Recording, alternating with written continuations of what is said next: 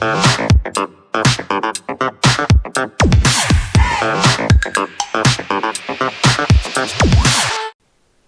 and welcome everyone to the Tech Entertaining channel.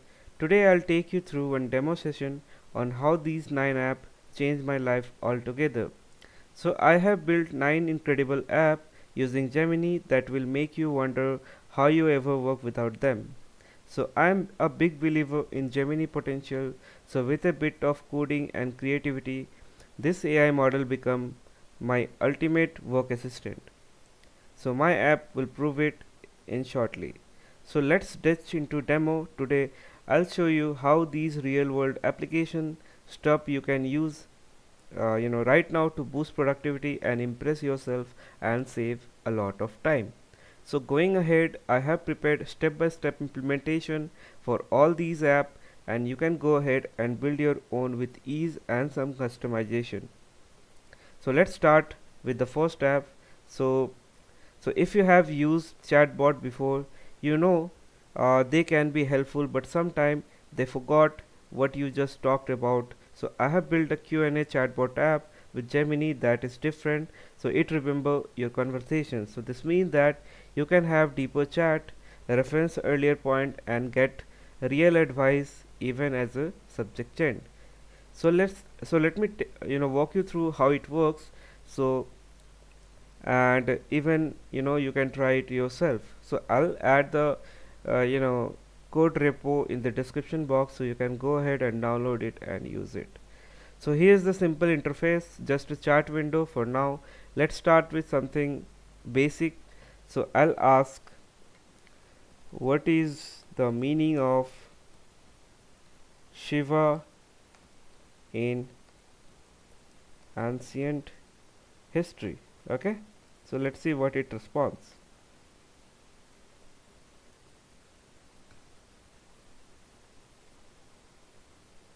So it will take some time. So it is going and going hitting the API with the API key that I have defined, and then it is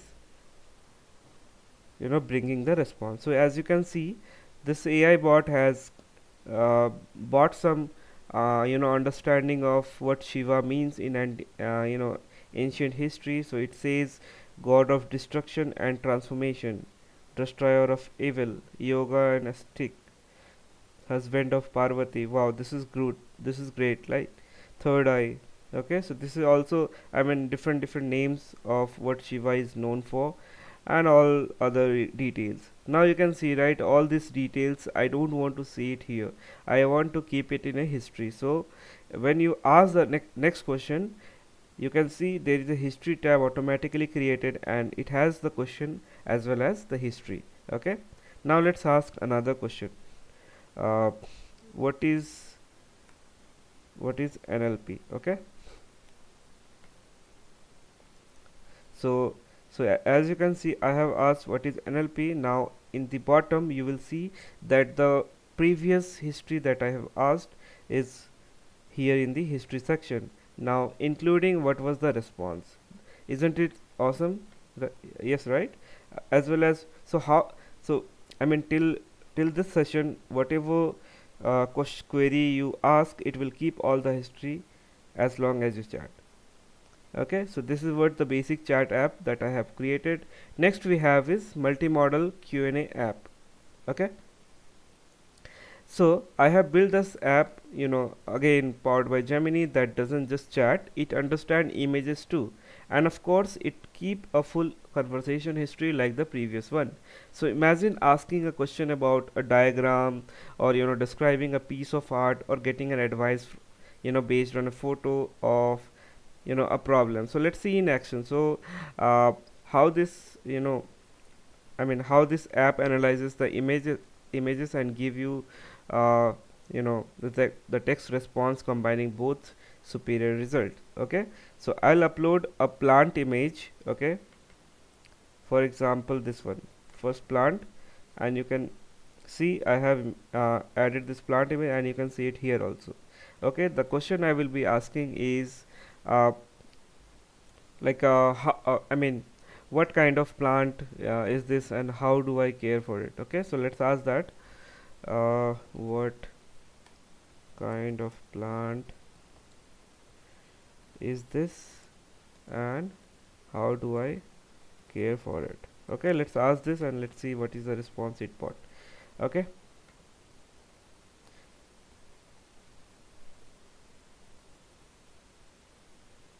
so you can even ask this type of question like, can this plant survive indoor or outdoor? So you can even ask that type of question. And I mean, this is not just I mean, this is more than just an image caption. I mean, you can even ask that. So I mean, so up according to your use case, you can snap a picture and you can ask based on what you want to know. Okay, so as you can see, the vision AI has been responded. So this is like a majesty palm tree, and it's a fast growing palm tree which can reach up to 30 feet tall. And it has also mentioned that it is important to keep an eye out for these pests. So it is very susceptible to spider and all that. So and it has also suggested that we should be you know it should be exposed to full sun, and need to be watered regularly. And it is important to keep the soil moist but not soggy. Okay, so you can see, right, how wonderful it is. Just by uploading image, it can give you the name and how to keep it alive. So this is really amazing for me as well. Okay, so let's upload another image. Okay, so I have another image that is plant 2. So, and I don't know what image this is. And uh, let's ask the same question, and let's see what is the name of this plant, and then how do I care for it. Okay, so let's ask the question,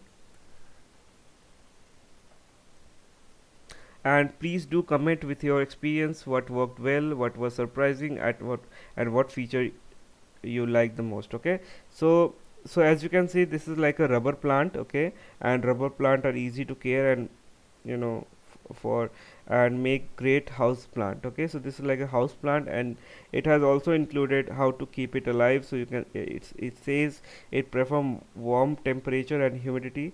So place them in a tray filled with water, which is ideal. Okay, so that is what it says. And its growing season is like spring and summer with a balanced fertilizer. So that's all about this this AI. And you can see it has kept the history also with the response. Okay, so this is what about Gemini, this vision app. Now let's move to our third app, that is smart resume assistant.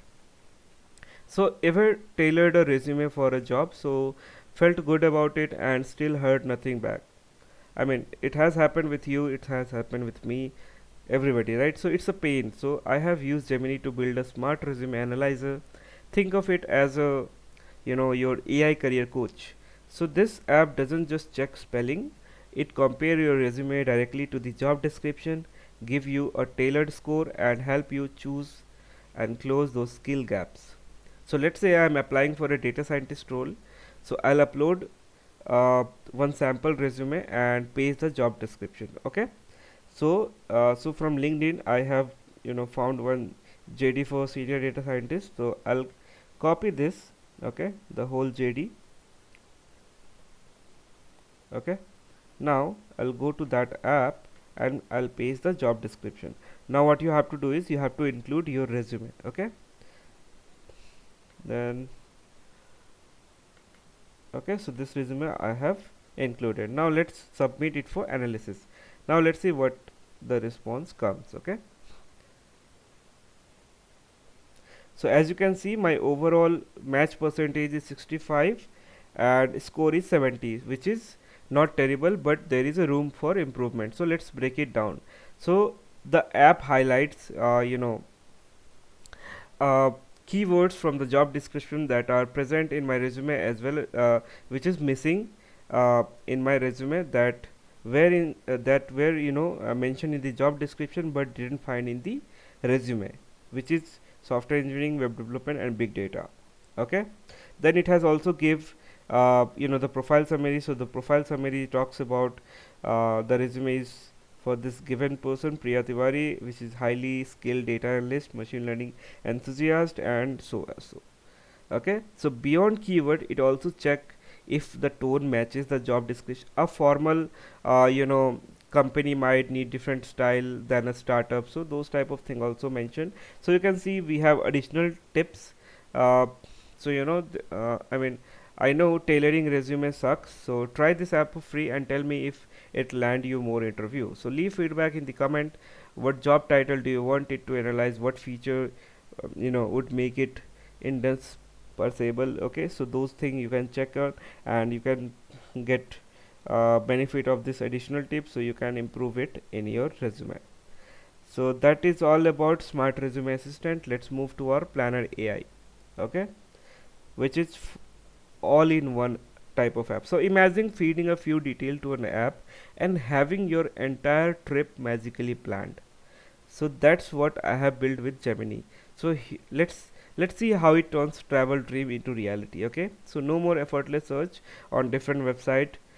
This app sync all in one thing. So location, ideas, itineraries, then weather, even best restaurant, all in one place. So I'll start with one inspiring photo of mountain range, and the app will analyze it and say where this photo is clicked, and it will plan a trip for me. Okay, so let's do that. So let's upload a picture. So uh, I have one snapped a photo, and I will won't tell you the location. So let's okay, so in the name only it is written. So let's see what our AI says. Okay, so first of all, I'll find this location because I find this place very, I mean, good. Okay, and for that reason I want to visit this location. Okay, so for planning this particular location, I will go through all of it. Okay, so first of all, this tour board says Srinagar, which is again correct. Okay, which is so it is telling you everything about the location. So in the prompt that I have prepared in the coding section, where in there I have mentioned that I need all these details. Okay, so what details I have mentioned? So first of all, a basic you know description about the place. So Srinagar is the largest city, summer capital of Indian Union Territory of Jammu and Kashmir, and it's a very popular place. So whenever a person goes to Jammu and Kashmir, the very first place that they go is this Dal Lake. Okay, so which is situated in Srinagar. Then it is says where is the current location, state and capital, coordinates, and nearby popular places. So this is what I have uh, wrote in the prompt. So that is why this is giving all this information. Okay, so now I know that this is Jammu and Kashmir. Now let's move to trip planner part. Okay, so here I will tell Jammu and Kashmir for, let's say, 3 days. Okay, that's all you have to give. Okay, and it will generate a sample itinerary plan, including let's say if it contains hikes, famous spot, even estimate travel time between them. So let us to plan my trip. Okay,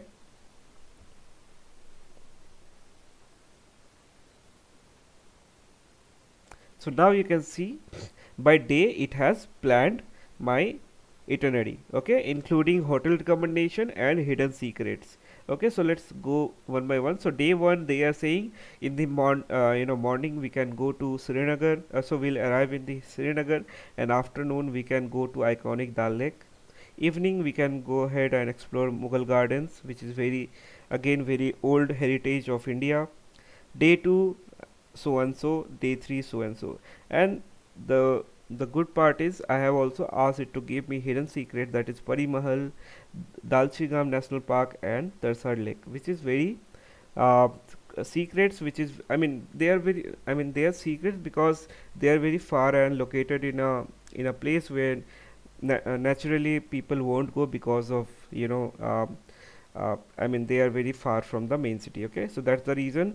And then it has also recommended hotels that you can go ahead, and also it's mentioned that what is the best month to visit, which is around March to April. Okay, and September to October. So that's good. Now before planning a trip we also have to check weather forecasting, isn't it, right? So before I get too excited, the app also pulls up the weather forecast for those date and help me you know pack smart. Okay, so I'll ask um, weather forecast for Kashmir for March. Okay, not March. Let's ask for April 2024. I'm planning to go in the April month 2024. Let's see the forecast. Okay. Okay, so as you can see by date it has given me what will be the precipitation, what will be the humidity, air quality and cloud cover. So as you can see, air quality is mostly all around good, and then cloud cover, as you can see, I mean most of the day it's partially clear. Okay, and since let's say you have planned for the next week, so you can mention second week April. So by default it has given the first week of the April, but let's say I'm planning second week of April. So you can even give that, and it will share that information accordingly.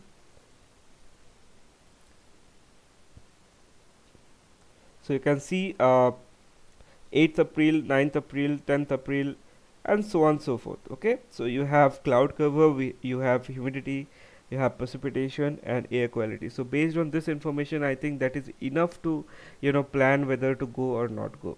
Okay, so this is what weather forecasting does. Now let's say we also want to plan the restaurant and hotel, because that is the most important part of the trip. Okay, so this is the very fun part. So it will list top rated restaurant near my itinerary spot, with type of cuisine and even an average price range. So since I love spicy food, so I will ask it to give me recommendation based on spicy food. Okay, and so the app will refine the suggestion based on my taste. Okay, same for hotel. It will also suggest a few nearby my route with star rating, cost per night, and links to see photos as well as address.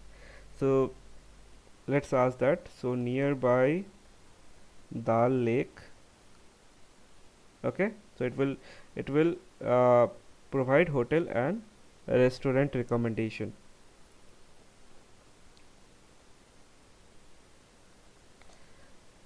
Okay, so you can see we have top 5 restaurant near Dal Lake with average cost per cuisine and rating.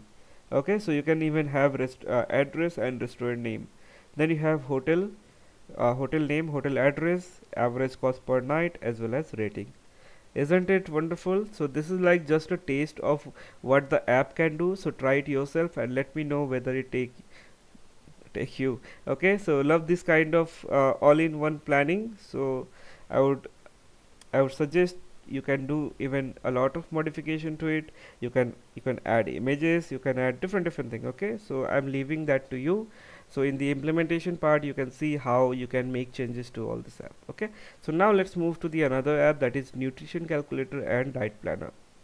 Okay, so you have two section, nutrition calculator and diet planner. Okay, so let me just give you a graph. So just for example, so eating healthy is confusing. Okay, isn't it?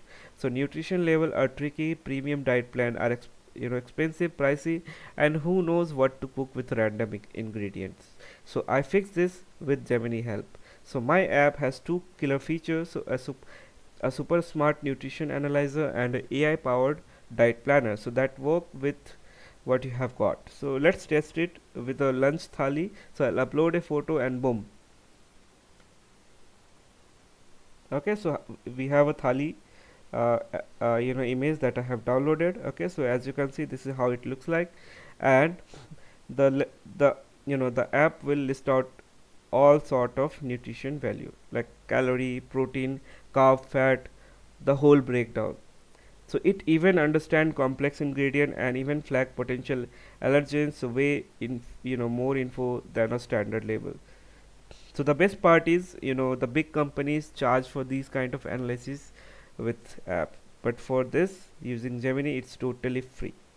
As you can see, so it understand that we have got rice, we have got dal, we have got roti, we have got aloo sabji, and all of the different you know, nutrition value. So you can see it understood that it's just the size of 1 cup, it's also size of 1 cup. Okay, and then it has listed total calorie, protein, fat, carb, all sort of vitamins, iron, zinc, manganese, whatnot. So for these type of information, different companies, so there is a app called Healthify Me. They charge an app, they charge money for this. Okay, now using this app you can do it for free. Isn't it great, right? So now let's move to the diet planner. Okay, so it's like your AI cooking coach. So what other feature would make this you ultimate nutrition tool? Comment below. So I have got leftover chicken in my home, spinach and some tomatoes. So I'll tell my diet planner and it will suggest healthy recipe, even portion sizes. Okay, so you can do that. But let me go to some more complex thing. That is, let's say I need to stick to 1,000 calorie today. So this app plan my meal to fit that goal, no math required. So this is about eating well with what you have, reducing waste and save money. Okay, so if you're trying to make smarter food choice, so this app is for you. So for example, I want today um, to eat only 1200 calorie. Okay, so let's see what my diet planner plans. You can also list whatever you have at home, like chicken, spinach, carrot, whatever. You can just list out, it will create a diet plan for you. So you can see I have breakfast of 300 calorie, lunch for 400 calorie, dinner 500 calorie, which is around 1200, right? And it has also given if you want to have snacks, you can have it. So you can see oatmeal with berries and nut, whole wheat and avocados, egg, Greek yogurt, fruit and granolas.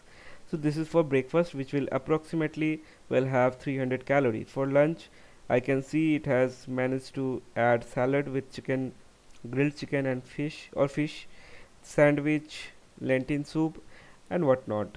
And then for dinner as well, grilled salmon and roasted vegetable and so on. So you can see how beautiful and how intelligent it is. You just have to put uh, how much calorie you want to stick with, and it will give you a diet plan. Instead of going to a nutritionist, now this app will do for you, all at zero cost. Same, if you have vegetables, that is, and you don't know what to make with it, so you can just mention all that information and it will plan for you. It will even give you a recipe how to make it. So that is what about this app. Now let's move to the sixth app, that is YouTube transcript summarizer app. So we have all been there, right? Overwhelmed by long YouTube videos, unsure if they are worth the watch. So what if there is a way to get the key point fast? So I have built a YouTube transcriptor app with Gemini that does exactly that. So this app saves you tons of summarizing, tons of time by summarizing lengthy video and extracting actionable item. So no more wading through endless content. So let's see how it works and how it can help you decide which video are truly valuable for you.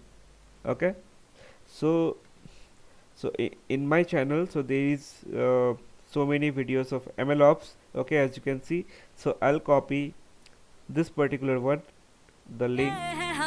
Okay, and I will paste it here. Okay, so I mean so in seconds the app will delivers a concise summary of the video, highlighting the main thing I have discussed and practically cover in this video. But that's not all, it also identifies actionable item mentioned in the video, uh, uh, all those things. Okay, so all that information, so you can see it can even shows the thumbnail. And yeah, so this is what you can see: actionable item like introduction to ML flow, data preparation, model planning, storing model artifact, creating interactive plot, registering and transitioning model action item. Okay, so I think uh,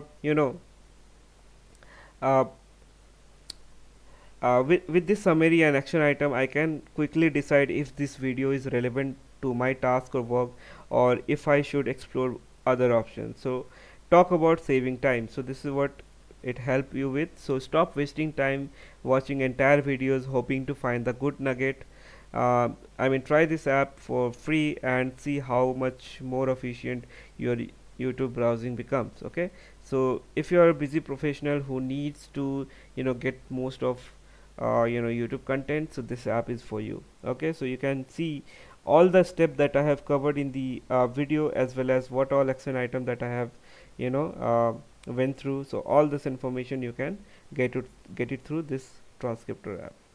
Okay, so now let's move to our other app, that is PDF chat with your PDF file. Okay, so again, PDF are awesome for sharing information but terrible for searching and getting quick answer, right? So I have built an app with Gemini that let you have a conversation with any PDF.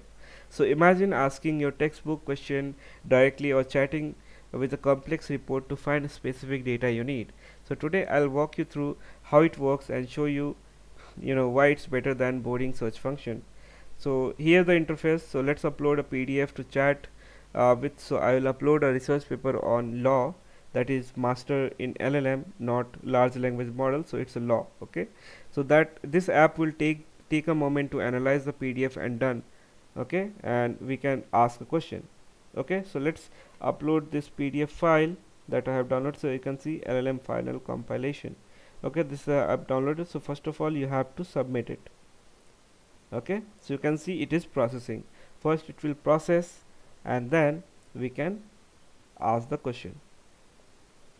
So if you work with PDF regularly, try this app for free and tell me if it help you find information faster. So imagine a world where all the document are chattable. So what would you ask them? So this app does that thing. So this is like a game changer for research report or any large document where the info you need is buried inside, right? So let's ask a question about LLM. Okay, so let's ask what is LLM. Okay, so it shouldn't return large language model. So let's see what it returns.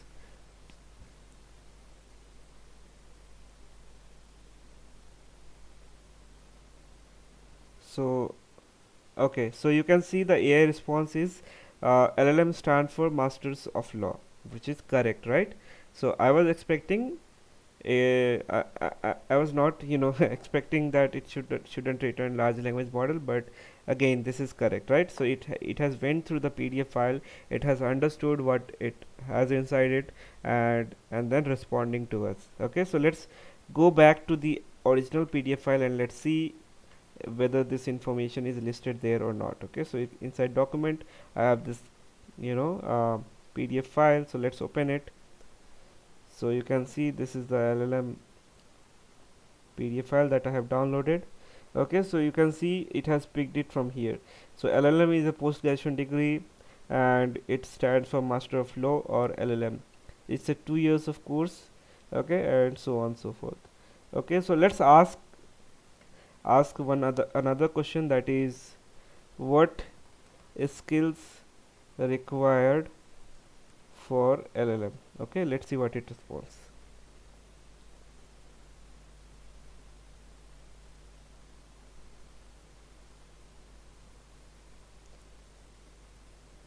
Wow, isn't it great? So this has listed all the things that is required to become LLM. So you can see research and critical thinking skill, presentation skill, communication skill, interpersonal skill, team activities, attention on detail, taking taking in complex information. Wow, wonderful. Now I know for becoming LLM what all skills I have to focus on. Okay, so this is what you can use it for. And if you have any research paper other than this, or any tabular data, so you can upload you can create a PDF out of that tabular data, and you can chat on that data itself. Okay, so now let's move to the another app, that is advanced invoice extractor.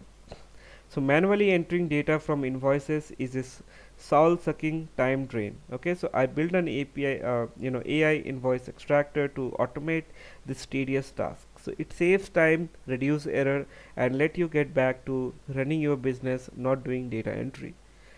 Today I'll show you how fast and accurate it is, and even with tricky invoice format. So let's say I have received a invoice in my email and upload one. So within second you will see that the app extract key details like date, invoice number, vendor, line item, total amount, bill amount, all of those information.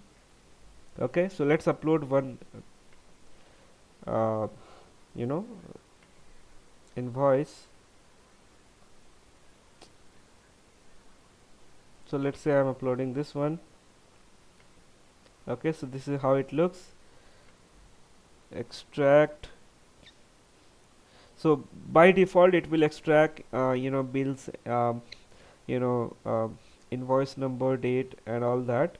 So additionally you can ask, for example, let's say I will ask product or service name. Okay, so let's see. Extract product, let's say service description. Okay,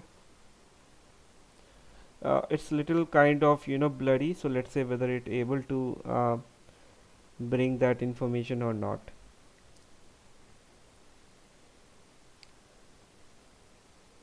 So within second the app will extract these details that I have just mentioned. Like I told you, it has bought the person name on the bill, that is Nicole Santos. As you can see, it is Nicole Santos, and then bill date was 14 January.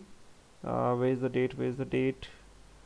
I can't see. Yeah, 14 January 2022. And then company name is Clean Pros. Yeah, Clean Pros.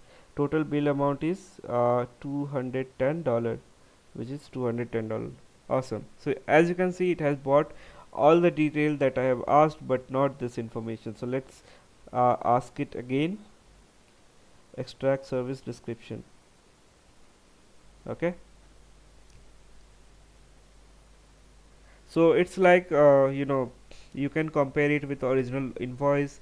So the app has nailed it. So even with slightly bloody scan, the kind of accuracy is crucial. So no more squinting at at invoice or manually fixing mistakes. So imagine the time saved across whole month of invoice. So this app let you customize the field you want to extract, adapt easily to your specific need, and imagine it automatically populating your accounting software. And that will be next step, I think. Yeah.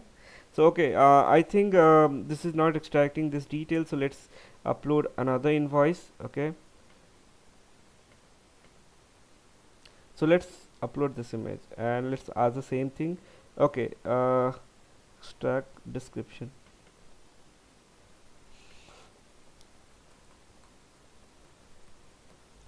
Okay, let's ask.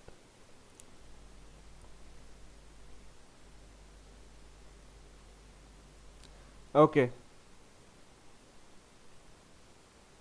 so it has said all the basic detail like name, bill date, company, and total bill. Apart from that, what is the quantity of front and rear break? Okay, as you can see, so the description that so we have written extract description for the given image, and it has bought that it is what is the quantity of front and rear brake cable, which is 1. Quantity is 1. Okay, so I think that this is a good progress in the image extraction process in the supply chain and all that. So this app can be very useful for them who deals with so many invoice in a daily day-to-day life, and I mean this can help them extract crucial detail and not to manually go through you know so many invoices. Okay, so this is about this app. Now let's move to the last app, that is data analysis bot. Okay, so it let you do the analysis itself. Okay, so unlocking insight from database often required specialized SQL skills, which is right. So what if you could analyze the data just by having a conversation? So I have built a data analysis bot, which is again powered by Gemini, that does just that. So anyone who works with data but isn't SQL expert or Python expert, so this this is for you. So get answer fast without coding. So let's connect it to its uh, sample database and see how it handle the real world question. So notice how the app answer uh, clarity. Okay, you can see that. So either you can connect your SQL database. So I haven't added the SQL part here, but for now you can just browse the CSV file here, and for example I will use Netflix engagement dataset. Okay, yeah, this one. So this is a CSV file. So I'll be using this database, and it will automatically create a database as well. So you can see CSV file successfully stored in SQLite database, and it is also showing me first couple of rows, 5 rows, as you can see. Okay, so and you can even do search and download and all that other things. But so once you upload the CSV file, it automatically create a database file where it insert it, and then whatever the question I will be asking, it will go through it. Okay, so let's ask a question, that is top 10 movies by hours viewed. Okay, let's ask this question. Okay, so what we can see is uh, we have some SQL query that it has generated, and top 10 titles where the watch hour is top, I mean it is max. So as you can see, uh, I mean you can notice, right, how the app is automatically converted the natural language into a SQL query and returned us response in a tabular format. Just a plain language, no, not any you know you know hard or technical uh, keywords. So notice how this app answer are clear and not database diagram or perfect for non-technical users. So this lowers the barrier of data driven, and you can do decision making for business of all size. Okay, so as you can see, you can even ask more creative question, and do let me know in the comment, was it easy to use, what kind of data you want to analyze and with it, and also comment if there any key for improving this tool. So that's all, and let's ask one another question. Top 10 movies by watch hour starts with A. Okay, letter A. As you can see now, the response what we have got is all starts with A. Okay, and then you have top watch hours, and then you have also the SQL query generated. So I think these all are 9 apps that help me every day to reduce my effort, reduce the time I used to give to solve a particular work. Nowadays I just simply come here, and wherever whatever I want to do, I just go and ask it, and it give me results. And and you don't you will won't believe, this app literally helped me do 10 days job in just one day. Yes, you heard it right. So this actually helped me do such things. So you can build your own so many apps on different use cases. So that's all for this video, and if you like this video, please do subscribe for more AI tools that turn data into insight for everyone. Okay, that's my vision, and hope you like this video. So please do like, subscribe, share with whom it is very useful, share with SQL expert, data scientist, all, everybody, non-technical, even technical. So all of people who are actually interested in working with Gen AI, large language model, and if they want their life to become easier, they must they must use all this thing. Okay, so in the next video onwards, I will be I'll creating some couple of video where I will show step by step implementation of all these 9 apps that how I created. I'll teach you about prompt engineering also, like how uh, how changing prompt will answer you differently and all that information. And yeah, so let's see you in the next video. Thanks for joining. See you tomorrow. Bye.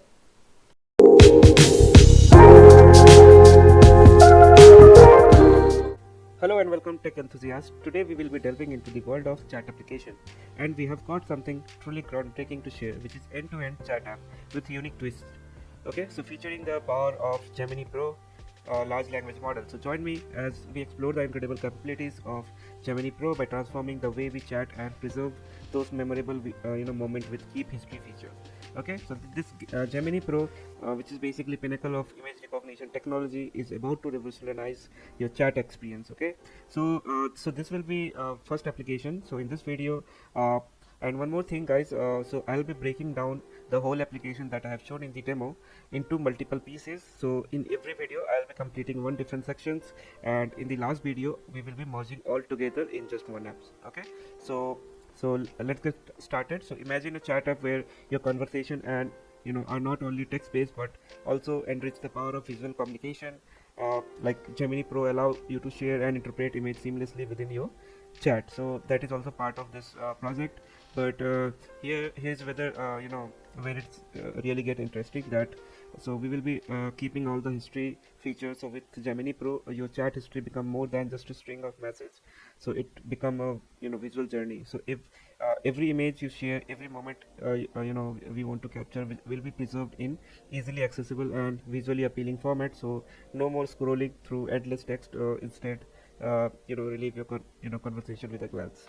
So whether you're planning an event or sharing travel experience or chatting with a friend, the end-to-end chat application take your communication to a whole new level. Okay, so, and the best part is the entire chat history is intelligently managed by Gemini Pro, so making it easy for you to recall, revisit, and share those shared memories. So let's get ready to redefine our chat experience. So let's get started by developing this app. So just one thing guys, so if you enjoy this video, so don't forget to like, share, and subscribe for more tech innovations. Until next time, let's develop this app. Okay, so there is two thing here, so two files. Basically the first is environment file where I'm keeping my Google API key, as you can see here. Okay, the next thing is what all library that is needed for this project. Okay, so we have two file currently. Now the next step is to create the virtual environment. So go to terminal, click new terminal, and here you can see inside the folder, current folder, you have to create the virtual environment. Okay, so let's create that. So conda create venv python equal to 3.10. So python 3.10 make sure that all the library that we are using doesn't have any conflict related issues. So all of them are supported by 3.10, so it's easier to build this application on python 3.10. So that's the reason of choosing that version. Okay, so as you can see, we have installed our virtual environment. Now what you have to do is click this plus button, so it will create a new PowerShell. Okay, and now let's write conda activate venv slash. Okay, so it will activate our virtual environment that we have installed. So you can see while installing the environment, it has created a folder, and here all the libraries are there. Okay, so let's okay, so there is some issue. So this happens when the ID is not refreshed, so you can just click it again, and let's activate the conda environment in the new one. Okay, so conda activate venv slash. Okay, so you can see that the environment has been activated. Now let's install whatever inside this requirement.txt. So for that we have to do pip install our requirements.txt. okay, and it will install all of it. So it has started installing it. Now let's get back into the coding. So inside coding, we'll create one more new file, that is app.py file, where we will be doing all the main coding part. Okay, so let's first add what all library that we are using. So let's list it down.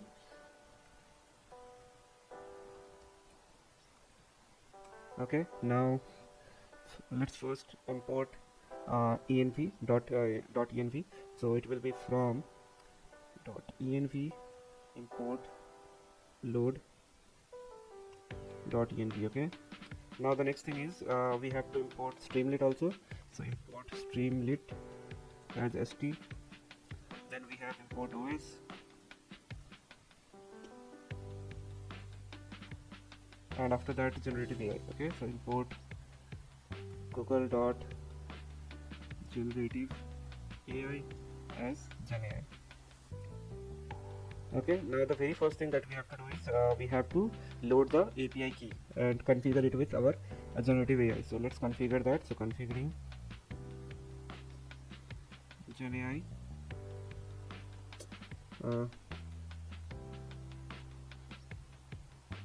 API key. So to do so, we have to first load all the variable that we have defined. Okay, which will which can be directly read from this load.env function, and after that we have to configure the the key. Okay, so genai dot configure, and here we have to pass the API key. Okay, so inside that it take argument that is API key, and here we have to pass os dot get env, the name of the variable that we have defined. So it is Google API key. Okay, so configuring the Google API key is done. Now what next we will be doing is we will create a function which will help us load the Gemini model as well as its response. Okay, so let's load the Gemini model and its response. So let's name the function def get response, and here we will pass query. Okay, so model equal to genai dot generative. So we are initializing the model here. Okay, and here we have to pass the name of the model, so Gemini Pro. Okay, next thing we have to do is let's bring the response. Okay, by passing the query. So response equal to model dot generate content, and here we have to pass the query. Okay, and after that we have to return the response as text format. So for that we have to write dot text. Okay, so next thing is let's initialize the Streamlit application.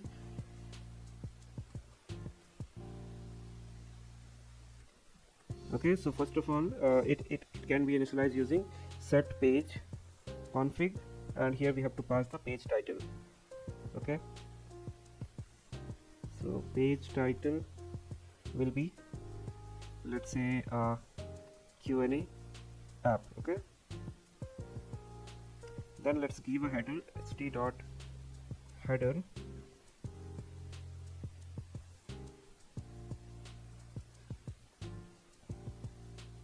Q&A chatbot. Okay, now let's create a function so that we create a session, and this will help us get the history. Okay, so since I have mentioned that we will be keeping the history, and for that we need to create the session state. So let's create a function to get or create a session state in Streamlit. Okay, so def get session state, and it will return st dot session state. Okay, so we have created that function. Now the next thing we have to do is we have to initialize the history list, if it is not already present. Okay, so let's create that initialize history list if not already present. Okay, so session state will be this particular function. Okay, so we have created the session. So if history not in session state, then session state dot history will be empty. Okay, then let's create an input query where the user will be giving the input, creating an input field in the UI. Okay, so input query equal to st dot text input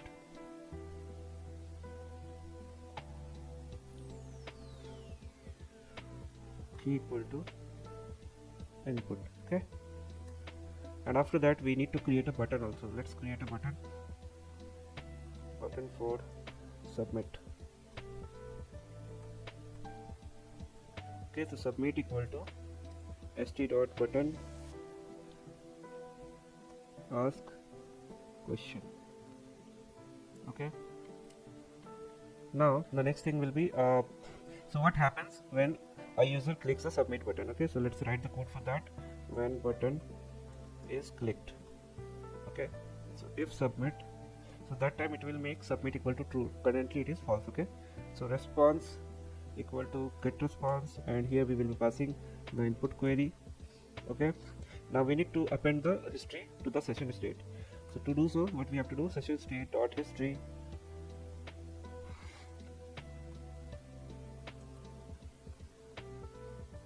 So session state dot history dot append.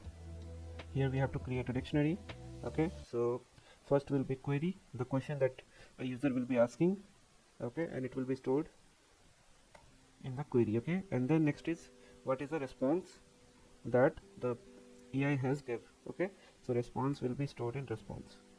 So that's the whole thing, and after that what we have to do is we have to add the query response pair to the history. Okay, so let's do that.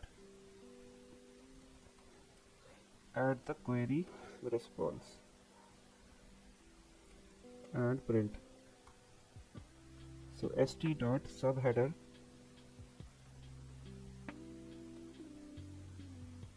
let's say AI bot. Okay, and after we have to write the output. So output is in response. Okay, so as you can see, so we have almost our app is almost ready. So let's save it and let's run this whether it is working or not. So let's save it, and to run this application we have to write streamlit app run app.py. Okay, so it is running now. It will redirect to your default browser and it will open the local host. Okay, so as you can see, it is loading.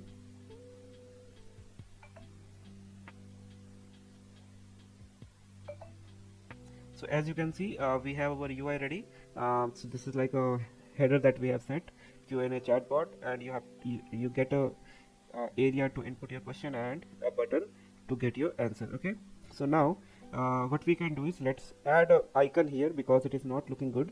Okay, so let's redesign it. Let's download a logo for it.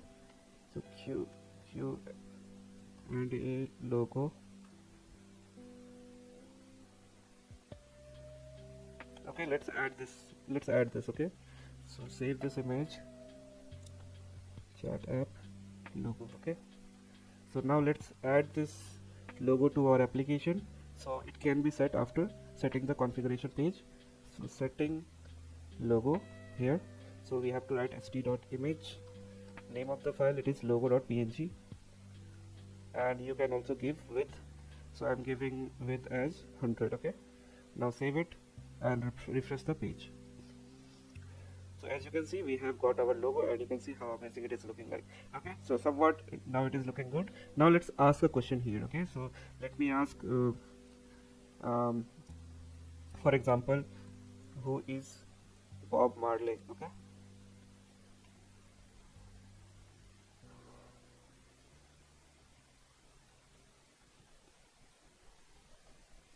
okay, so it has written that Bob Marley is a Jamaica singer, and which is truly correct. Okay, now let's ask him another question.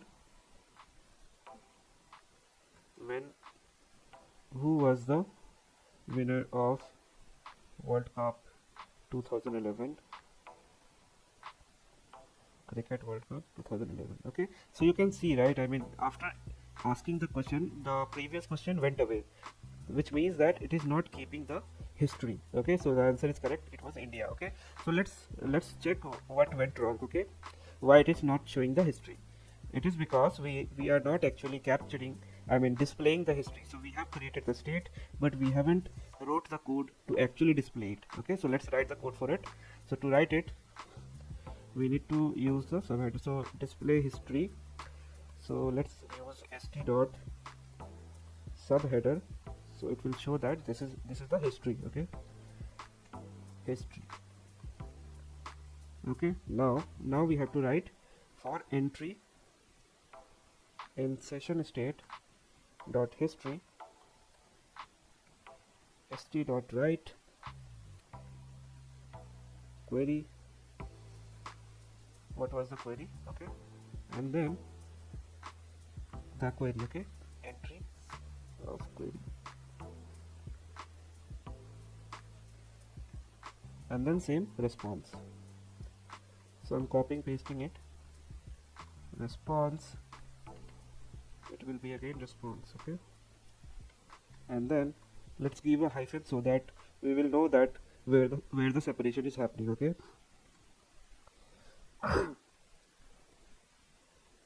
okay, now let's save it and let's rerun it. Okay,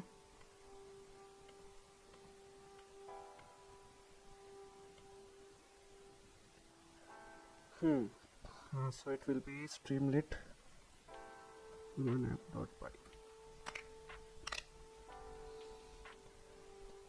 Okay, so as you can see, it is running, so let's delete that. Okay, so we have our Q&A chatbot ready. Now let's ask the question again. Okay, so what we have asked: who was the winner of Cricket World Cup 2011? Okay, so you can see that there is a new section which is created that says it is history. Okay, so you can see now it is storing the history and as well as showing it to us. Okay, so now let's ask another question. Okay, let the question be same. Let's change the year. Okay, 2023. Now you will see that there is multiple history. Okay, so first we have asked this question, then we have asked this question, and this was the response. Okay, so as you can see, the bot is saying that World Cup 2023 has not happened, so I can't provide the winner, which is correct. Okay, so you keep on asking, it will keep on storing the history. Okay, now there is one more thing that I do not like is, so the visibility that it is showing, it is not very attractive.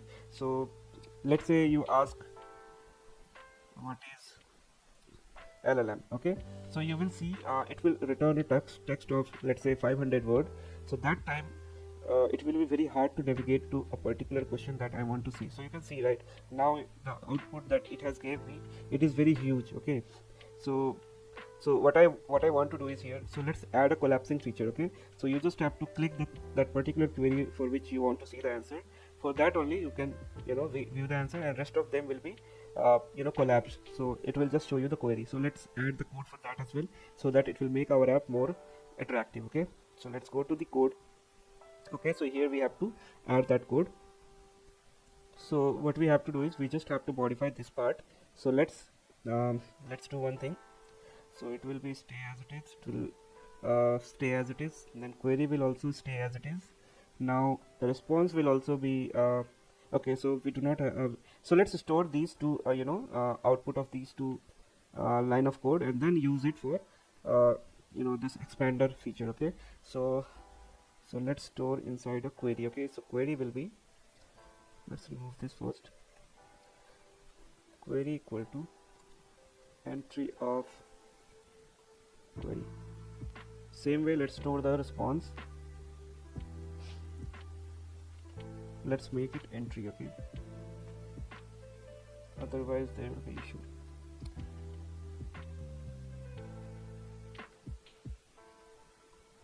Okay, so we have stored our query and response. Now with the help of Streamlit expander, we can achieve what we have talking in the previous 30 seconds. So expander, and here we have to pass the query. Okay,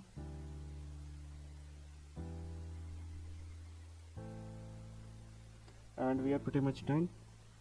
Now we have to write the response. st.write response. Okay, so we are done. So let's save it. Now we will be seeing that expander option. Okay, so let's refresh this. Okay, so we do not have any history currently, so let's ask a question again. uh, what is LLM. Okay,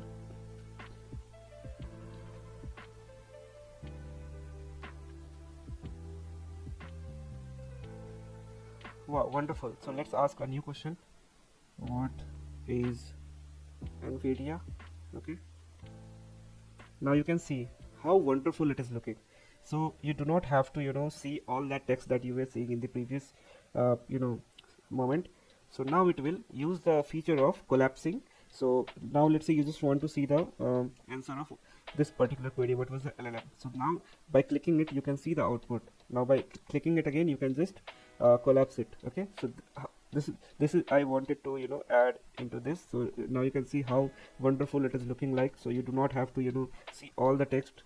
Okay, so now it will keep the history like this way, and it will be very easy to navigate to that particular query which you have searched 30 minutes ago, 20 minutes ago, like that. Okay, so I hope you have liked this video. So in the next video I'll be attaching one other option that is that will be related to image. Okay, so we will be using Gemini vision model, okay, for doing so.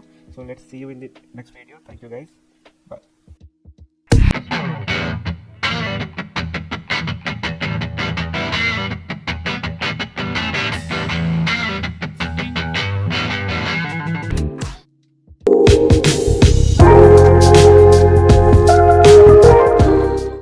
Hello and welcome everyone to the another video on chatting application. So in this video we will be allowing the chat application to handle image related data also, okay, with the help of Gemini Vision Pro model. So things will be same as it is like the previous video, only the change will be instead of text data we will also be handling image data here. Okay, so let's get started since the description about the project is pretty much same which we have done in the previous video.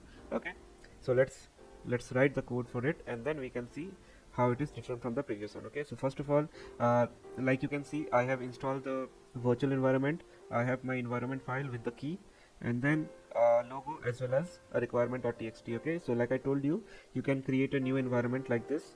Conda create venv python equal to 3.10, and by entering you will be able to create your virtual environment. And after that what you have to do is you have to activate that virtual environment and install all this library that is needed for this application. Okay, and post that what we will be doing is we will be running this application once we have write the code. Okay, so let's start writing the code. So first of all we'll add all the library that we will be using for this application, which will be pretty much same. So load all the libraries.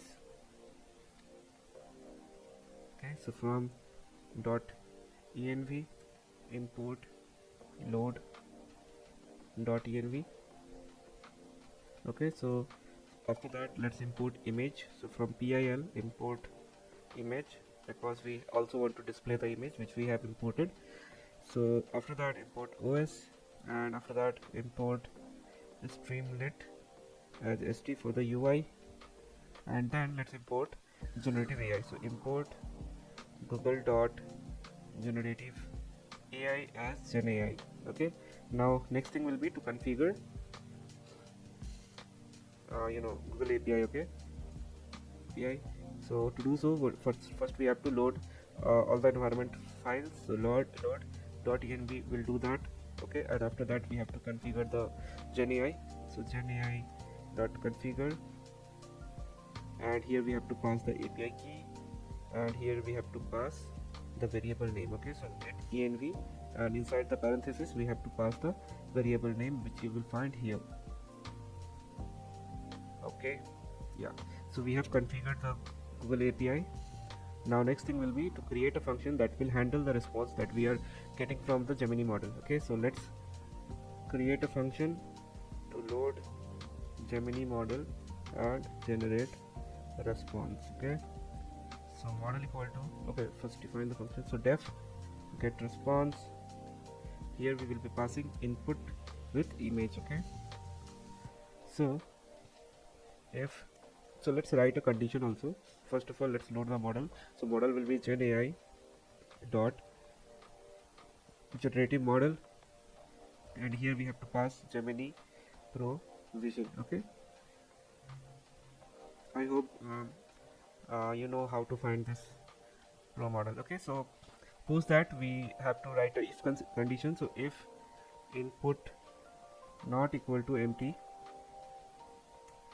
then we have to give a response equal to model dot generate content, and here we have to pass input comma image of 0. Okay, and we are pretty much done. Now we have to also write the else condition.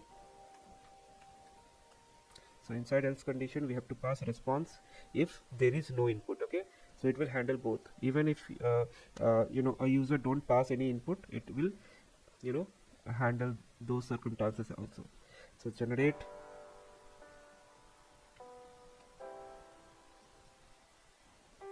and here we will pass image of 1, okay, of 0, and then we have to return response dot text. Okay, and after that we have to again create a session to store the history. Okay, so let's create that function to get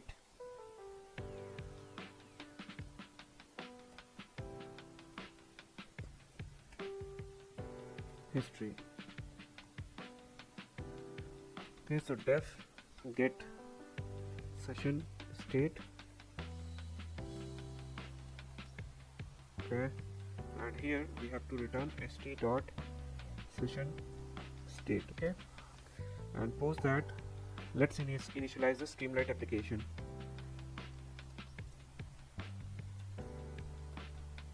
Okay, so let's first initialize the session. So session state equal to get session state, and then if history not in session state dot history will be empty. Okay, empty list. So we have initialized the history, I mean the session also. Now let's initialize the app. So to initialize it we need to write configuration. So to configure it we have to write st dot set page config. Here we have to write the page title equal to Gemini Vision Pro app. Okay, and after that we have to write the header. So st dot header Gemini Vision app. Okay, and after that let's create a input space where user can write the prompt. Okay, so input query equal to st dot text input, and here we have to pass the input with key. So input key equal to input. Then we have uploaded file. So here we will be uploading the image. So st dot file uploaded, and here we can restrict different type of files also. Okay, so choose an image. So I am restricting only to 3 different types. So types equal to jpg, then jpeg, and then png. Okay, which is like the most popular image extensions. Okay,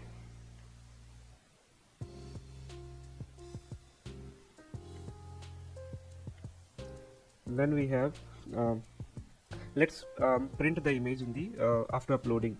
Okay, show the image in the UI actually. Okay, so that you get to know what this image is.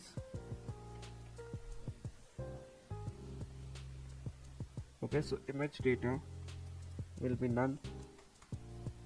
So let's check whether we have received any input data or not. So if uploaded file is not none, in that case image.open, here we have to write uploaded file. Okay, so now we have opened the image. Now we have to print it. So to print it we have to use st.image function, and here we have to pass the image, and you can even write the caption. So to write the caption I'm just writing uploaded image, and to make sure the alignment is correct you have to use column with equal to true. Okay, so we are done with this part as well. Now let's create a button.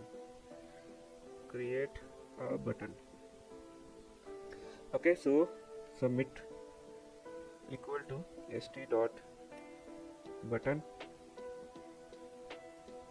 ask question. Okay, now we have to also write code to to check to actually see what happens when the button is clicked. Okay, so if the button is clicked,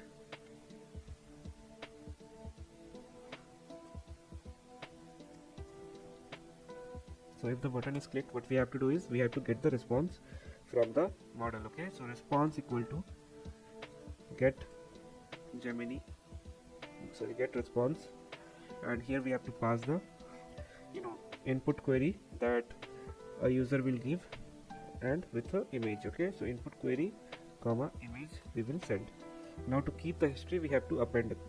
Okay, so append the history. Okay, so to do so, what we'll do, so session state dot history dot append, and here we can create a dictionary. So first will be query,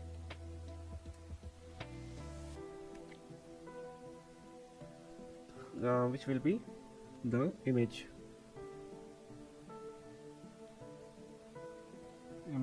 then there will be one image which will be actual image data. Okay, and then we will have the response. Okay, so we are done with the query response pay history. Now let's write the subheader. So st dot subheader will be vision AI. Okay, and let's write the response. So st dot write, we have to pass the response here. Okay, now we have kept the history but we haven't shown it, okay, till now. So let's show that as well. So display history, so let's give a title subheader. So st dot subheader will be history. Okay, and after that, for let's run a loop for entry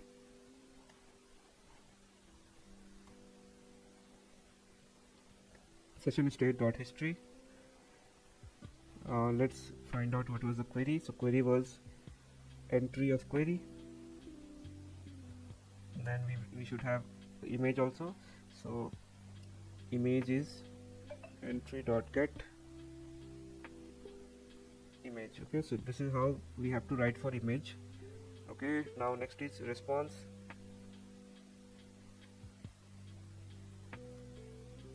Response equal to entry of response. Okay, now let's use the expander. Okay, expander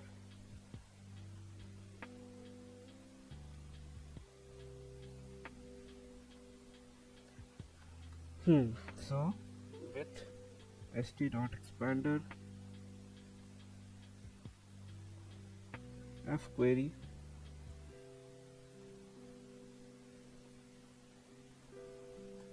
if image is not none, st dot image comma caption equal to uploaded image, use column width equal to true. Okay, and after that we have to write the actual response. Okay, so st dot write response. Okay, so we are done. So we are done with the coding part. Now what we have to do is we have to run it and see whether it is keeping the history as well as giving the actual output or not. Okay, so let's run this. So streamlit run app.py.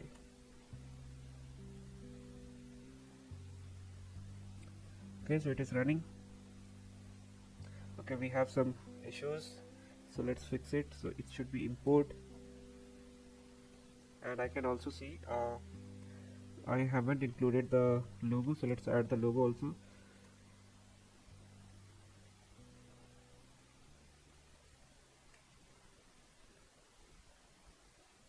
Okay, now let's refresh the page. If image is not none.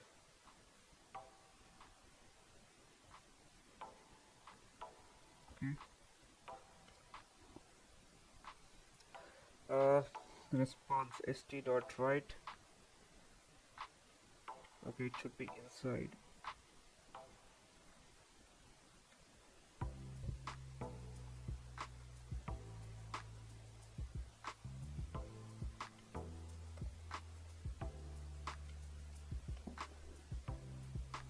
Okay, so yeah, so our Gemini Vision app is you know I mean the UI is now running without any error. Now let's write an input and let's add an image and let's see whether it is able to answer or not, and whether it is keeping the history as well or not. Okay, so let's download an image. I currently do not have any image, so let's download a food image. Okay, food images. Okay, now let's take a easy, yeah, this looks fine. Let's save it.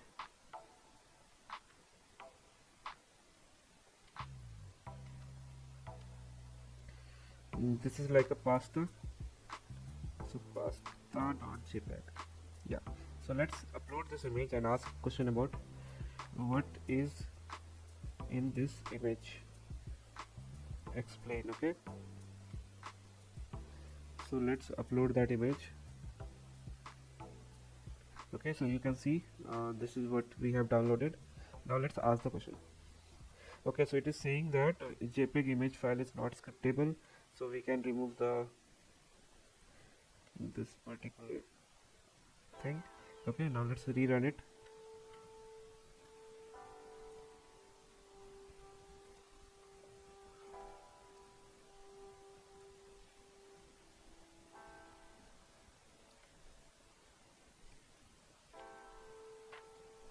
Let's ask the question now.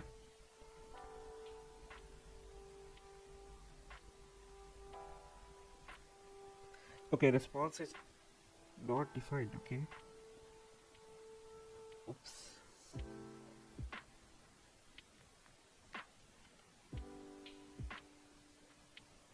Okay, now let's rephrase this. Let me copy the question. Yeah, now let's ask the question. So you can see that this Vision AI is saying this is a plate of pasta with a tomato based sauce. That's why it is looking like yellowish. Okay, so I hope that this answers your question, and you can see it is even keeping the history as well as response. Okay, now let's try with another food. Okay, now I will take little bit harder one. Okay, let's ask this one. So this is like a masala dosa. Okay, so I'm saving it as, okay, this file type will not support. Let's take JPEG or PNG types. This will also not support. Dosa images.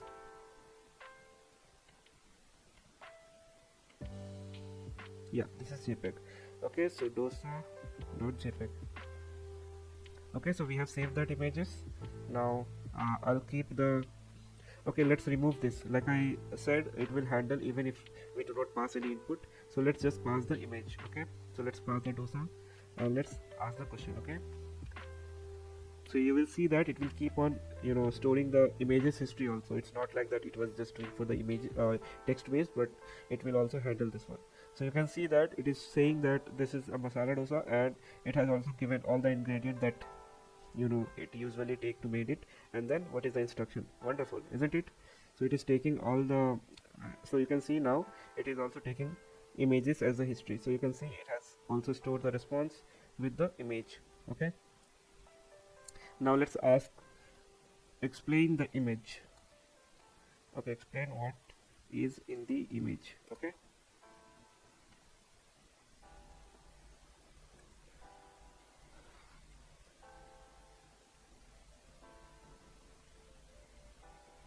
Okay, so we can see that it is saying that this is South Indian breakfast dish called dosa, which is like a made from fermented batter of rice and lentils. Okay, so this is good. Yeah, this is what exactly this is, and you can see that it has kept the history also. Okay, so that is what I wanted to show you. Okay, so see you guys in the next video where we will be doing something special. Okay, so see you guys. Bye bye.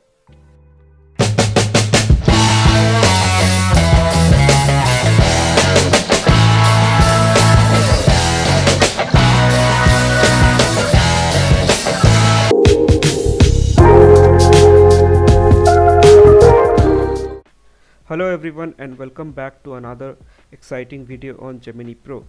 So today we will be diving into the realm of innovation as we embark on creating a cutting edge project. So this project is specially designed to empower job seeker and to take control of your resume enhancement journey.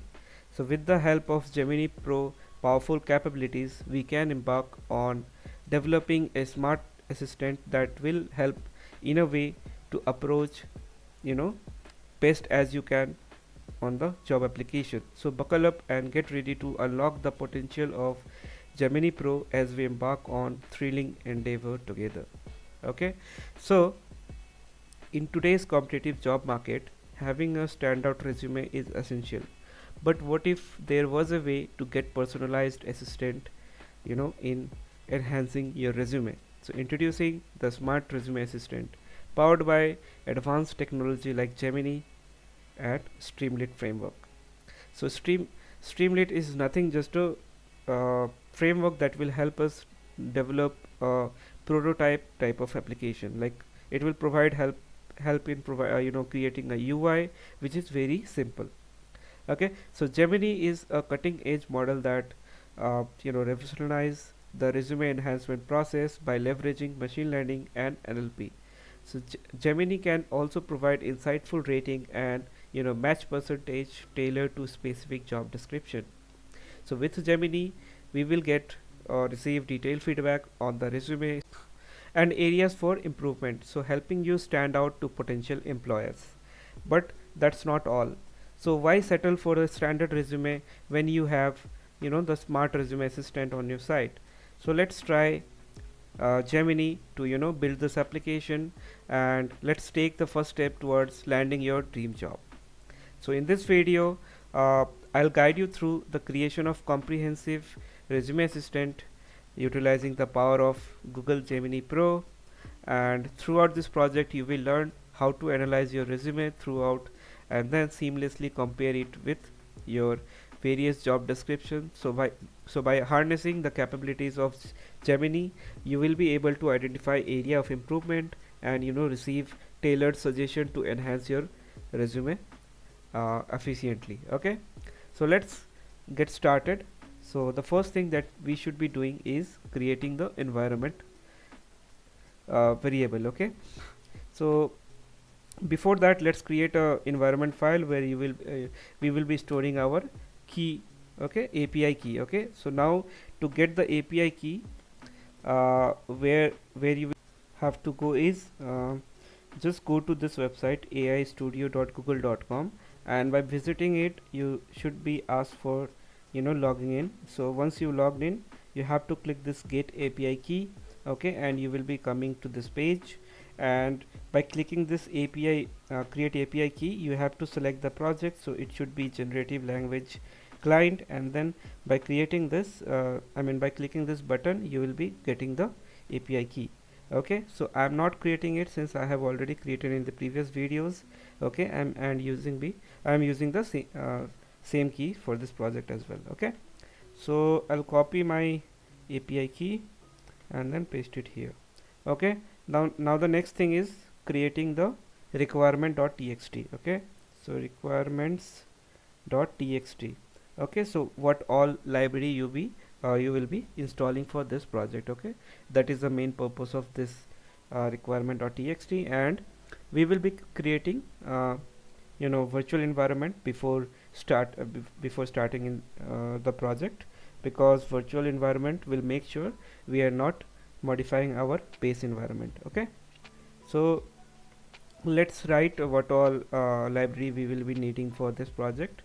Okay, first is Streamlit, next will be PyPDF2 to read the PDF files, then Google dot generative AI, and then Python dot env for reading the .env file here. Okay, so now let's save it, and now the next thing we will be doing is creating the virtual environment. Okay, so let's do that.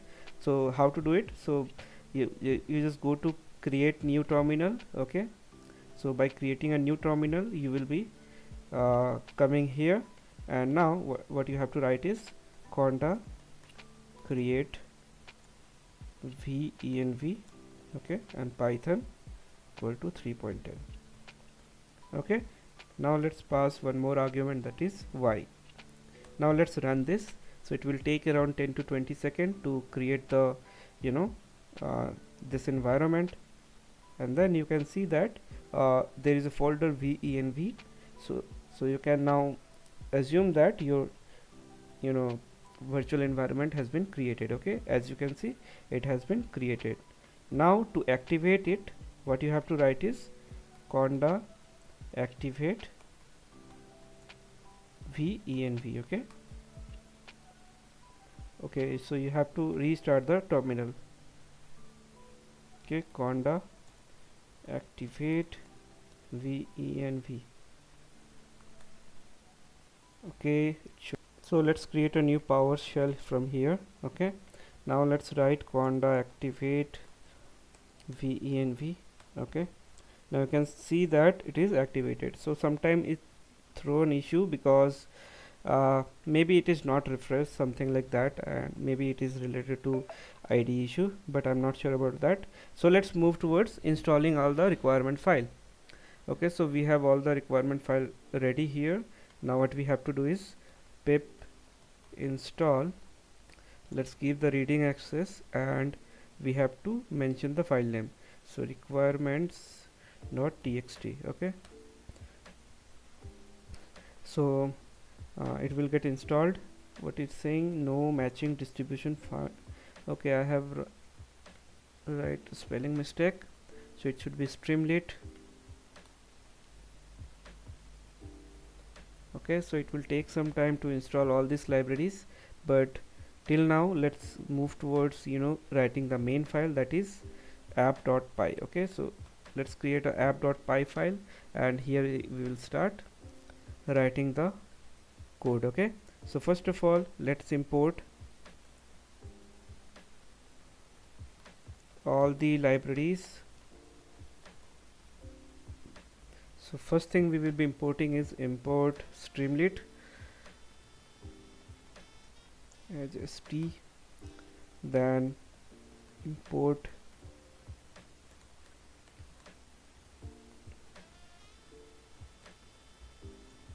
as Gemini. Okay, then import os,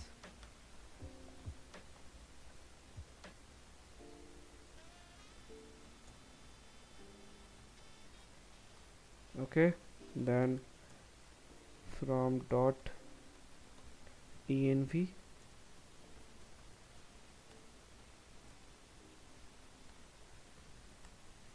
and lastly import JSON. It is we'll see, okay, if it is required or not. Next thing is let's load our environment, or you can say the environment API key to feed into the GenAI configuration. Okay, so load .env. okay, so it will load all the environment variable, and for now in our environment file only Google API key is there, but there can be a lot of keys also. Okay, since it is not required for our project, it is not there. Okay, now GenAI dot configure, and here we have to pass the API key, which will be os dot get env, and inside this we have to pass the name. Okay, so this is Google API key. So we have loaded our API key. Now let's define some of the function that will help us do our project. Okay, so you can see that all the libraries has been installed and there is no issue. There was some, okay, it was previous issue. Okay, so now let's write uh, a function to get a response from our Gemini model. Okay,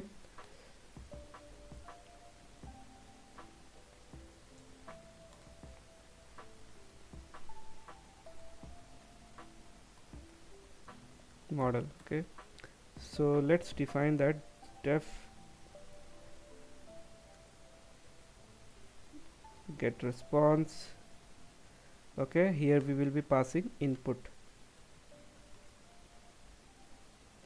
So model equal to GenAI dot generative model. So we are using Gemini Pro. Okay, then we have to generate the content, so it will be stored in response. So model dot generate content from the input. Okay, so we have our response ready. Now we need to pass response dot text. Okay, so this function help us call the generative model, that is this, by passing the input get the response. So response is, you know, stored in a response variable, and what we wanted is we want to only see the text, so that's why response dot text. Now let's create another function that will help us read the PDF files. Okay,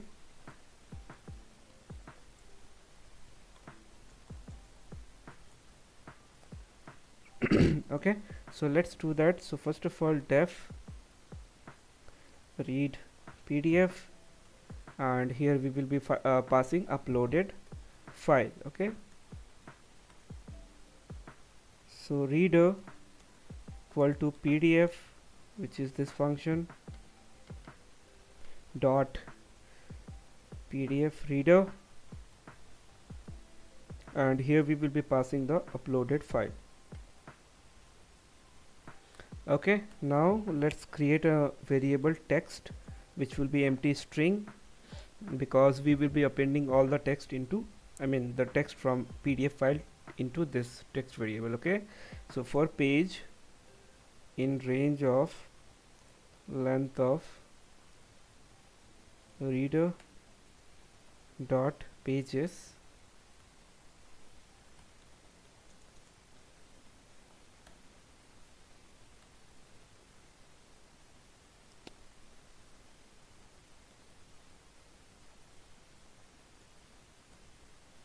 okay, then text plus equal to str of page dot extract text, and we are done. That's all. Okay, now return the text. So this is also done. Now let's prepare our prompt template. Okay, and it will be very easy to do so. So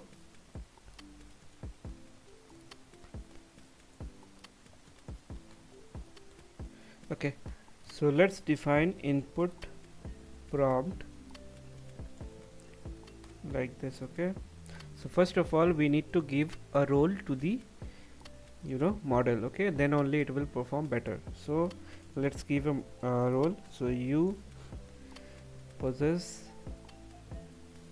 advanced expertise on application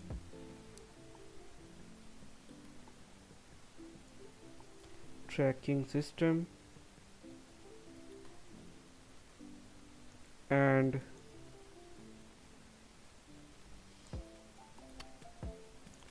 proficient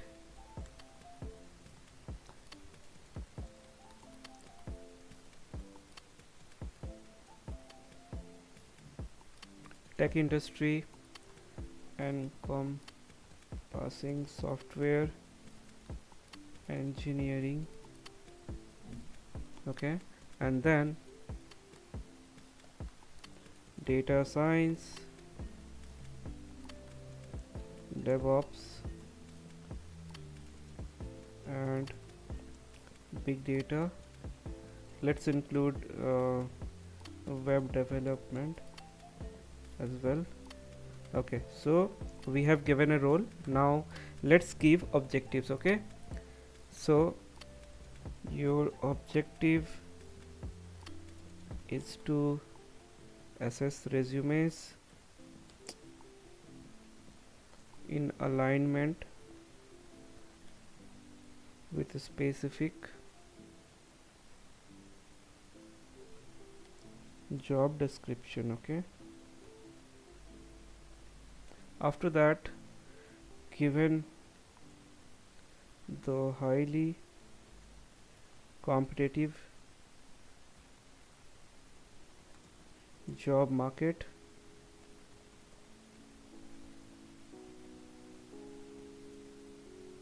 your role involves offering top-notch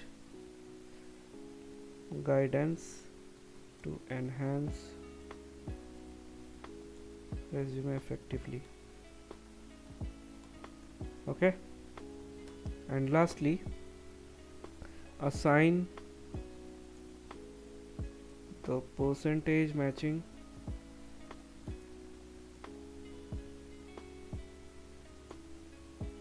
give rating to the resume out of 10.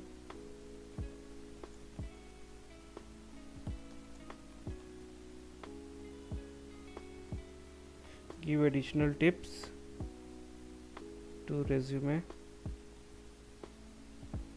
based on JD, and also give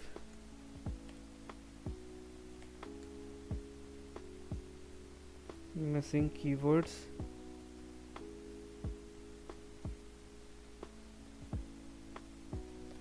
with high accuracy. Okay, so we are 90% done. Now what we have to do is we have to give the resume and description as an input. So let's give that resume, which will come from the input. Then we also have to give the description, which will come from the JD input. Okay, now what you need, that you have to provide. Okay, so I want the response in markdown form and make it attractive as possible,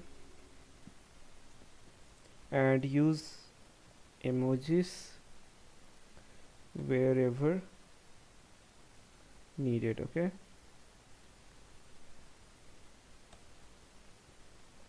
now let's provide response format. Okay, so first I want to see match percentage, and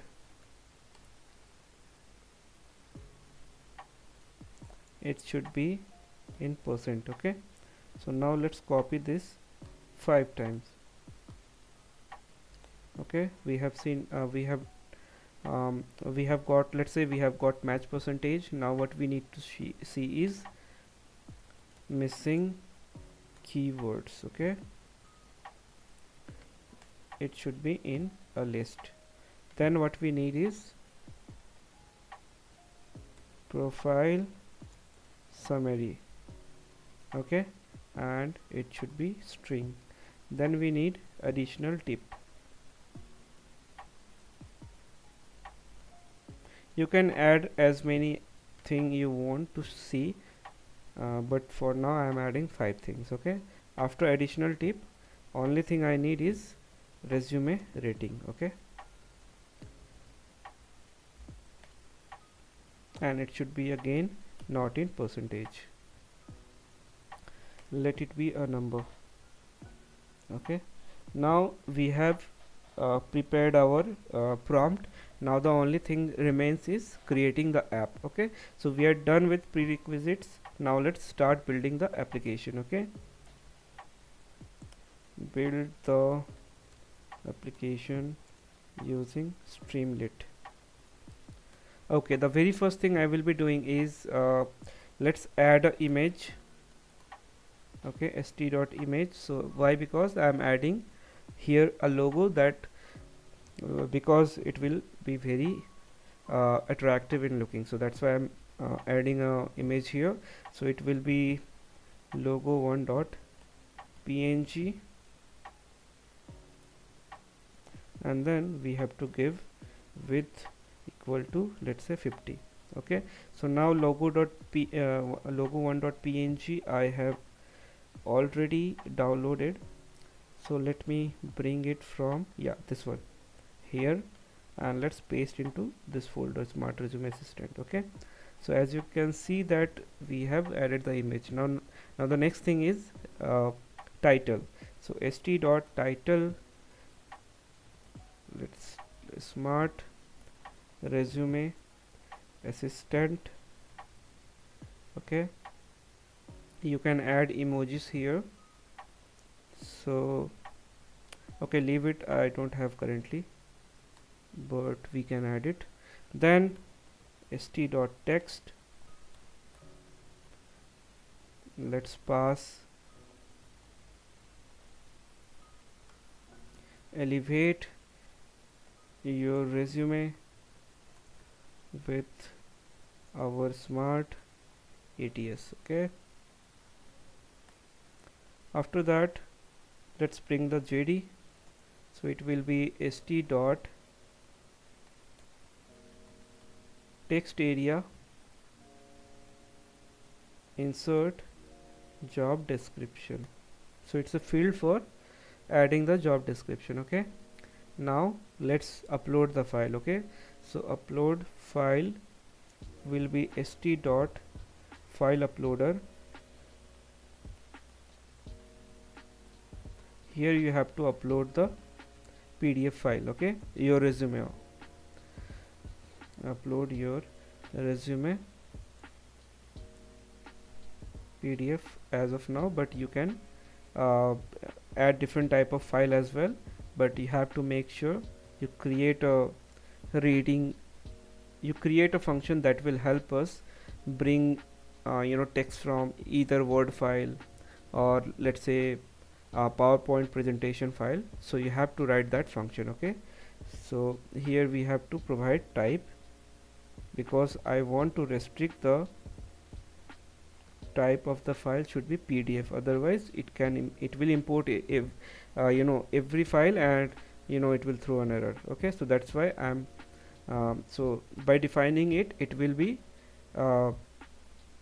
only allow you to upload PDF file, that's all.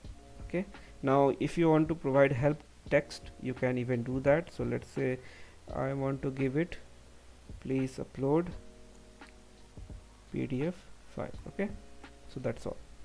Now these were the text related thing. Now we have to create one submit button. Okay, now here submit equal to st.submit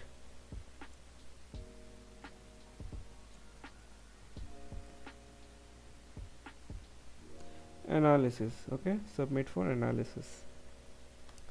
So if the button is clicked, so we have to write the code to make sure it checks whether the submit button is clicked. If it is not clicked, it won't do anything. So if it is clicked, we have to also check whether the upload file is empty or not. Okay, otherwise it will go and throw an error. So if uploaded uploaded file is not none, then bring the text from the read PDF file. Here we have to pass our uploaded file. Okay, and after that let's get the response.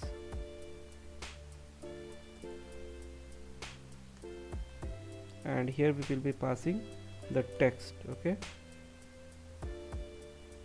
oh no, here we will be passing the input prompt.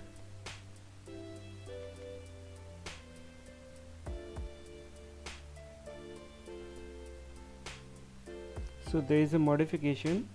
Here it should be input comma prompt. Okay,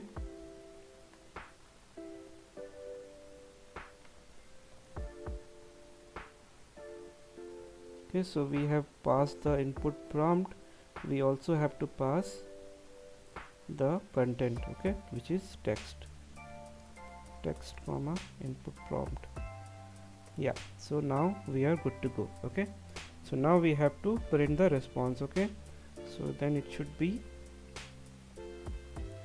st dot subheader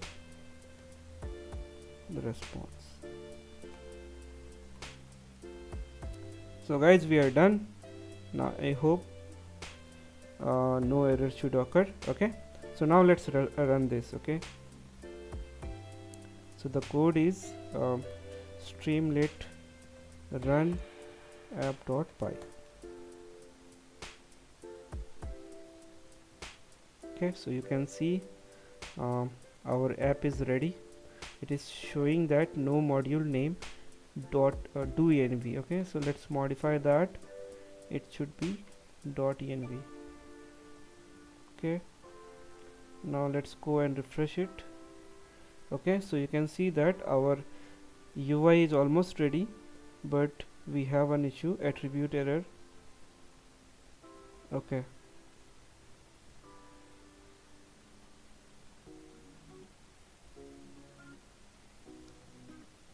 in the last line, let's see what it is. It should be button, not submit. Okay, now let's go again and refresh it. Okay, so you can see now there is no error. We have our title, we have our logo, we have our text area as well as upload button. Okay, now let's upload a resume. Okay, so I have one resume that I have downloaded from internet, so I have downloaded it and let's use that. Now we have to provide job description. Okay, so from LinkedIn I am taking one data scientist job description, so from this particular company. Okay, so I am copying from here to all of the things. Okay, just copy it and paste it in the job description. Okay, so that's all you have to do. Now you have to just submit it for analysis. Okay, let's submit.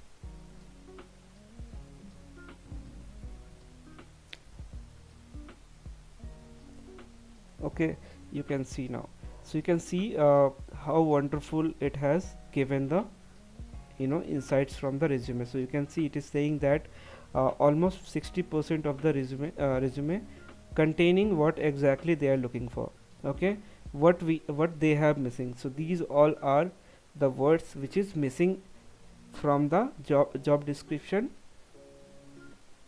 in the resume. Okay, and then it has also provided a profile resume, a profile summary, which includes what she has wrote in the resume. So you can see it is Priya Tiwari's resume. So let's open it and let's see whether it is Priya Tiwari resume or not. Okay, so go to document and just open it. So yeah, you can see the name is correct, Priya Tiwari. Okay, so which means that it is doing a great job, and then it has also given to us additional tips. So what exactly she can improve in her resume. Okay, so you can see there is additional tips as well as resume rating. So it is saying that the resume is 70%, I mean good. Okay, so that is what it is saying. Now I think this is what I wanted to show in this video. Now See you in the next video where we will be doing something related to images. Okay, see you guys. Bye bye.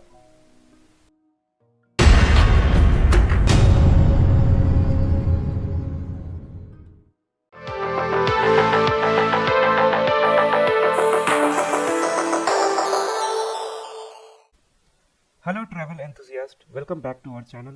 Today we are embarking on an exciting adventure with the power of Google Gemini Pro Vision Large Language Model. So join me as we explore the endless possibilities of location finding, trip planning, weather forecasting and even restaurant and hotel planning. So all made possible with the cutting edge technology of Gemini Pro. So Gemini Pro, the latest innovation in image recognition technology, opens up a world of opportunity for travelers like never before. So first of all, we have the location finder feature with Gemini Pro model.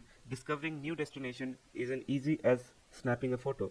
Simply point your camera and let Gemini Pro identify landmark, attraction and many more. Next, we have the trip planner. So whether you are mapping out a cross country road trip or a weekend getaway, Gemini Pro help you plan your route, find accommodation and even discover hidden gems along the way. And of course, no journey is complete without knowing what Mother Nature has in store. So with Gemini Pro weather forecasting feature, you can stay ahead of the elements and plan your adventure accordingly. Finally, we have the restaurant and hotel planner. Say goodbye to endless scrolling and review. So with Gemini Pro model, we will develop something like which will help us find the perfect dining spot and accommodation that suit our preference and budget. So whether you are a seasoned globetrotter or a weekend warner, let Gemini Pro be your ultimate travel planner.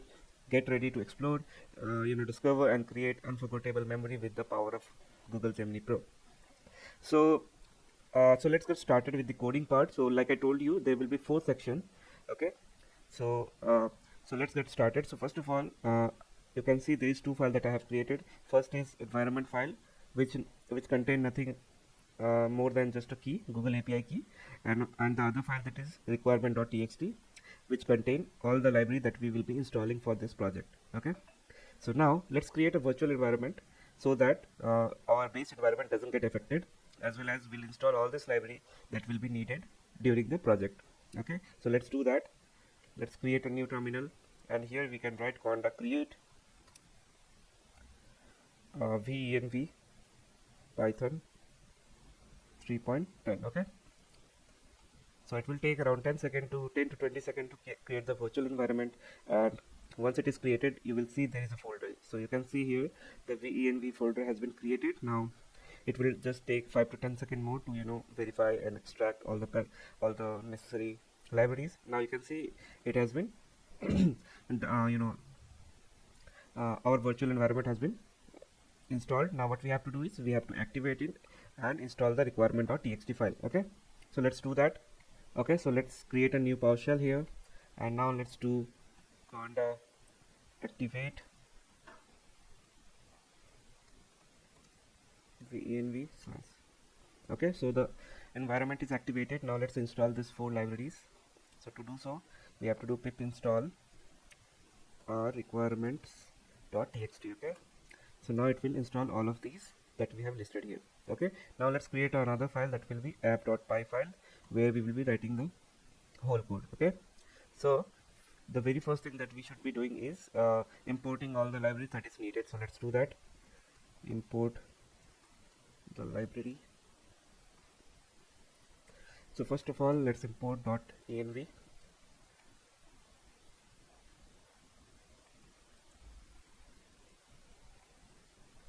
Okay, then OS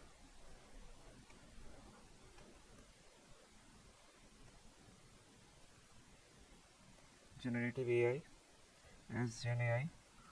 Then from PIL import image. Then lastly we'll import the streamlet AST. Okay, now let's do one thing, that is load the API key. Okay, so we need to call this function, and then we have to assign the GenAI configuration. And here we have to pass the API key, which will be os.getEnv, and here we have to pass the name of the variable that we have defined in the environment file, that is Google API key. Okay, now we will be creating multiple function that will help us call the model and generate the content. Okay, so let's create. So first of all, we will be creating function for Gemini vision model. Okay, let's do that. So function to load Google Gemini vision model and get response. Okay, so def get response, let's name it image, and here we have to pass prompt with input.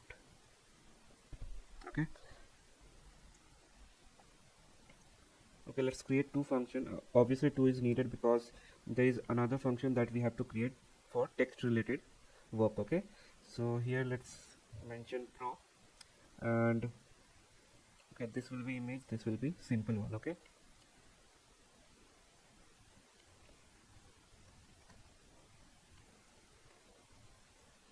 so here we have to pass the image with prompt, so there is no need of input. Image comma prompt. Okay, now let's call the model. So model equal to gen AI dot generative model. Here we have to call the Gemini Pro Vision. Okay, and now generate the content. So response equal to model dot generate content. Here we have to pass, since we have multiple input, we can use the list functionality, and then we have to also pass prompt.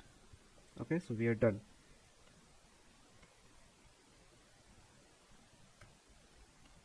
Now we have to return response dot text. Okay, similar way we have to do for the other one. Okay, so let's copy this code. Okay, so here it will be simple model which will help us work related to text. So we'll pass prompt and input. Okay, here also it should be prompt and then input.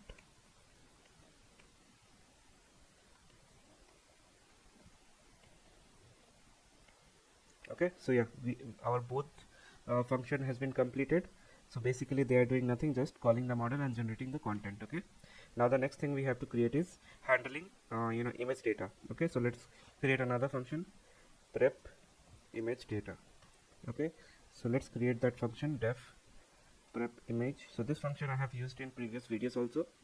Okay, so it's just collecting the information about the image and returning byte information. Okay, so that is what it's doing. So first of all we'll check if there is any data. Okay, so if uploaded file is not none, then let's get the bytes information. Okay, so bytes data equal to uploaded file dot get value will give us byte information. Okay, now let's get the image part information. Okay, then image parts equal to, it will be a form of list. Inside that we have to create dictionary, and then we have to take two key value pair, that will be mime type first, which will have uploaded file dot type, and then next we will be collecting the data. Okay, and here it will have the byte data. Okay, this one, and then we have to return the image part. Then we have to also write the else condition. If there is no image that this function has received, in that case we have to raise an issue, raise file not found error, and you can also pass a message like no file is uploaded. Okay, so this is done. Now what we have to do is, let's initialize the Streamlight application. Okay, so very first thing that we have to do is configure the page. So st.set page config, we have to give page title, which I'm planning to give as planner, discover and plan your culinary adventures. Okay, I'm leaving to you whatever you want to give. So I mean, since there is four different section, four different use cases, the name of the application should be diverse. It shouldn't be like a specific trip planner or like that. So it's leaving up to you. Then we have I'm also using a logo. Okay, so logo.png, let's say JPEG. So I'll add it later on, but writing the code with equal to 70, let's say. Then also have to give header, so it's st.header. So I'm just giving the same thing that I have written here. Okay, so next thing is, now the main code will start. So from here we will be creating choice sections. Okay, so let's do that. So let's create separator, which will be helpful when you have multiple components. Okay, so I'm creating, copying pasting 3 times because I have 3 components. So let's create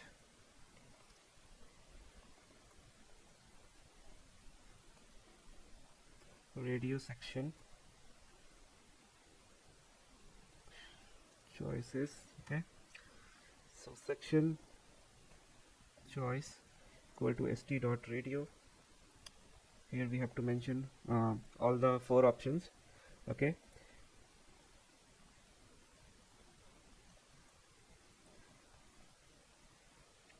first is location finder. Okay, then we have trip planner, then we have weather forecasting,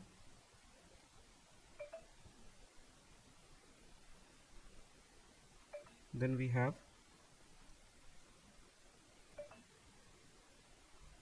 restaurant and hotel planner.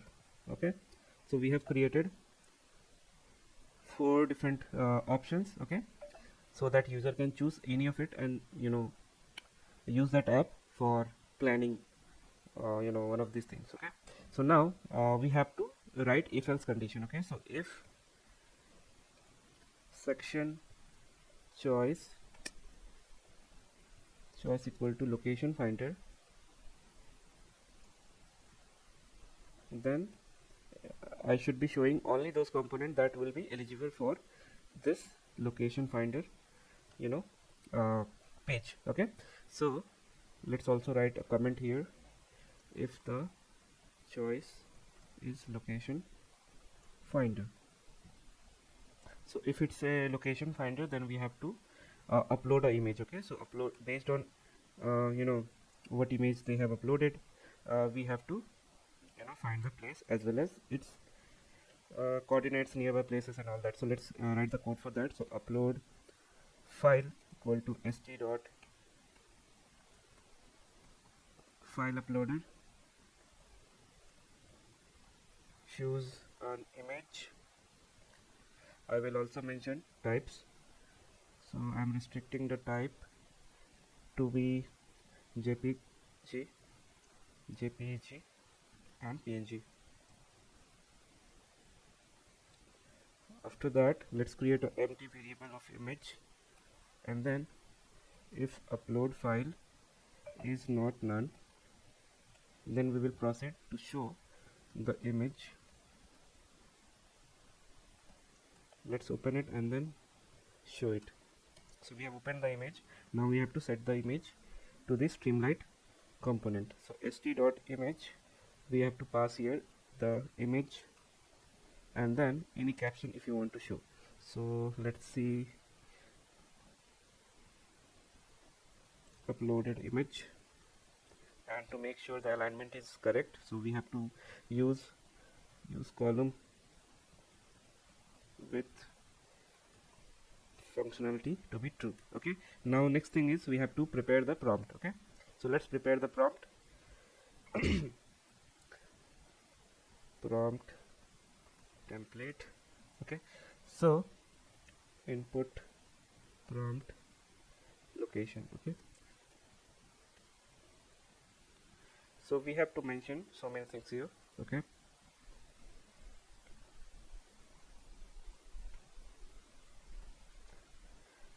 So we will give a rule like you are an expert tourist guide. Okay, as an expert, your job is to provide summary about the place and, let's say, location of the place, then state and capital, then coordinates. I mean, I'm just asking whatever possible coordinates of the place, and then some popular places nearby. Okay, so you can even ask other things like parks or rivers, or is there any sea, those type of thing. Okay, so leaving up to you. Return the response using markdown. Okay, so our prompt is ready. Next thing is we have to pass when the button is clicked. So for that we have to create a button also. So let's do that. So button submit equal to st dot button. Here we have to give a name, let's say get location. Okay, now if the button is clicked, if submit, we have to prepare the image data equal to prep image, and here we have to pass the uploaded file. Okay, after that let's prepare the response. Get response image. First of all we have to pass the image data, then prompt. Okay, let's verify whether this function is correct. Yeah, image then prompt. Okay, so it is done. After that we have to write the output also. So st dot subheader, and inside subheader you can write tourbot, and then st dot write response, and you are done. So once you have uploaded the image, the only thing that you have to do is click this button, and it will give you all these details that you have mentioned in the prompt, like summary of that place, state, capital, coordinates, and some nearby popular places. Okay, so I hope this is clear. Now let's move to the another choice. Okay, so another choice is trip planner. Okay, so let's copy some of this whole section, so to not waste our time. So just copy it and paste it here. Okay, if the choice is trip planner, okay, now we have to mention that trip planner.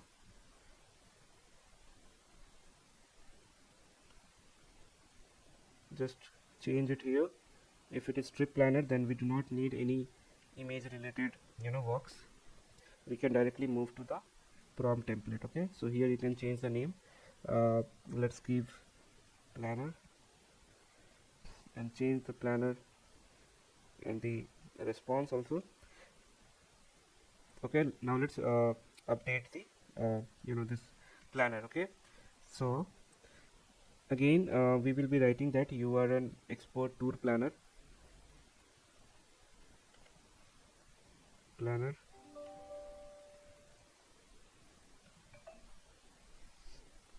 So let's remove all this. So your job is to provide recommendation and plan for given location for given number of days. So sometimes we do not give days, so you can also write that even if number of days is not provided. Okay, also suggest hidden secrets, hotels, and beautiful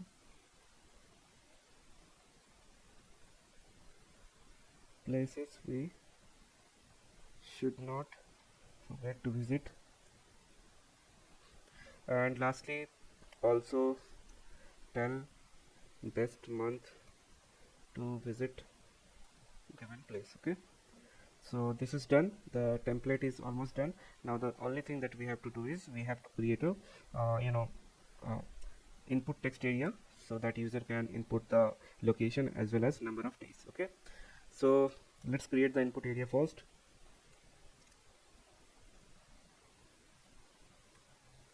So input plan equal to st.text area.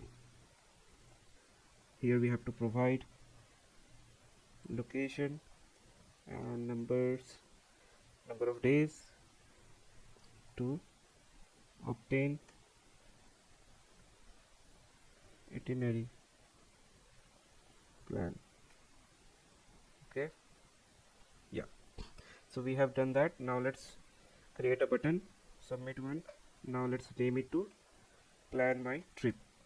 Okay, and if the button is clicked, then it shouldn't be doing anything with the image. It should go to this function and we will be passing the prompt, that is this one, and then we also have to pass the input. Okay, what the user is asking. And then here we can write planner bot. Okay, so we are pretty much done for trip planner as well. So in the UI, what we have to give is we have to give the location that we are planning for example Mumbai, and you have to also give like how many days you have planned to visit that place. So for example 5 days. So if you mention 5 days, it will break it down, like day one which places you should visit, day two which places we should be visiting, all this type, like a proper way. Okay, so you don't have to go to any tour specialist who can plan your trip. So you can just ask it here and it will be done. Okay, so same thing, let's copy this whole thing and paste it below. Okay, so it will be pretty much same. So weather forecasting, we just have to change the prompt.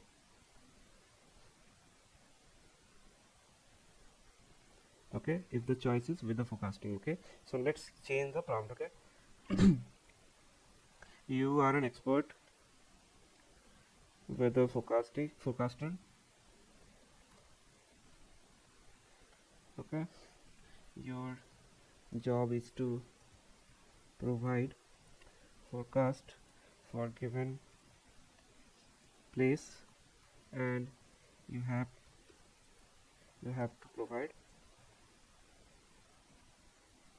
for next 7 days also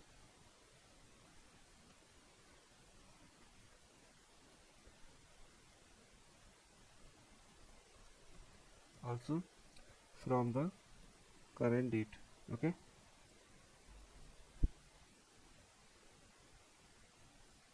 after that we can even write provide precipitation, then provide humidity, all of the information that you actually want to know. Okay, for example, you can even ask wind, and very important thing, that is air quality. Okay, and then how much is the cloud cover. Okay, so I think this much information is indeed more than enough. Okay, so we can go ahead and change the input. Okay, so here I'm leaving as it is, now only changing the question here. So provide location to forecast weather. Okay, so you just have to provide the location and a date so that it will forecast you for that location with next 7-day planning. Okay, so I think this is done. Then here we can write weather bot, and here we can change it with forecast weather. Okay, and we are done.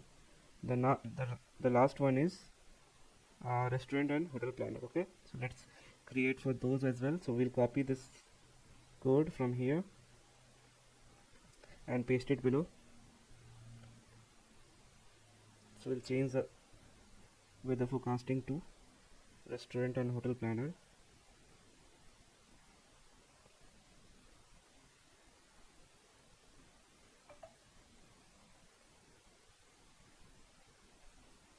Okay, so here again we will write that you are an expert restaurant and hotel planner. Okay, So your job is to provide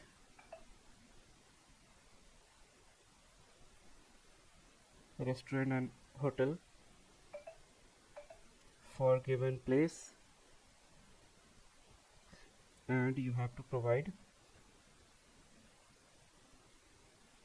not very expensive and not very cheap. Okay,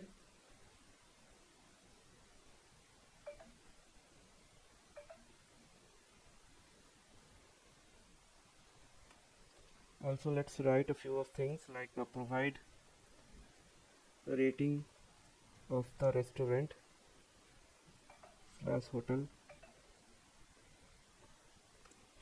and I only want to see top 5 restaurant. Okay, so top 5 restaurants with address and average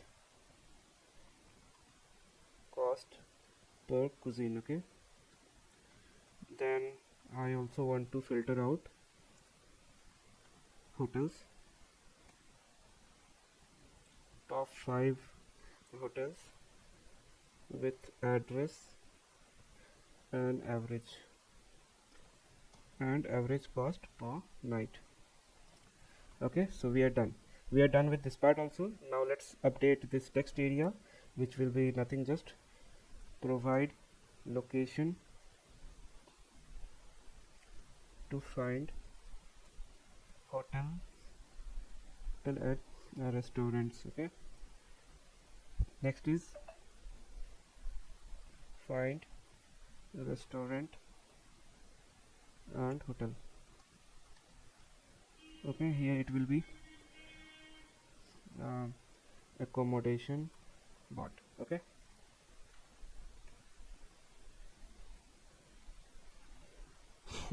so we are pretty much done. Now the next thing we have to do is we have to run the app. Okay, so let's save it. Okay, so to run the application, what we have to write is it's streamlight run app.py. Okay, oh, we have to also set the logo, so let's do that. Okay, so this is the logo I am using. Okay, so I have downloaded it. Now let's run this application. Okay, so our application is running, as you can see. Wow, wonderful. So you can see the logo as well as whatever we have written as title. Then we have all 4 sections. So if we want to find the location based on image, we have to upload the image, and then we can find all different details that we have mentioned in the prompt. Then we have trip planner. Okay, so we have an issue here. I think all will have, because we have copy pasted the code. So let's fix this. So to fix it, what we have to do is text area should be small letter. Okay, now let's save it and let's go and refresh. So let's see if okay, so you can see there is no error now. Okay, so let's try out all of them one by one. Okay, so first of all, we will upload a photo of Taj Mahal. So I have downloaded one Taj Mahal image, so you can see here. Now let's see whether it is able to find the location as well as what exactly it is, and does it give any summary of this place or not. Okay, so let's click get location, and you can see it is running. Okay, so we have something called 500 internal error. So why this is, let's find out. So as per log, I can see that this is not an issue from code side, this is an issue from API side. So let's retry. Okay, so I don't think that is an something we should be worried about. So let's click it again. So you can see it is running.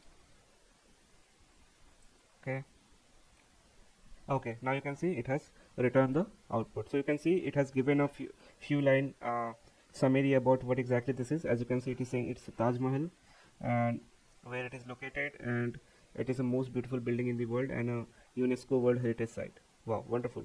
Then it has gave the state, capital, coordinate, like I told you, like we have mentioned all of this information, as well as nearby some places. So you can see there is Agra Fort, Akbar Tomb, Fatehpur Sikri. So these are like nearby places which is very popular after Taj Mahal. Okay, so now let's move towards the another section, that is trip planner. Okay, so in the trip planner, what we have to mention is we have to mention the place we want to visit. For example, Kashmir. Okay, and for let's say 5 days. So it will give us itinerary for 5 days. I mean all of it as a breakdown. So let's see whether it is able to give or not. So it is running. It shouldn't take more than 30 seconds, but let's see.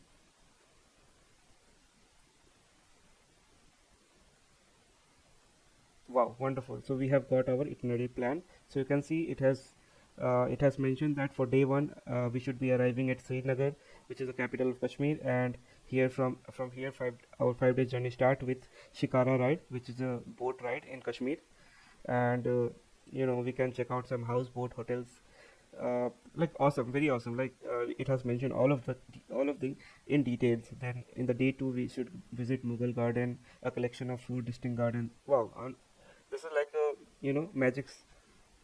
magic come true. Okay, so you can see for all 5 days it has clearly defined where we should be visiting, what are the hidden gems, and why it is popular. That is also written, and also like hidden secrets, best hotels and beautiful places. Wow, wonderful. So I was not even expected that it will return these many details, but providing these details we can understand the capability of Google Gemini, right?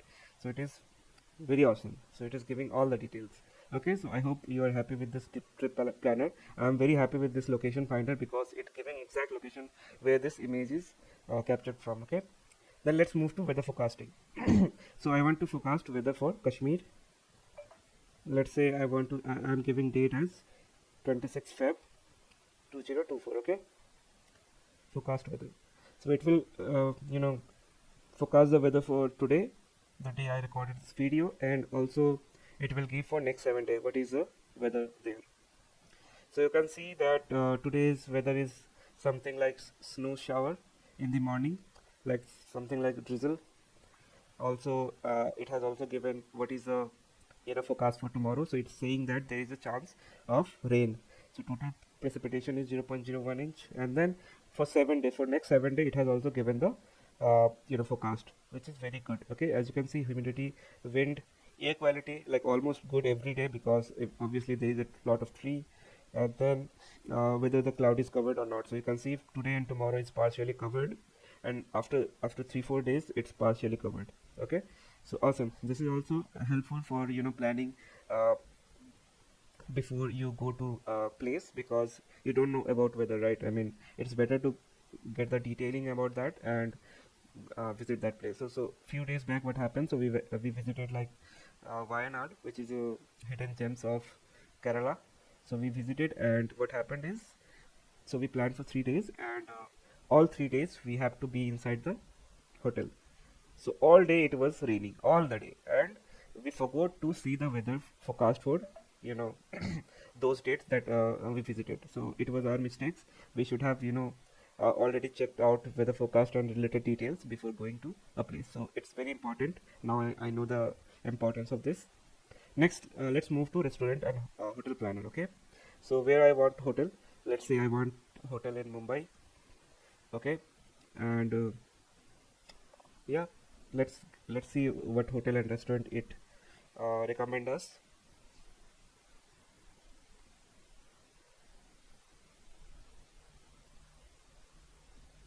Okay, so we can see a lot of detail. Okay, so let's go through one by one. So you can see uh, it has given the rating. So what 5 star mean, what 4 star means, what 1 star means.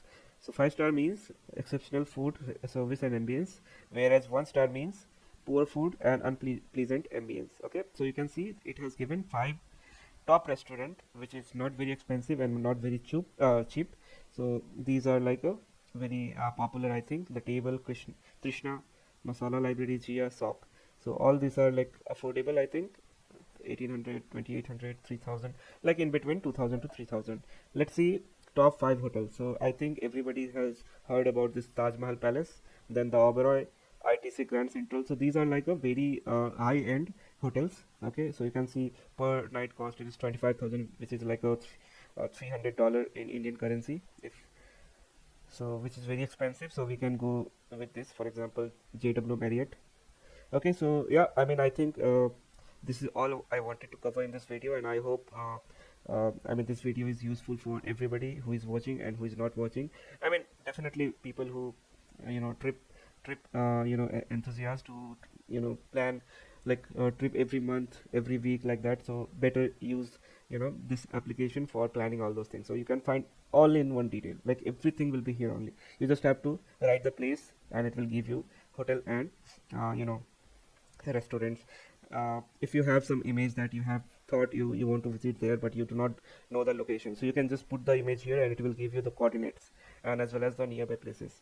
Then you can even plan wherever you are going. For example, you are going to Bangalore or Mumbai or Delhi, so you just plan your trip by writing the name of the location as well as number of days you are visiting. And lastly, which is very important thing, that is weather forecasting. So you should always look into weather forecast before going to any trip, because I don't want people to ruin their trip just because of raining. Yeah, so I hope you guys like this video. So please do subscribe, do like the video, and please comment if you have any issue, as well as I will put the code GitHub repository link in the description, so that you guys can go ahead and download and make some modification and you can use it your own way. Okay, so thank you, see you tomorrow in next video.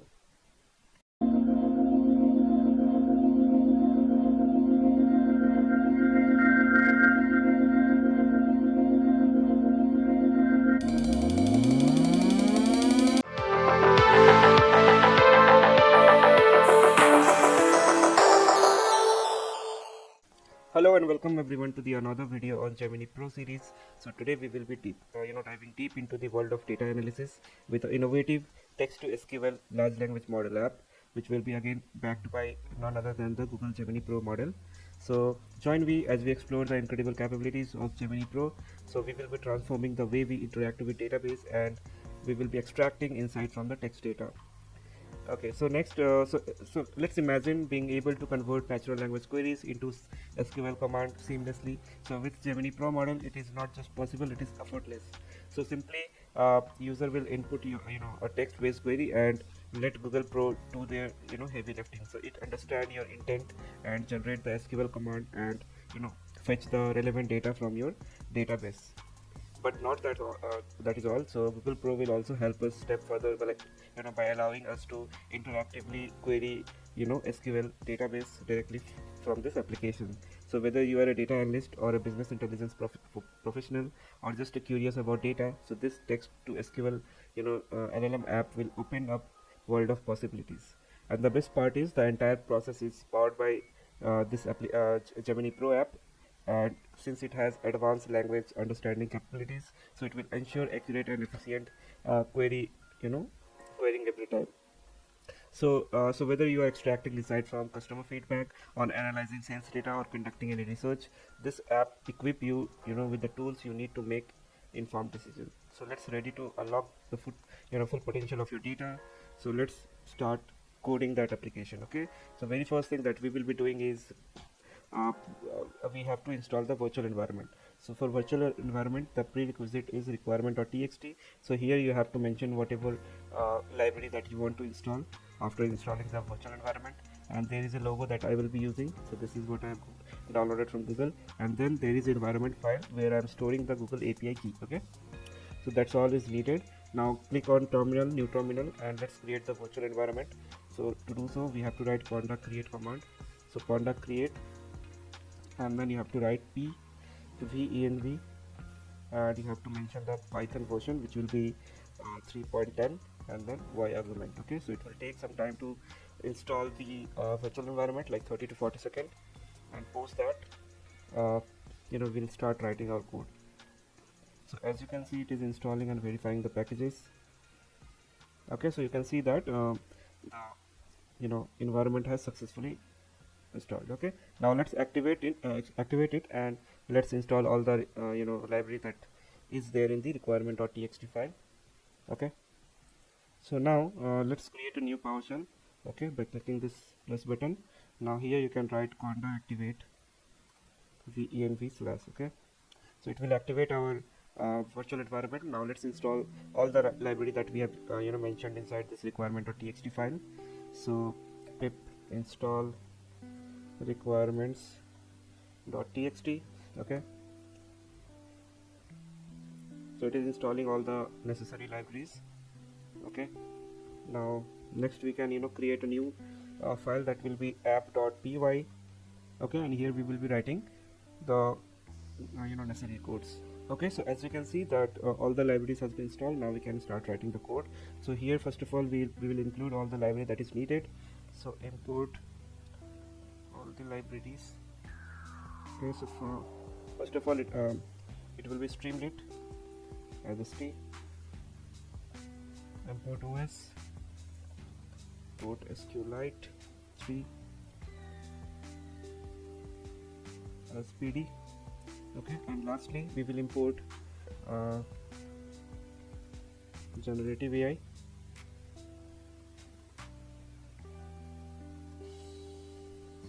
as Gemini. Also we need to configure the environment. So for that we need to include from .env import load.env. Okay, now let's configure the Google API. Okay, so first of all we need to read all environment variable, and by running this function it will bring all that in the RAM. Now what we need to do is we need to pass it inside Google GenAI configuration. So GenAI.configure, and here we have to pass the API key. Okay, API key equal to os.getEnv, and here we have to pass Google API key. Okay, so you have to bring that particular name that you have assigned, which is Google API key in this case. So let's write that, and post that we need to create a function that will help us load the model and create a response from the model. Okay, so let's load the Gemini model and prepare the response. So def get response, and here we can pass the question comma prompt. Okay, so first of all let's load the model. So model equal to GenAI dot generative model, and here we have to mention the model name. Okay, so Gemini Pro, and after that we have to prepare the response. So response equal to model dot generate content, and inside generate content we have to pass the prompt and the question.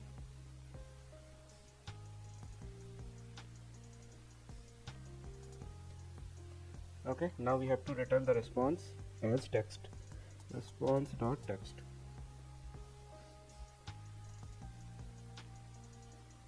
Okay, so we have loaded let's say we have loaded the model and we have prepared the response. Now next thing will be to create a function to retrieve query from the database. Okay, so let's create a function. So function to retrieve query from the database. Okay, so you can see that we have imported SQLite 3, which is by default included in the Python, so we do not have to install any software for it. Okay, so it is already there.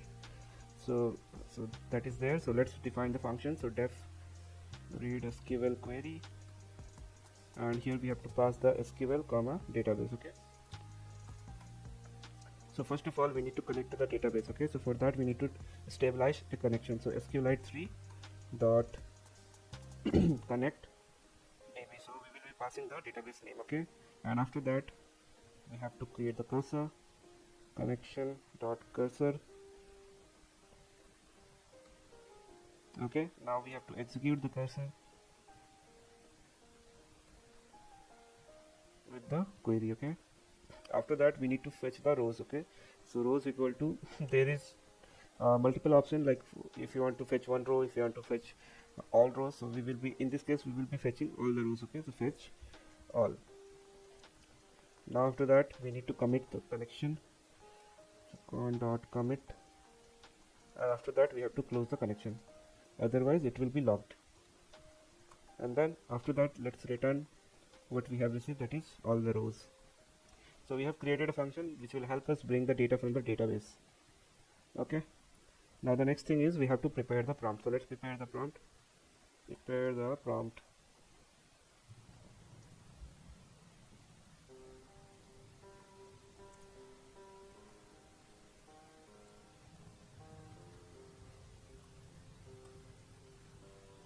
Okay, so let's define the prompt. Just like I mentioned earlier also, we have to make, or you have to assign a role so that it will perform better and better. Okay, so you are an expert SQL specialist. Okay, your job is to convert English, or say natural language, to SQL query. Okay, so so what data I'll be using, let me show you that as well. So I'll be using something called Netflix engagement data set. So this is how it looks like you have title, you have available globally, then you have release date, and what was the number of hour has been viewed. Okay, so this is what the data set that we will be using. So it's better if you can mention the column name also. So let's mention all this column name. Okay, so it has columns like title, then available globally, then release date, and then hours viewed. Okay, the next thing we can say is like so when preparing SQL query, consider the column name mentioned above. Okay, and after that we also have to restrict it. So do not add extra information except what is asked.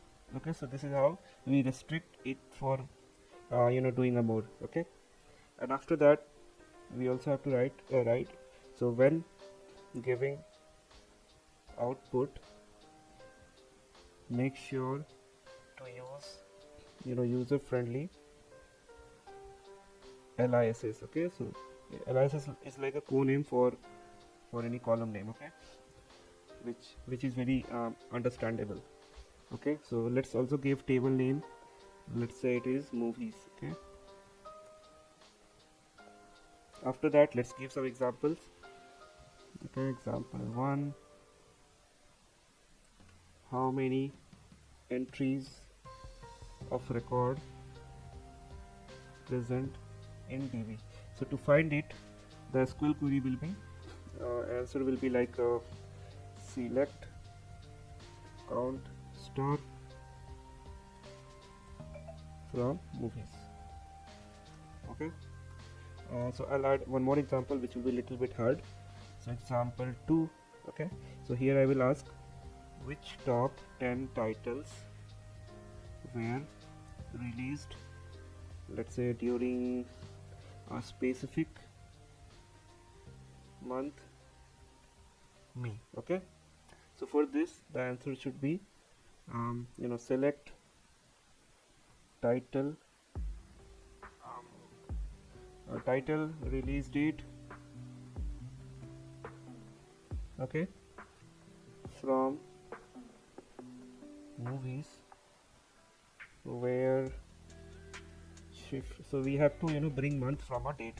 So you can, so in the Excel file this is the only date column that we have, so we have to bring month from this column. So to do so we have to use strf time function, and inside it we have to mention that we need month, and that's all. And you have to pass the column name also, that is release date. Since we are not using actual SQL, so this is in actual SQL you just have to write month, capital month. Okay, and it will bring the month. But since we are using SQLite 3, that's why the query is a little bit changed. So that's why I thought of doing few short training. So this is also called as few short training. So that is what I'm doing. So shift time, and then it should be equal to 5. Okay, and I need order by hours viewed DSC limit 10. Okay, so I hope now the question is clear as well as answer. Okay, so now only thing that we have to write is the output of SQL query. Okay, so also the SQL code should not have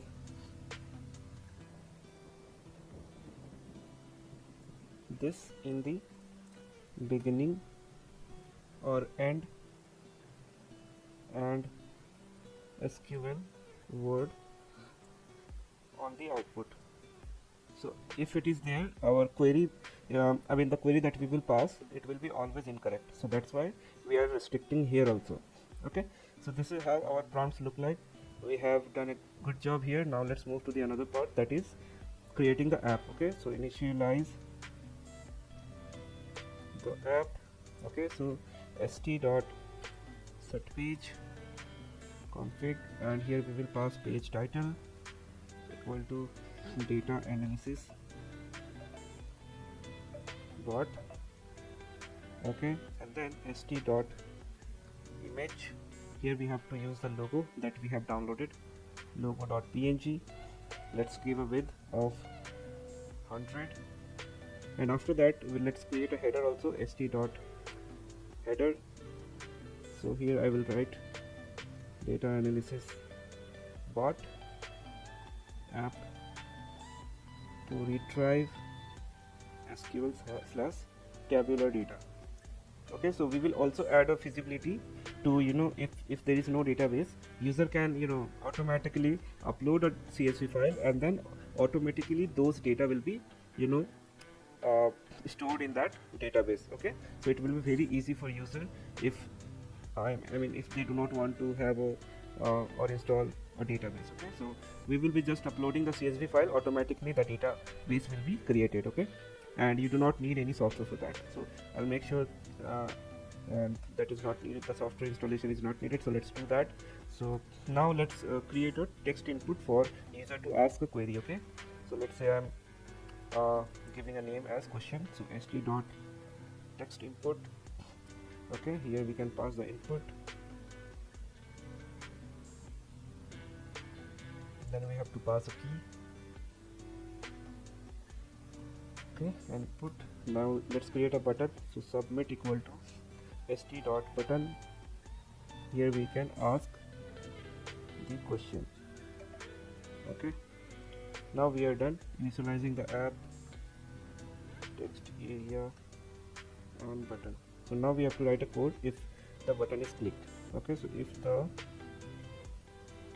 button is clicked, so we need to bring the response. Okay, so response equal to get response. Here we have to pass the question, comma, prompt. Okay, and we are done. Now next thing is we have to write the query. So st dot write the generated SQL query is following. So let's use st dot code function, which will present our SQL query in a coded component. Okay, and after that let's execute the generated SQL query. So result equal to the read SQL query, and here we will pass response. Here our SQL query will come response, and you have to also pass the database name. So in this case I will create a database with the name movies.db. Okay, now after that let's create a subheader. So st dot subheader, and here we have to pass the response. So the response is, now let's display the result. Okay, if result st dot write result. Okay, you can even use data frame to show the result. So let me show you that as well. So st dot write, so whatever it will return, it will create a data frame for it, and the visual will be very good. So whenever you want to see the output in a data frame, you can use this. So I'll show you that as well here in this video. Result. Okay, so this is how it will be looking. Now only thing remains is let's create an upload option, so that user will able to upload the CSV file. So file uploader for CSV. Okay, so st dot sidebar dot header, let's name it upload, comma separated value file, Okay, and after that let's create option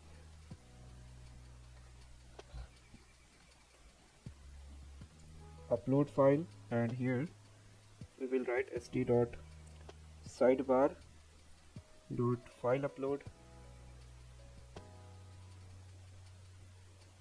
choose a CSV file, and we can give a type here. Let's say type equal to CSV. Okay, now once uploaded, what it should be doing, okay, so we have to feed the CSV file into the database that the database file that will be created. Okay, so we have to insert all the rows inside this movies.db database. Okay, so let's do that. So if CSV file is uploaded, what it should be doing, so if uploaded file is true, then read the CSV into a data frame. Okay, so first of all we have to read it, so df equal to pd.read CSV, and here we have to pass the uploaded file. Okay, and then we need to make sure that header is 0, otherwise it will won't understand that first row is column. Then we have st.sidebar. So let's write one line of code that will even show first 5 row how it is looking. Okay, so let's do that as well. So st.sidebar dot write df dot head. Okay, so the first 5 row will be visible, and then let's save the data to SQLite database. So to do so, what we have to do is we have to connect to the database first. Dot connect, and the name of the database is movies.db. Okay, after that there is a simplified function that is toSQL. Okay, so we have data frame, and then we can use toSQL function, and it will create it will directly dump our data frame to the database. Okay, so I'm giving the name of the table as movies. Okay, then you have to pass the connection, then if exist, what you have to do is let's replace. Okay, and you can make index equal to false, and we are done. Let's give a success message. So st.sidebar.success. Okay, so CSV file successfully stored in SQLite database. Okay, so wonderful. So we are done with the coding part. Now let's test out this application. Okay, so very first thing, make sure that you have your environment file, the key is there. Okay, now let's run the app. So it will be streamlit run app.py. Okay, so it will take some like 10 seconds to start the application. So you can see that the application has been started. Okay, it's running. Wow, wonderful. So you can see that how wonderful our UI is looking like. So on the left side you have an option to upload the CSV file. On the right side you can ask the question and it will give you the output. Okay, so let's browse the file. Okay, so like I told you, I will be using Netflix engagement dataset. Okay, and like I told you, it will have first 5 rows showing. Okay, so you can see that this is how first 5 rows looks like. Okay, you have title, you have available globally, then release date, and then number of hour viewed. Okay, so now let's ask a question. Okay, so I'll ask a question, for example, top 10 movies based on hours viewed. Okay,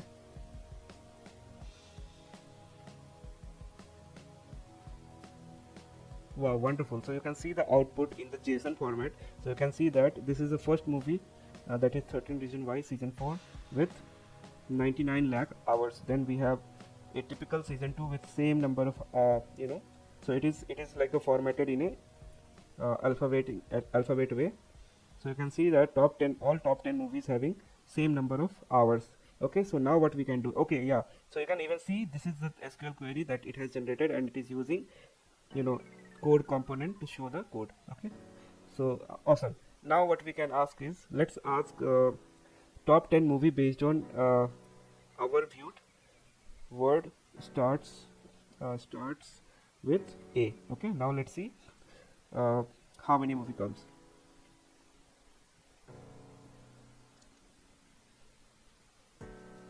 Okay, so now you can see the SQL query that it has generated. It has already mentioned that the substring should be equal to A. Very first string should be A, which means that starting word should be A. So you can see that all the movie that it has gave are typically, the name starting from word A. Okay, now you can see the first movie is A Typical Season 2 with 99 lakh hours. Then we have All Hail King Julian Season 1 with 98 lakh hours, and so on. Okay, now if you don't feel that the way it giving the output you don't like, so what you can do is go to your code and in the response, so like I told you, there is other option to see the output in a data frame way. So you can just hide the second one and enable the first one, which will be shown in the data frame, and I'm telling you it will be very wonderful. The look will be very wonderful. Okay, so let's copy the same question. Same question. Let's refresh the page. Okay, upload the data file. Okay, and you will see your database is created. So you can see that there is a file that has been created after running the script, that is movies.tp, and here all your the CSV file, whatever number of rows are there, will be in that database. Okay, now let's ask the question again. Now let's ask the movie that starts from B word. Okay, now you will see the output. It will be very attractive, like a data frame. Okay, now you can see the output that we have got is in the form of data frame. Okay, so now you can see that the response that we are getting very nice. We can see it very nicely. You can even play with it, you can even drag, you can zoom in, you can download this result. All these options are given by Streamlit, and then you have your SQL generated code. Okay, so I think we have all. This is all I wanted to share. So if you find this video helpful, please don't forget to like, share and subscribe for more data insight and tech innovations. So thanks for watching and happy coding. See you in the next video. Bye bye.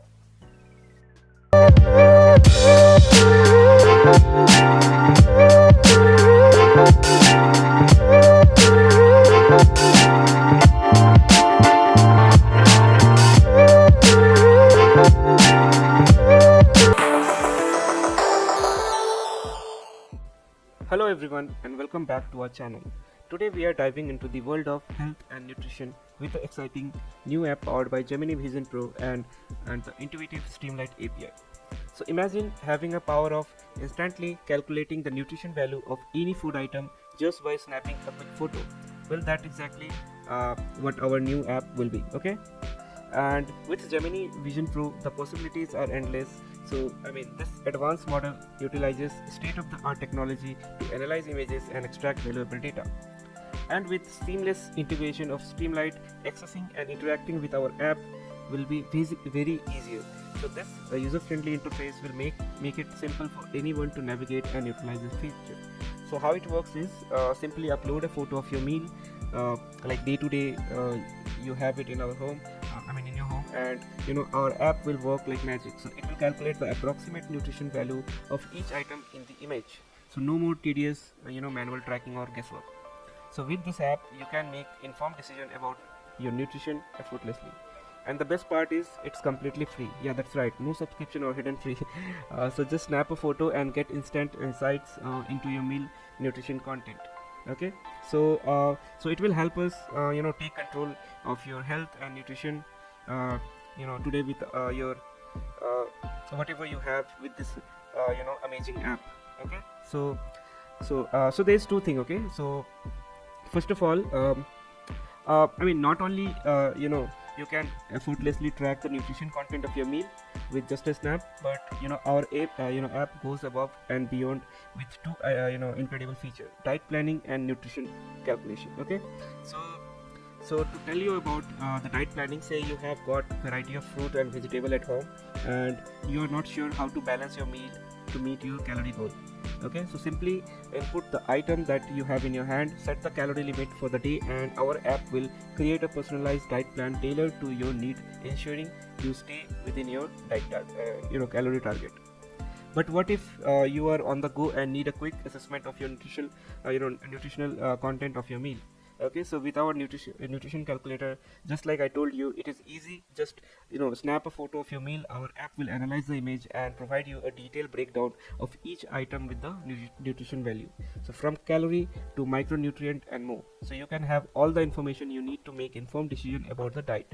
So whether you are planning your meal for the day or simply want to know nutrition content of your favorite dishes, our app has covered all of it. So let's get ready to develop this app, which will be backed by Gemini Vision Pro, and the other model as well, and you can use it whenever you want it. Okay, so let's get into coding. Okay, so there's two files that I have already created.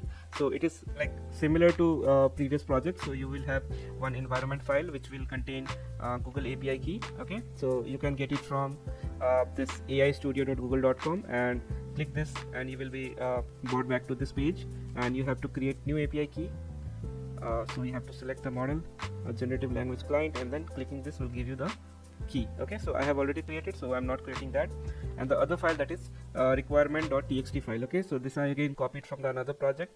So what we need is these three things, okay, and path label. So that's all you need to you need for this project. Okay, so let's save it, and now let's create a virtual environment. Okay, so we have opened the terminal, and let's write conda create venv and Python version to be 3.10. okay, and a y argument. Okay, so this will create our virtual environment with version Python version 3.10 with all by default libraries like pip and all that. Okay, so this will take around 30 seconds to get installed. So you can see that we have installed our virtual environment, and you can see the folder here. Okay, now the next thing is we have to install all the libraries.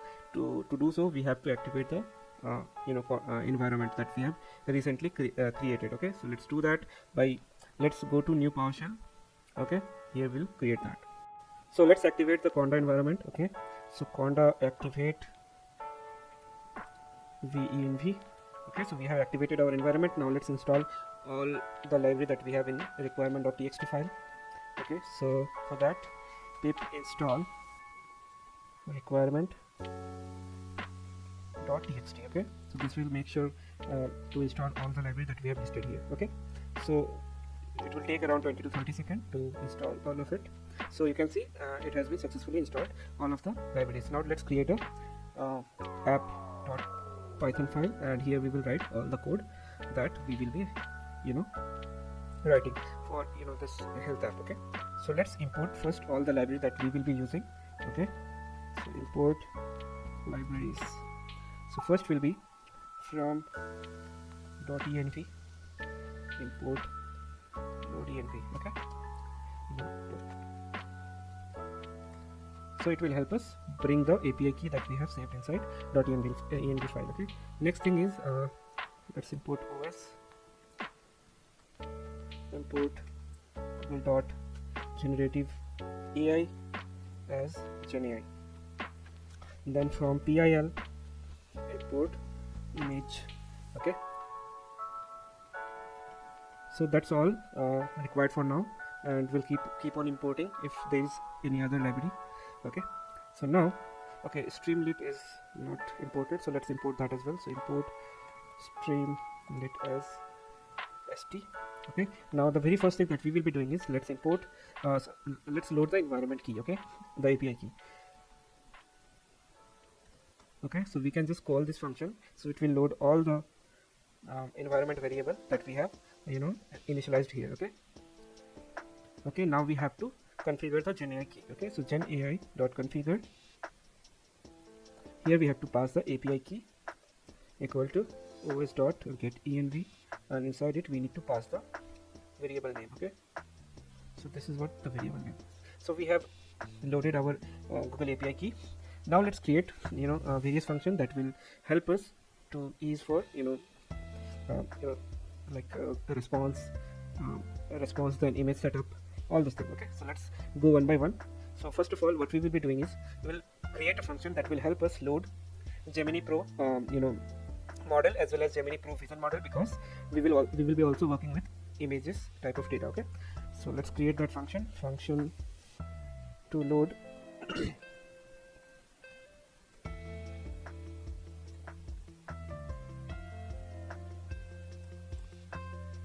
Okay, so let's copy one more time, because we will be also loading vision model. Okay, so the name of the function should be like get response diet, and here we will be taking argument as prompt as well as input. Okay, now model equal to gen AI dot generative model, and here we will be loading Gemini Pro model. Okay, and let's create the content. Okay, so response equal to model dot generate content, and the input should be prompt and input. Okay,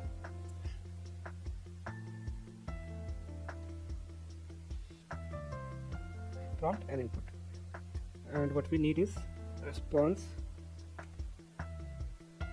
dot text.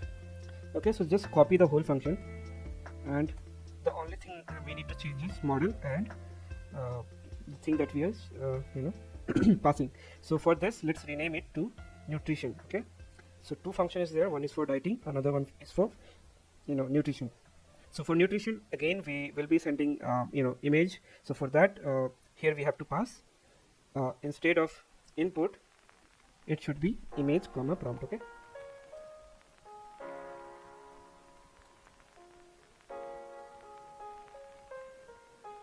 and the model will be Pro Vision. Okay, so we are done with loading models as well as getting the content. Okay, now the next thing is, let's create a function that will read the data, which is a type of blob, or you can even say image related data, and we need to pre-process those images so that we can pass byte type of data to the model. Okay, so for that, let's create a function again.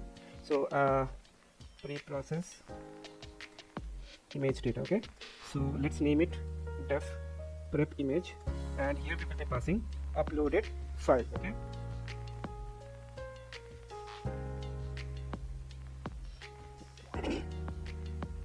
now we will be checking if the file has has any data or there or not. Okay, so check if there is any data.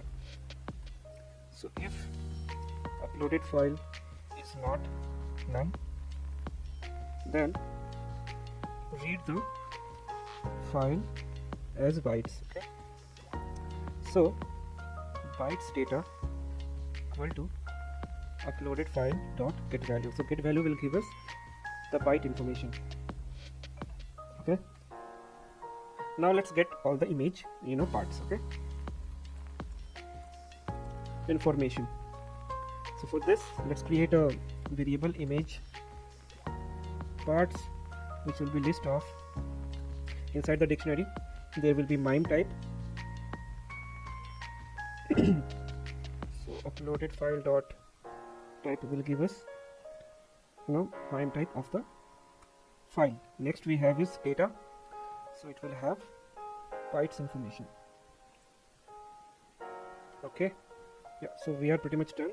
Now we have to return image parts. Okay, so this is how we feed image related data to Gemini model. Okay, now we need to also write else condition. So else, if we do not have received any file, or if it is none, then in that case it should raise file not found error. Okay, and inside that, no file is uploaded. That's all. So we have created our pre-processing image data for function. Now the next thing is we need to configure the app. Okay, so let's configure the app, Streamlit app. Configuring Streamlit app. Okay, so let's do that. st dot set page config, and here we will be passing page title. It should be health management, let's say nutrition calculator and diet planner. Okay, now let's give a header also. So st.header, which will be again same. Let's remove management. Okay, now what we will be doing is we will be adding something called radio separator. Okay, so let's say on clicking the first radio button, I want to see nutrition calculator. On the second radio button, I want to see the diet planner. So basically I'm not putting all together in just one page, so it won't look good. That's why I'm doing this. So it will be very easy to navigate and easy to understandable for any user who is going through this website. Okay, and so I was looking into Streamlit application documentation. So I was first thought of implementing tabbed option, but it is not there. So that's why I'm using radio buttons here. Okay, so I have also tried into navigator option, but it was not looking that good. So that's why I'm going with radio option. Okay, so you will see how beautiful it will look after we write the code for it. Okay, so so let's move ahead. Okay, so very first thing that we will be doing, we have to create options for radio button. Okay, so section choice equal to st.radio, choose section. Okay, so first I want nutrition calculator,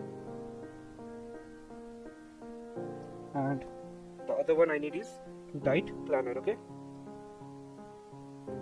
so if section choice equal to nutrition calculator, then it will show those component that we will be initializing inside this if condition. Okay,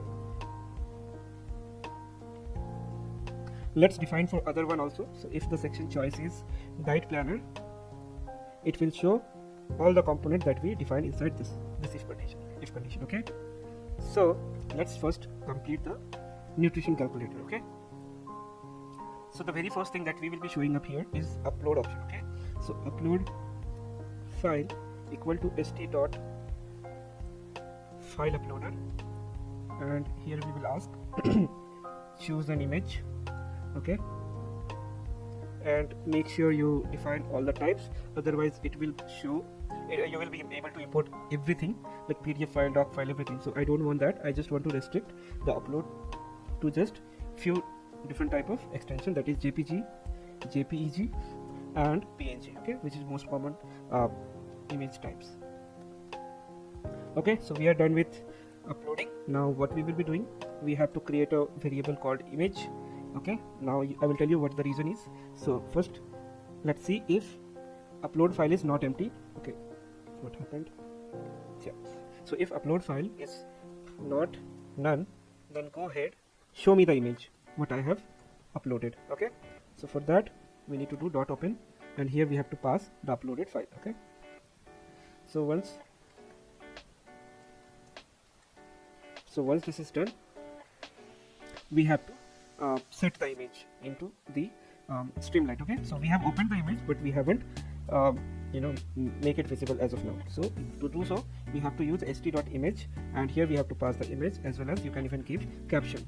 It is not mandatory, but it's up to you. Okay, so uploaded image. Okay, to make sure it is aligned with the web page, so you have to make sure you are using use column width equal to true. Okay, and we are done. Now the next thing we will be doing is, let's prepare the template. Okay, prompt template.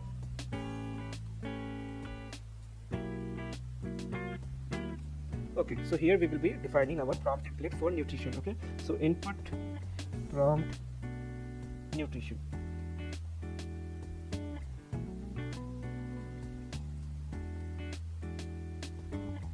Okay, so let's write the prompt.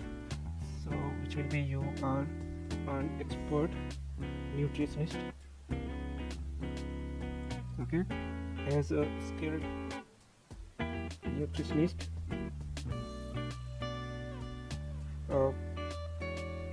you are required to analyze the food item in the image and determine the total nutrition value. Nutrition value, yeah, that's all. Okay, so nutrition value. Now additionally, you need to furnish a breakdown of each food item along with its respective content. Okay, so this is almost good. Now we have to provide some formatting. Okay, so let's write food item. So what I want in the table. Okay, so let's write all those things. So food item, serving size, total calorie, protein in gram, then I need fat also. After that we can also include carb in gram. Okay, fiber again in gram, vitamin B12, vitamin B6. You can add as many as you want to, but for now I'm adding only those which is important. Iron, zinc and manganese. Okay, that's all. So now you also mentioned use a table to show above information. Okay, so we are done with the prompt. Okay, so now we also have to write code for button. Okay, so if the button is clicked, oops, it should be outside.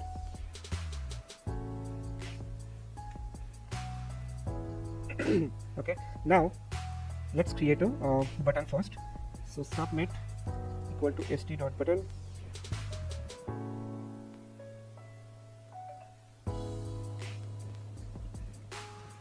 Okay, calculate nutrition value, and we are done. So if submit image data equal to prep image, and here we have to pass uploaded file, which is this one. Okay, now let's get the response. Response equal to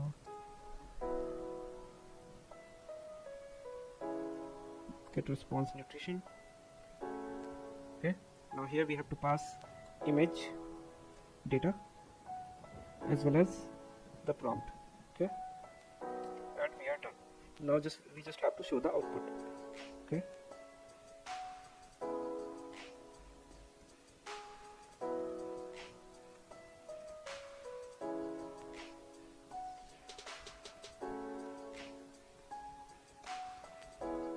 okay, so here we will be writing st dot subheader nutrition AI. Okay,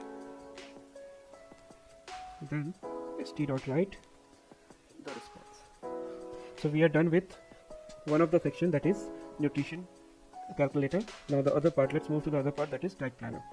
So here again most of the thing will be same as it is. So since there is no use of image, we will be skipping this part. Okay, now I'll just copy this part. Okay,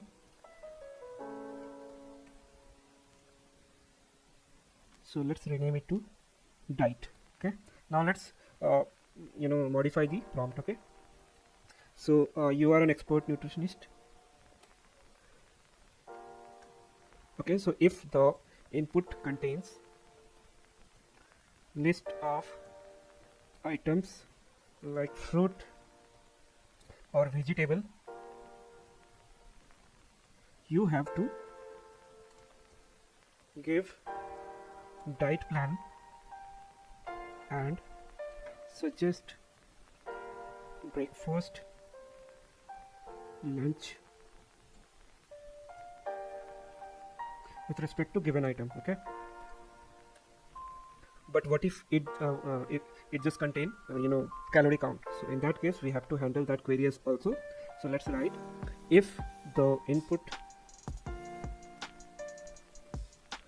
contain numbers, then you have to suggest diet plan for breakfast, lunch, dinner within given number of calorie for the whole day. Let's also write return the response using markdown. Okay, so we are done with both the prompt. Now we have to modify this button also here. So for this we have to define one text area, so their user can type either fruits or vegetable or the calorie count. Okay, so let's do that. So input diet equal to st dot text area. Here we will write input the list of items that you have at home and get diet plan, or input how much calorie you want to intake per day. Okay, and we are done.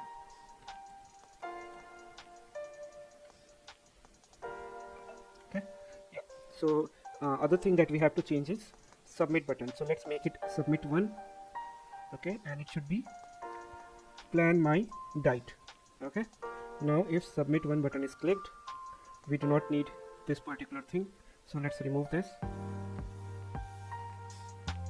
Inside response we have to change the get response function, which will be diet in this case, and what we are feeding is we have to feed the prompt for this diet, and then we have to pass input diet.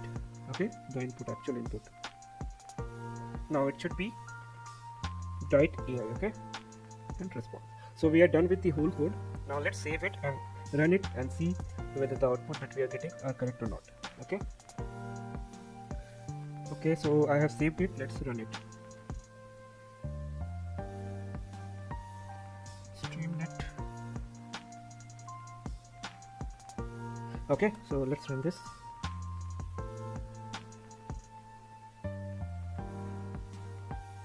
Wow, wonderful. As you can see, we have our header as well as we can select the section. So you can see we have first is nutrition calculator, another one is diet planner. So if we click the component that we have defined, it will change. Okay, so inside diet planner we have defined text area, as you can see, and then a button. Okay, and then inside nutrition calculator we have defined upload option and then a button that will calculate the nutrition value. So I see a spelling mistake, that is plan my diet, so let's change it.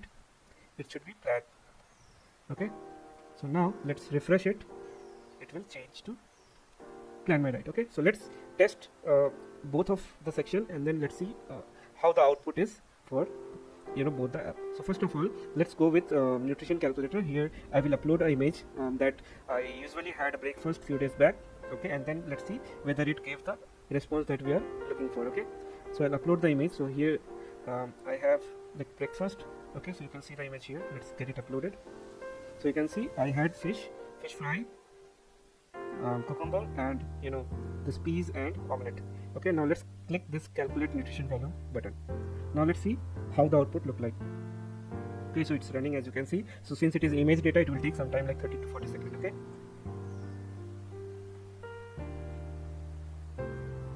okay, so I forgot to add a logo here, so let's add that as well. So wonderful. As you can see, we have nutrition AI. We have all the items that it sees in the image. You can see it sees vetki fish, cucumber. I don't know why it's showing rice, but rice is not there. We have egg and we have green peas. So for all of the item that is available here, it is giving approx serving size and then all the nutrition value. Now what advantage of this application is, you do not have to buy any application. So in market there are different apps like Healthify Me or different type of apps which basically take money from you to just find out what is the nutrition value inside this dish. Okay, so I think this will be very helpful for everybody day-to-day life to manage their diet, as well as what amount of total calorie we are taking in the breakfast. That will also help. What amount of protein we are taking, that will also help. Okay, so I hope this is clear. Now let's go to diet planner. Okay, so inside diet planner, what I will give is only let's see by giving the calorie what plan it does. Okay, so I have given in a day I want to just have 1500 calorie, and it will plan your lunch, breakfast and dinner. Okay, so I click the plan my diet. and wonderful. So you can see that it has given you 1500 calorie diet plan. So breakfast 300 calorie, it has given 3 items that we should be having. Then lunch 500 calorie, dinner 700 calorie, which is 1500. Yeah, 1500. Now snacks, I think it has given extra, but we do not need it. So snack is like extra, but it has also given tips. Okay, so I wasn't expecting that it will give us tips, but you can see that it has given tips also, which says get regular exercise, limit added sugar and salt, choose lean protein sources like chicken, fish and tofu. Another thing also, like drink plenty of water. So as you can see, how it can help you manage your diet every day. Okay, so you can even give what all vegetable fruits you have at home, and it will plan your diet accordingly. Okay, so I think it will be helpful for all of us. Okay, so now let's just add one thing, that is a logo for it to look good. Okay, so I think this looks good. I need something like green. Okay, let's add this for now. Okay, so save image as logo. Okay, so let's add this to our app, which should be after page configuration. So st.image it should be logo.jpg and width equal to, let's say, 70. Okay, now let's refresh this.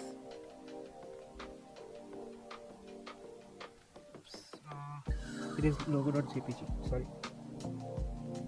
Okay, now let's refresh this. So as you can see, we have added the logo also. So I hope you guys have liked this video. So please do subscribe, do like my videos, and do comment if you face any issue, and I will be reply ASAP. And for code related part, I will add the GitHub repository code in the description box, so you guys can go ahead and modify some of the thing and play with it, how the output looks different. So like I have added the image, you can even add other things also. Okay, so you can use markdown to make your output more attractive. Okay, then you can even ask list out all the item that you see in the image, and you can ask a summary or description about the image, what you see in the image, type of thing. Okay, so that's all for this video. So I hope you have liked this. So see you in the next video. Thank you.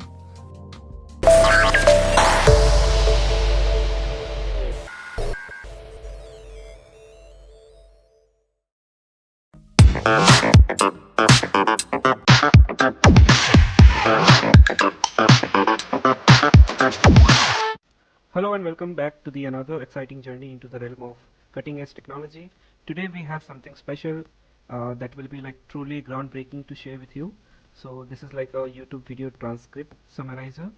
So we will be developing this LM app, so which is powered by none other than Google Gemini Pro and enhanced with the user-friendly interface of Streamlit. Okay, so this Gemini Pro, the latest free large language model technology, is set to revolutionize the way we interact with language data, and today we are putting it into test in the world of YouTube video summarization. Okay, so but not that all. With the seamless integration with Streamlit, we will be taking user experience to the next level, making it easier than ever to access and utilize the power of Gemini Pro. So throughout this video, we will dive deep into the intricacies of our end-to-end, video, YouTube videos transcript summarizer, exploring its features, functionalities, and incredible potential it holds for, you know, uh, content creator and viewers alike. So from transcribing YouTube videos to generate concise and informative summaries, this app is a game changer in the world of content consumption. So whether you are a content creator looking to reach a wide audience, or a viewer seeking quick and accurate video summaries, this video is a must watch. So with just a few clicks, the app transcribes the video, extract key point, and generate a concise summary, and complete with actionable item you can implement immediately. So whether you are a busy professional trying to stay focused, or a student looking to maximize your study time, this app is your ultimate time saving companion. Okay, so let's get ready to embark on the unforgettable journey with us, as explore endless possibilities of YouTube video transcriber with the help of Gemini Pro. Okay, so let's dive in. So first of all, like other videos, we will be creating environment file, as well as where we will be saving our you know API key, and then we will be creating the virtual environment. So let's do that. So first of all, let's set our environment variable, that is Google API. So .env, and here we will be saving our API key. Okay, since I have already generated, I will directly use this Google API key here, but let me show you how to create that as well. So you have to go to this website aistudio.google.com, and once you get into this website, it will ask you to log in. So do log in, and then you just have to create, you have to click this button, get API key, and you can see I have already created many, so I'll be using one of it. And then if you want to create a new, you just have to click this button, okay, and then you have to select the model, so generative language client, and then by clicking this it will generate the API key. So that's all, and you have to put that key here. That's all. Okay, now let's create one file that will help us install all the required libraries that is needed for this application. Okay, so let's name it requirements.txt, and here we will put all the libraries that we want to install for this virtual environment. So first will be YouTube transcript API. Okay, then Streamlit, then Google generative AI, okay, and then Python .env, and lastly the pathlib. Okay, so we are done. Now let's create the uh, virtual environment. Okay, so you have to go to terminal and then select the new terminal. Okay, so here we will pass conda create pvenv, and then you have to select Python version equal to 3.10, so that all the library that you are using, they do not have any conflict related issue. Okay, so to make use of all this application, the Python 3.10 is necessary. Okay, so I hope this is clear. Now let's run this, and it will create our virtual environment. Okay, so until it creates virtual environment, what other thing we can do is let's create a new file, that is app.py, and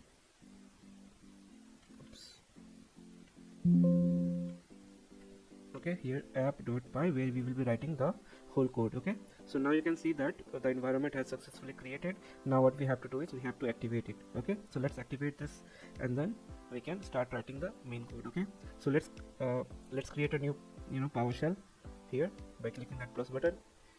Okay, and then let's do activate conda activate venv. Okay,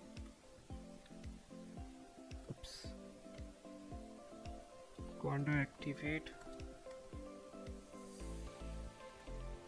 venv slash.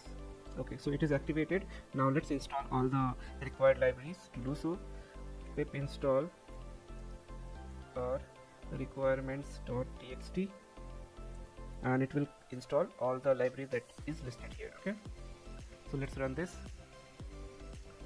Okay, it's started installing.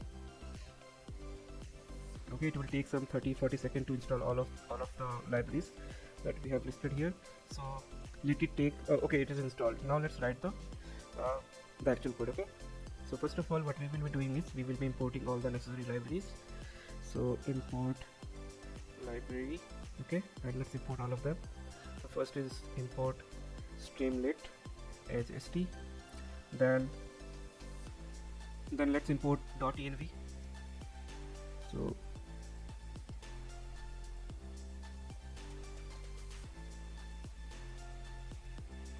it will help us bring all the necessary environment variables.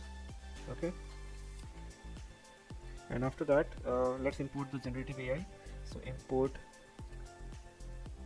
google.generative AI as Gemini. Okay, and then lastly we have to import YouTube transcript API. Okay, for that, from YouTube transcript API, import YouTube transcript API. Okay, so we are done with importing all the libraries. Let's load the environment. Let's load the API key. Okay, That's all. Okay, so for that we have to call the load.env function, and then we have to configure the key. So to configure it, we have to write Gemini.configure, and here we have to pass the API key. So which will be os.getEnv, and we have to pass the variable name. Okay, so the name of variable is this Google API key, and we are done. So loading of API is done. Now the next thing we should be doing is okay, let's prepare the prompt first, and then we will be moving towards writing the actual code. Okay, so let's write the prompt. Preparing the prompt for the summarizer. Okay, so here, so first of all we will be writing that you are an export YouTube video summarizer. Okay, so after that we will be writing your task involves condensing the transcript text of a video into a concise summary containing key points within a limit of, let's say, 600 words.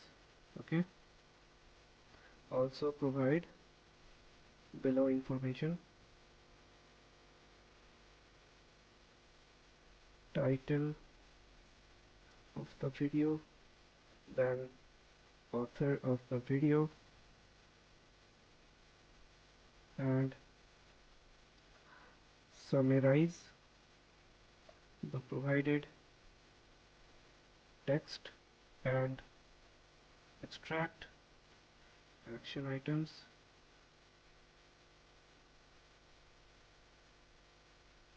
presenting them as bullet point. Okay, so we are done with the prompt preparation. Now the next thing that we will be doing is uh, getting the transcript from the API that YouTube provide. Okay, so let's bring the transcript data from YouTube API. Okay, so for that let's create a function def extract transcript. Okay, here we will be passing the URL. Okay, so let's create a variable. Okay, video data equal to YouTube video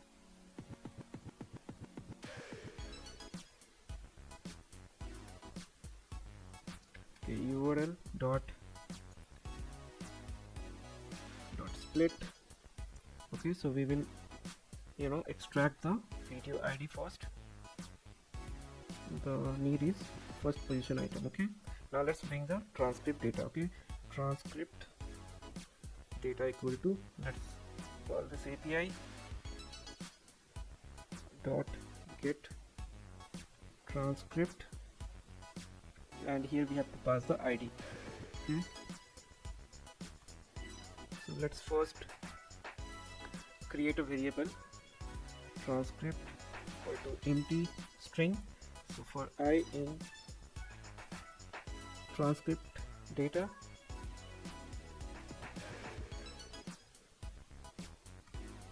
let's append into transcript string variable that we have created. Okay,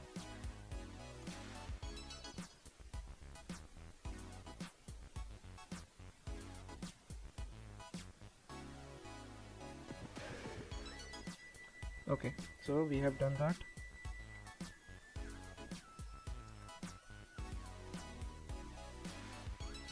Now we have to return the transcript. Okay, and we are done. So we have created this function which will bring the transcript as a data which is stored in this particular variable. So it will be like string with the space separated. Okay, so this API will help us get the transcript data, so it will be like a non-stop. So that's why on every space bar we are appending into this transcript variable. Okay, so that is what we are doing, and we are only taking text from that data. Okay, so we are done with that. Now what we can do is we can create the Gemini function. So basically this function will help us get the response from the model. Okay, so let's create that.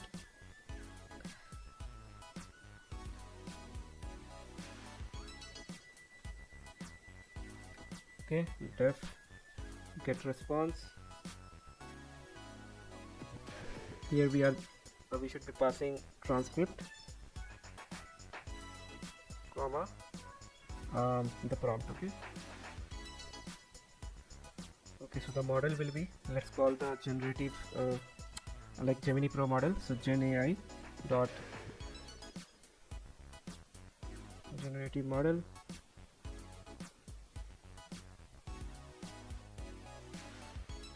Gemini Pro. Let's get the response.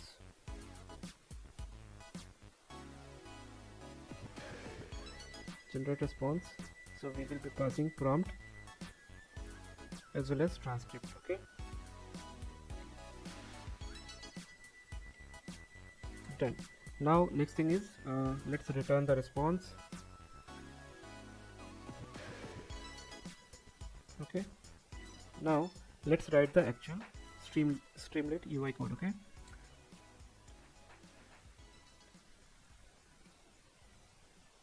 Streamlit app. Okay, so let's download a logo so that we can use it for this app. So I have searched this text. Now I think this looks better, this logo. So let's save this image. Okay, here logo, save it. Okay, so now let's use this in the Streamlit UI. Okay, so very first thing that we have to do is we have to configure the page. So st.set page config. Let's keep page title equal to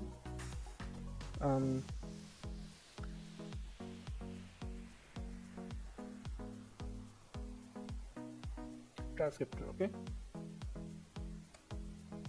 now after that we can set the image. So st.image, here we can use this logo.jpg that we have downloaded. Okay, so logo.jpg width equal to 50.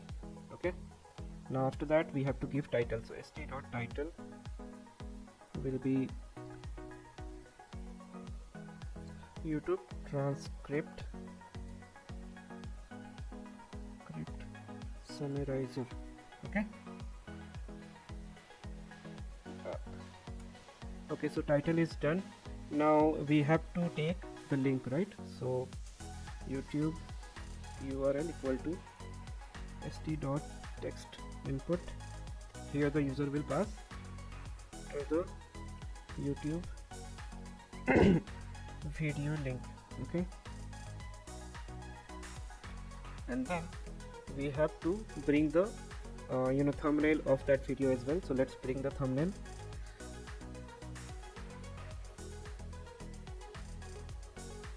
Of the video. So if YouTube URL is there, then video ID equal to YouTube URL dot split where there is equal. Okay, and I want the first item. Okay, and then print video ID, and after that let's set that image, thumbnail image that we have received from this particular location. So we have to paste the URL. Okay, so here http://img.youtube.com. okay, and we have to make it vi, and here we have to pass the video ID. Okay, /0.jpg. Okay, this is how we bring the image, the thumbnail from the YouTube. Okay, so this is done. Now we need to make sure that the image, the thumbnail that is there is in, you know, um, in a target position that we want to be there. Okay, so use column width equal to true. So you have to make sure this is true. Okay, and lastly we have already created, okay, we haven't created the button, so let's okay, we haven't, so let's create a button. Okay, so st dot button equal to,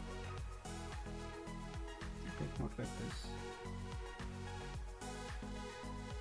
get summary. Okay,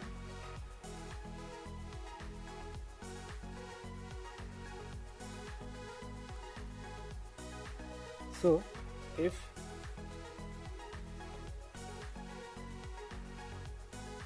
button is clicked, then we have to transcribe the script first.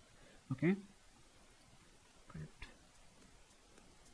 text equal to extract script, and here we have to pass the YouTube link. Okay, here we have to pass the URL. Okay, so let's copy the URL from here, and then it will bring the transcript text. Okay, now let's check if we have found the transcript script, then let's summarize it. Okay, summary equal to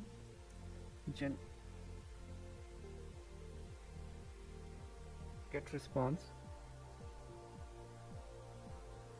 and here we will be passing our transcript text with prompt. Okay, so we have our prompt here, and yeah, transcript plus prompt. Okay, so we have got the summary. Now what we have to do is, let's write the summary. Okay, so st dot markdown, we can say detailed notes. Okay,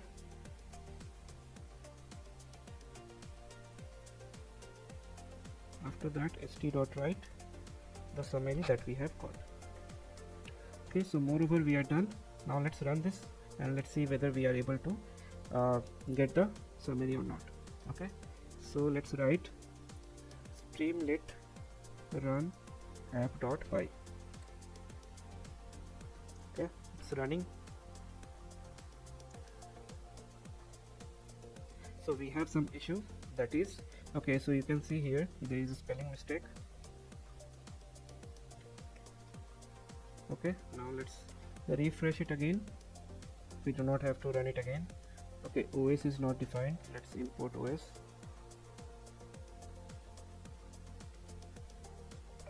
Okay, so you can see we have our logo here, so it is looking very small. Let's increase the size to be 100 width. Okay, let's run it again. Okay, now it is looking good. Now you can see we have our title, as well as it is asking YouTube video link. Okay, so I have one playlist that is related to MLOps. Okay, you can see here. Let's copy the link from here and let's see what I have explained in this video. Okay, so you can just copy the link. Okay, let's see how it is looking. Okay, we should we want not like this. It should be something like,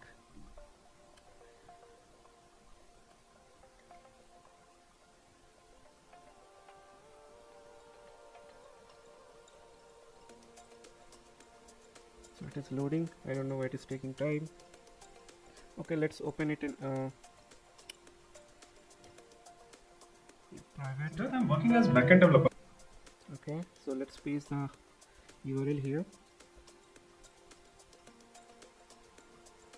Hello and welcome guys to the another tutorial of okay, so you can copy this link, okay, and paste in the app.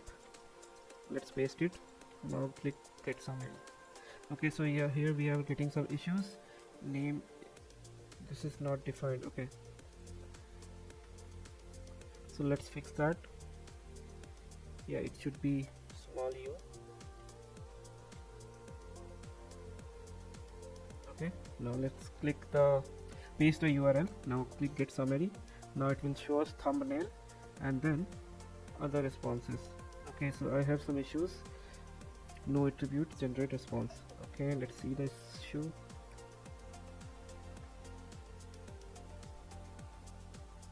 Okay, it should be concatenated.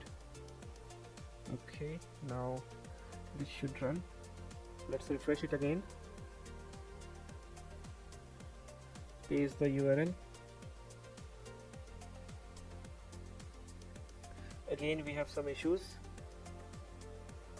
Summary.getResponse. Okay,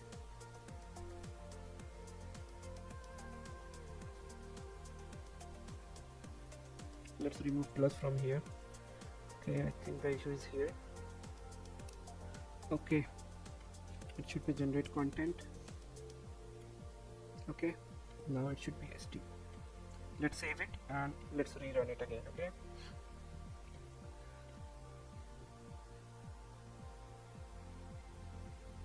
okay, again we have some issues like so this shouldn't be two separate,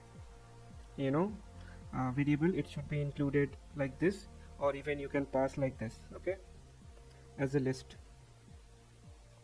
So either you pass as a list or you can just concatenate and pass it. Okay,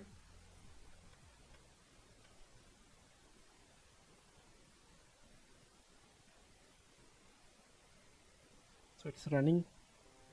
Let's see whether it brings the information. Yeah, you can see. Okay, it is returning object type, which means that we have got the output, but it is not returning the text. So let's see what went wrong. Okay, it should be response.text. Okay, now let's run it again.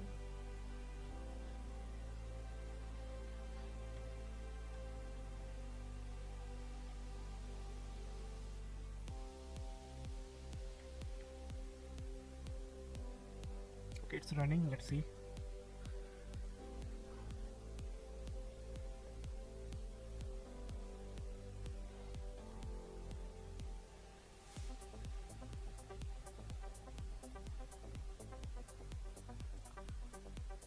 It is taking more than expected, so I think something is going on. Oh wow, we have got the information, but we haven't got the image, so let's figure out that. So let's fix that issue first. I don't see any issue in the URL. So what the problem it is facing is, so we are passing the playlist URL. Okay, so we shouldn't be passing the playlist URL. We should be passing the actual URL. Okay, so to get actual URL you have to go to video and then look for that particular video. So I was passing either this. Okay, let's pass this one. Okay, now create the copy link.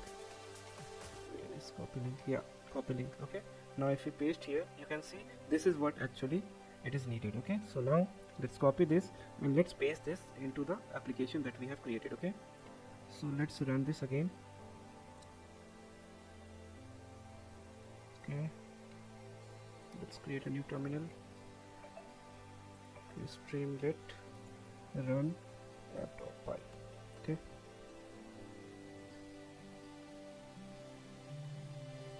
so it is running. Now let's paste this particular URL. I'll click this. Now you can see the thumbnail that I have uploaded is coming. Okay, now let's create again for summary. So it is running. Now it is evaluating what exactly inside this video is. Okay, so after evaluating, it will give us a summary as well as key action item that I have told in the video. Okay, it will take some time because it is analyzing the videos. Okay, so you can see that the title is something like this: hands-on Azure machine learning MLOps. Okay, author you can see it shouldn't be this, it should be tech entertaining, the name of my channel, but it's okay.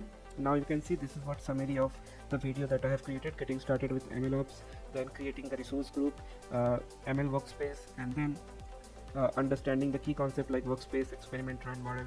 All of this thing I have explained very precisely, as well as how to register trend model, okay, using key file, and then testing the deployed model. All of this information I have added in the video, and then you can see it has given me also the action item like create a resource group, then creating ML workspace, loading and prepare the diabetic dataset. So this is like a end-to-end MLOps tutorial for diabetic dataset, how we deploy in the cloud. That is also included. Okay, so I hope you guys will like that video, so please go ahead and watch it. So okay, so that's all about this video. You can pass other URL, and you can get summary of that particular video, what exactly inside it, and then you can even get actionable item. So let's say you're reading something like a book or some some tutorial that you want to see what detail inside it, what they have covered. So you can just come here and give the URL, and then first understand what they have covered, and then you can watch it. So this will save your time without I mean, sometimes the video length is 1 hour, 2 hour, 3 hour. So I hope if you don't want to waste your time, you can come here, get the summary, and then you can watch it. Okay, so this will save your time, and then for the reason that you're watching that video, it will be also clear. Okay, so I hope you like this video, so please do subscribe and like my video, so that it will encourage me to do more. So, and if you face any issue related to anything, you can just comment it out and I will respond back ASAP. Okay, thank you so much guys for watching. See you in the next video. Bye.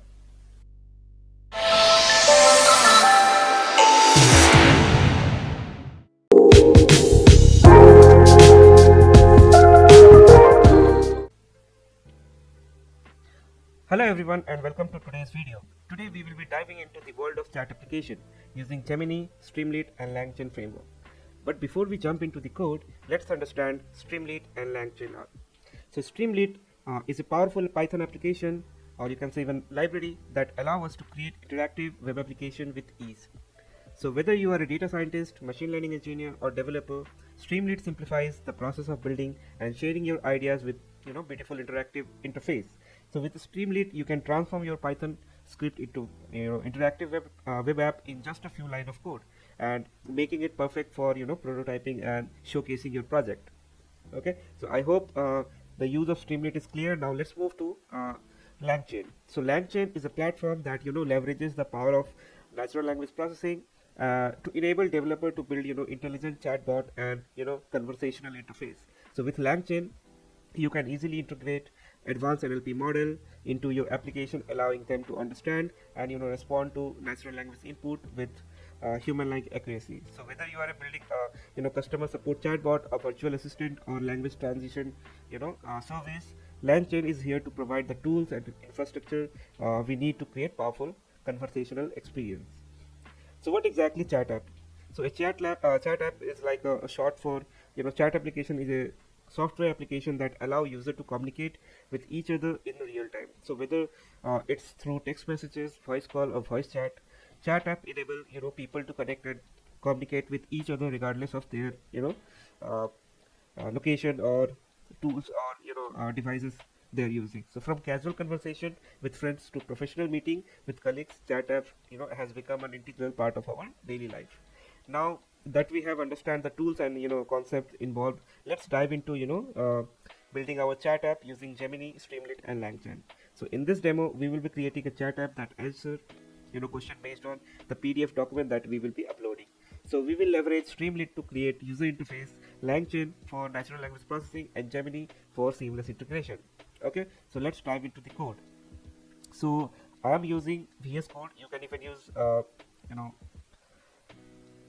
Jupyter Notebook for doing this project. So it's nothing, just the difference is there you will be having complexity in navigating into different folder, but in VS Code, I mean, for me it is very easy to navigate to different folders and different tools, the different extension that it offers. So that's why I'm using VS Code. It's up to you, whichever ID you can use. So the very first thing that we will be doing is creating the environment file. Either you can create an environment file here, or you can even create in the Python file. It's up to you. So I'm creating here because I do not want to share every time the environment key. Okay, the API key I don't want to show to the user. So you can separately create here. Okay, so I'm creating it .env. Oops. Okay, and let's give a name, Google API key. Okay, and where do we find our Google API key? It's in the ai.studio ai studio.google.com. So here if you log in here, you just have to link your Gmail account, and that's all.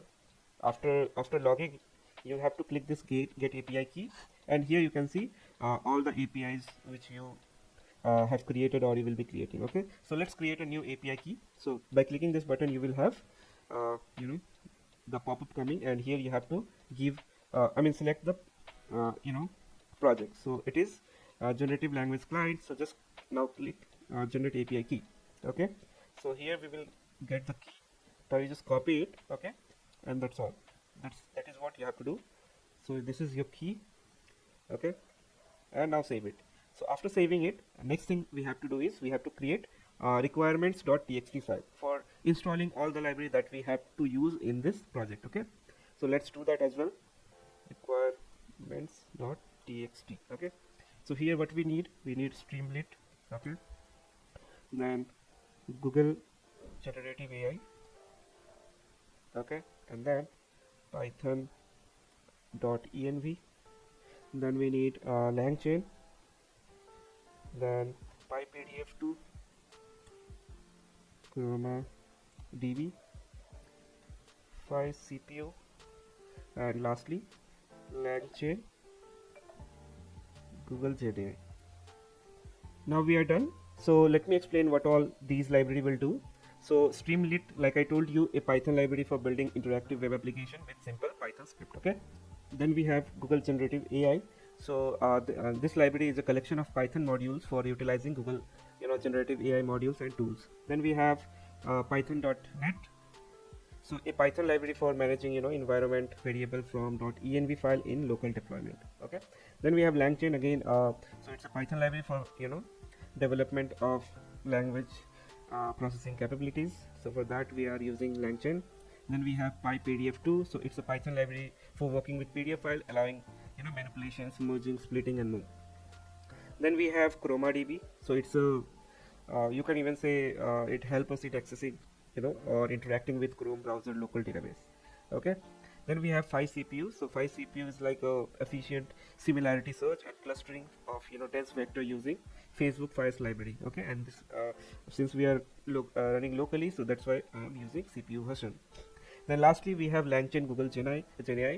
So it's a combination of langchain and Gen AI that is provided by Google, possibly helpful in integrating language processing with Google generative AI models. Okay, so let's save it. Now let's create the virtual environment. So you have to click terminal, and okay, so terminal and then new terminal. Okay, here.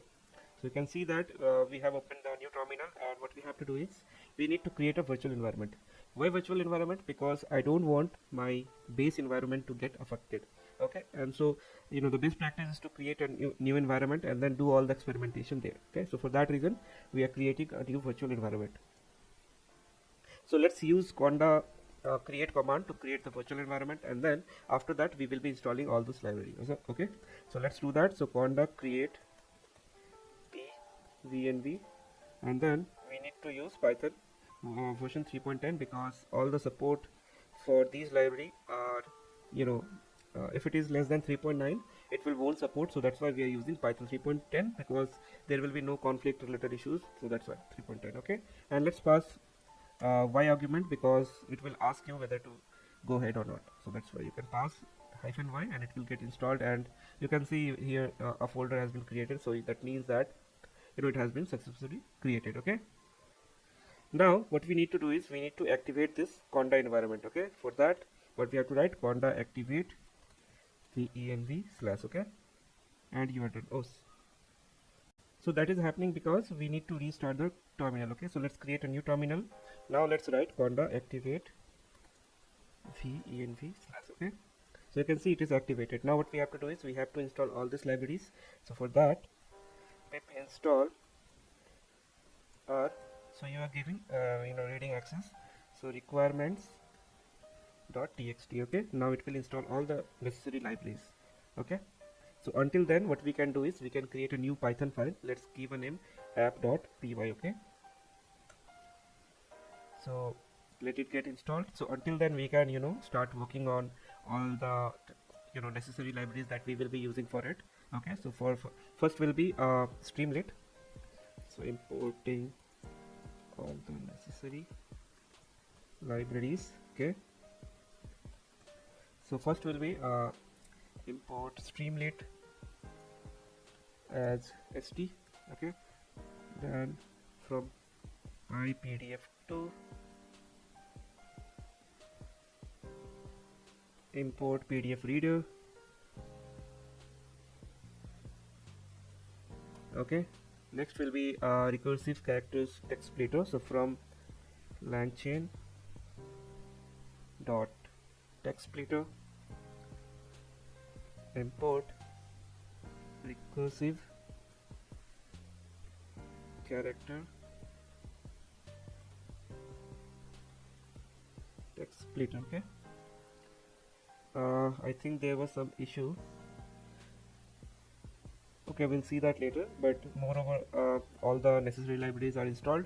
Okay, now let's focus on the uh, main app.py file. Okay, so we are importing all the libraries here. So next will be import os, then we also have to import files db. Okay, so from google dot generative ai as gen ai. Okay,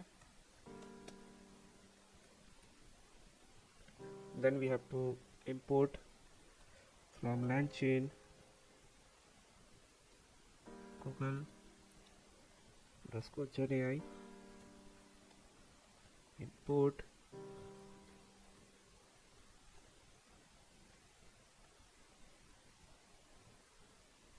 embeddings. Okay, and after that we need to install import files db. Okay, so from langchain dot vector stores import files. Okay, and after that from langchain dot chains question answering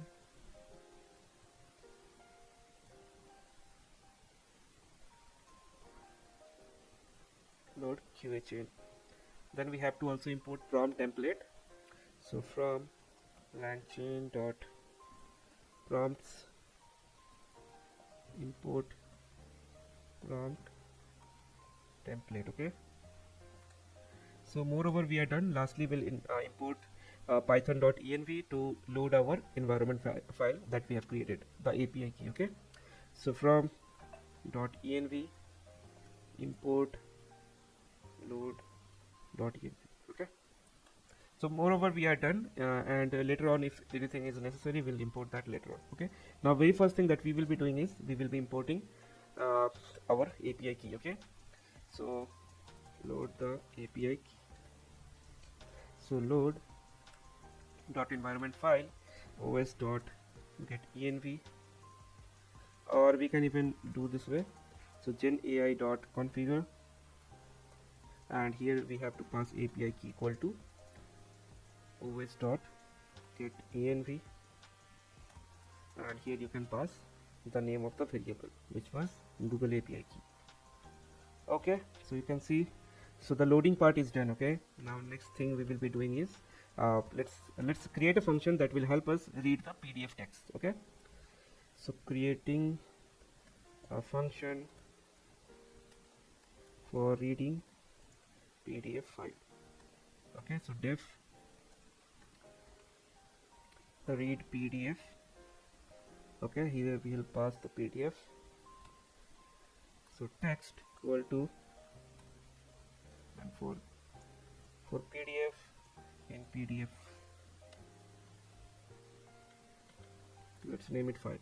Okay, so then what we have to do is let's store the PDF into a variable. Okay, so PDF read equal to, yeah, call this function, and here we have to pass our file. Okay, then we have to append it. So for page in PDF read dot pages append into text variable. Okay, page dot extract text.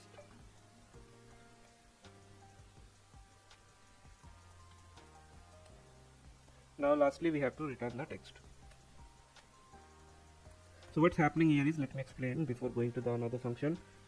So it takes a list of PDF documents, okay, as input and return the concatenated text extracted from all the PDF pages. Okay, so it iterates through each PDF document in the input list and read each pages using PDF reader function from by PDF to library, and it extracts the text from each pages and append it to text variable, and finally it returns the combined text from all pages for all the input PDF documents. Okay, now let's create another function. So this will help us get the chunks. Okay, so let's say you have 10 PDF. Now we definitely have to chunk it, because if we feed a lot of document, we will be receiving token limitation issue. Okay, so for that reason we also do tokenization. Also there is one other reason, is because see, if you have a large corpus of text, it will be very hard to manage.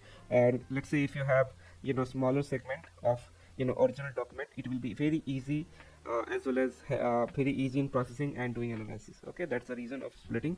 Let's do that. So text, okay, document chunking. Okay, so def get chunks. Okay, and here we will be passing text. Now text splitter equal to, we will be using this particular function. Okay, and here we have to pass the chunk size. Let's say I want to do for 10,000. Okay, now we have to do overlapping. Okay, chunk overlap, so that it knows what the context is. Okay, so chunk overlap equal to 1000 text. Now chunks equal to text splitter dot split text,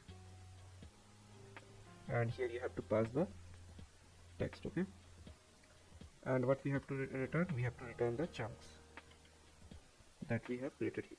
So basically this function divide a large text into smaller, or you can say more manageable chunk, and it will utilize text splitter object from from the library to configure the parameters like chunk size or chunk overlap to determine the size of each chunk and the overlapping between them. So it then uses text splitter to split the input text into chunk based on the specified parameter here. Okay, and I mean obviously so it will return the chunks that are stored in chunk variable, and finally it return these chunks, providing smaller segment of original text for easier analysis, or you can say processing. Okay, so document chunking is also done. Now what we have to do is, we have to create the embeddings. Okay, so let's do that.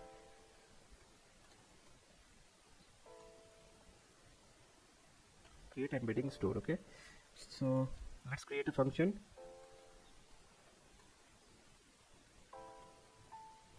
Or you can say vector store also, it will be easy. Okay,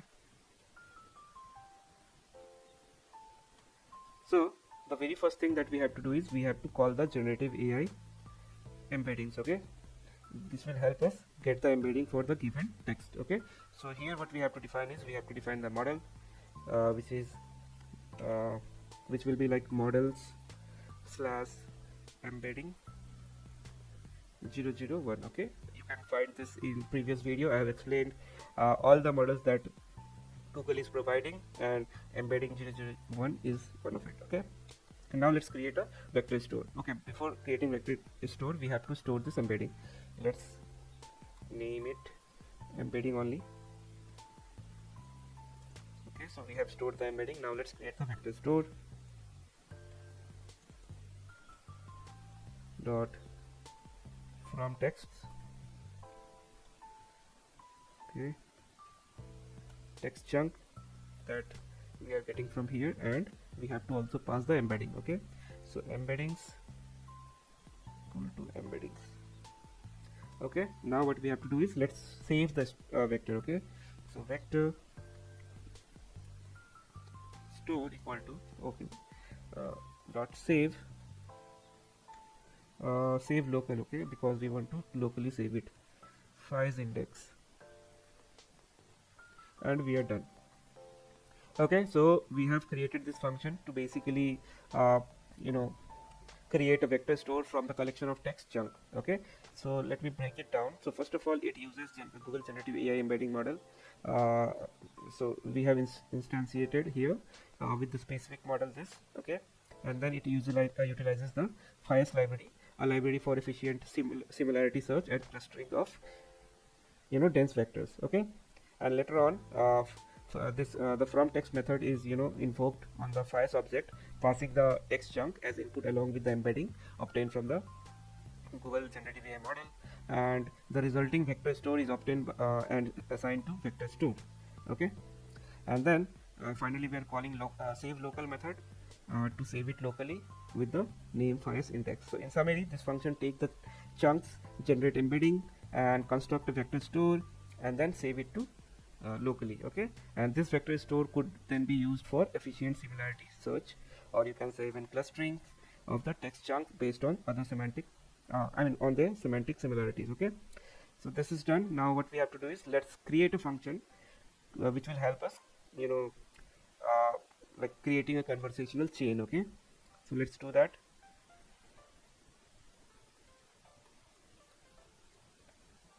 Okay, so here we'll create prompts and all other things. So def um,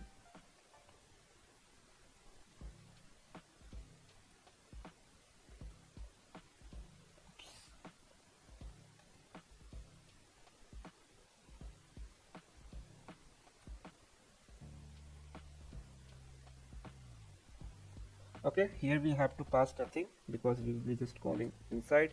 Okay, the very first thing that you have to do is you have to write the prompt and you have to write the answer, how you will be returning it. Okay, so very first thing, let's create the prompt template. So prompt template equal to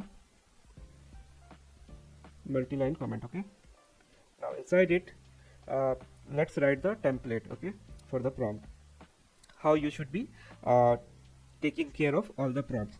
So I assuming that whoever is watching already went through prompt template tutorials and all that, maybe not, or so basically so what is the best practice here is let's give a role so that it will be very efficient. So giving a role, we have seen a lot of time that it perform better if we do not give role as compared to that. So let's give a role and then let's write the prompt.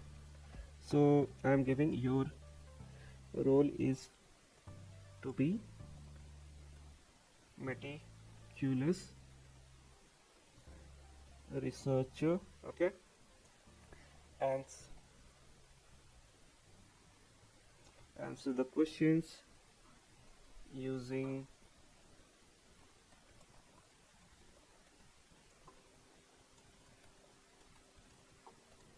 within the context. Okay, be detailed but avoid unnecessary rambling. Okay, if you are okay, if you cannot find the answer, simply state answer is not available. Okay, so you have to restrict it also, otherwise it will go use its own brain. Okay, so you have to restrict it because you are creating customized application. Okay, so this is how you restrict in the context. Okay, so I hope this is prominently good. I mean, it will be able to answer it correctly. Okay, so this is done. Now let's provide question and context. Okay, so in the next line you have to write context.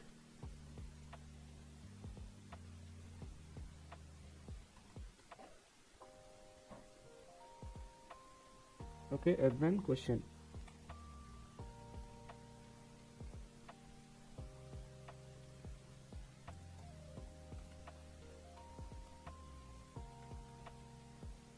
And then let's write the answer.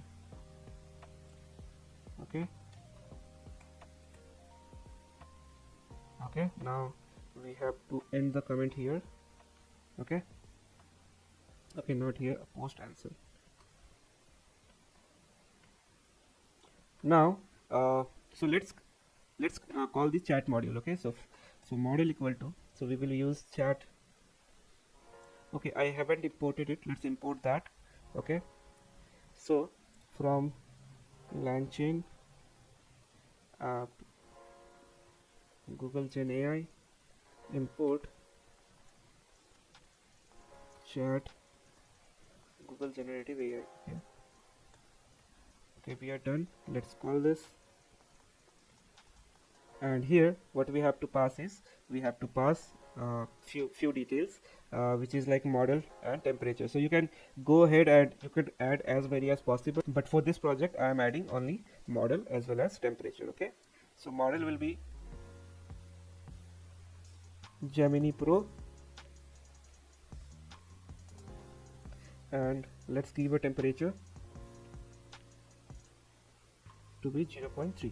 Okay, now let's call the prompt template and pass all the detail that we have created here. Okay, so prompt equal to prompt template. Here it takes the very first thing is template. Okay, template equal to prompt template that we have created.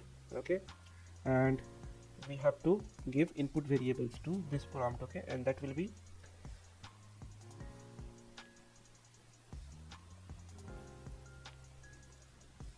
two things, that is context and question. Okay,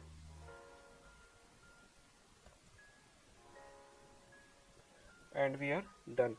Now we have to load the QA chain. Okay, so chain equal to, let's chain together all of this thing. Okay, so chain equal to load QA chain. Let's pass the model, chain type. So in the upcoming tutorial I will be creating one separate video based on chain type. So there are different type of like 4-5 chain types, and I will explain why and when to use which. Okay, so for now we are using stuff chain type, and then we have to pass the prompt equal to prompt. Okay, this particular thing, and let's return the chain. Okay, and we are done. So let me clarify what this function is doing here. So first of all, it defines the prompt template, and that serves as a template for formatting question and context for the QA model to generate the answer. Okay, then first it initialize chat Google generative AI model, likely a conversational model based on Google generative AI, which is which have specific parameter like model type and temperature, but you can add as many as possible. There are a lot of parameters. So temperature is again to measure the randomness in generating response. Then we set prompt using prompt template function, you can see here. Okay, and then specify the template defined earlier, indicating the input variable, that is context and question. And lastly, we loading the QA chain using load QA chain function by passing initialized model, specifying chain type, which is stuff. So it indicates a general purpose QA chain. Okay, I will explain it in detail. Just wait for the upcoming video. And then what we are providing the prompt template, and finally it return the initialized QA chain. Okay, and there is one more function lastly we'll create, and then we can run it. Okay, so the next function will be to create the user input. Okay, so let's create the function for that.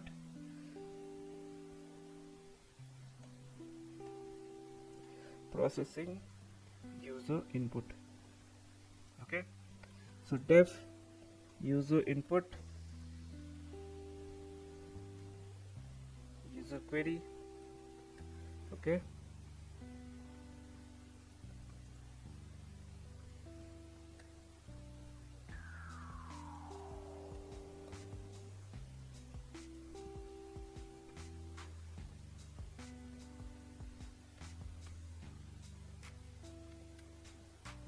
so we have initialized the embedding. Now we have to load our embedding that we have stored. Okay, so for this one, this particular embedding that we have stored, we have to load it because now user have a query. Okay, so new, let's say name it load vector db equal to files dot load local files index comma embedding. Okay,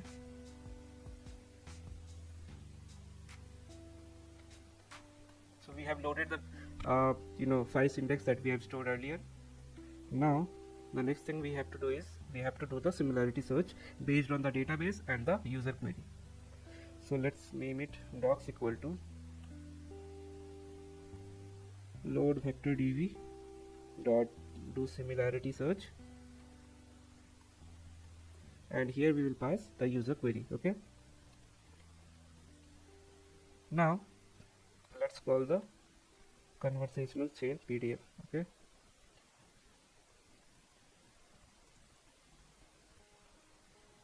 now we have to prepare the response. So let's prepare the response equal to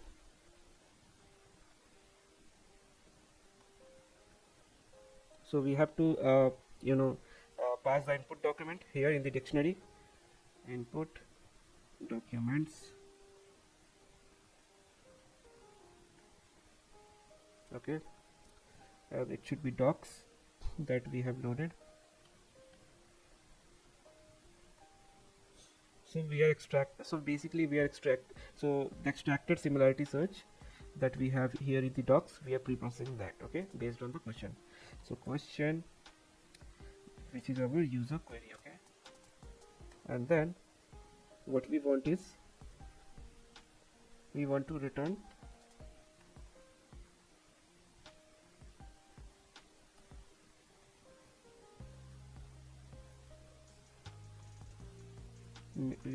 just make sure that we are making return only output is true, otherwise it will return metadata also. So for that reason, so print response and then st.write.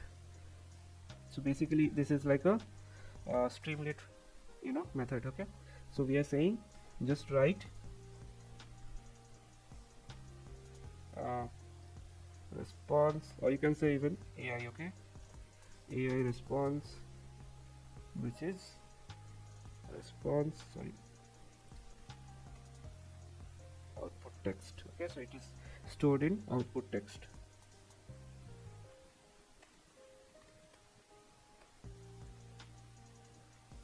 And this is done. So now let's design the UI. Okay, so it will be just a few lines. Okay, and it is like a main function. Okay, so def main. Okay, so here we will be designing our UI with the help of Streamlit. Okay, and that's the only function which is left. Okay, so the very first thing that we will be doing is set page config. Okay, so on the UI what you want to see at first. Okay, so set page config, and you have to name it. Okay, so I am naming it as PDF chat app. Okay, now let's give a header. So st.header chat with your PDF files using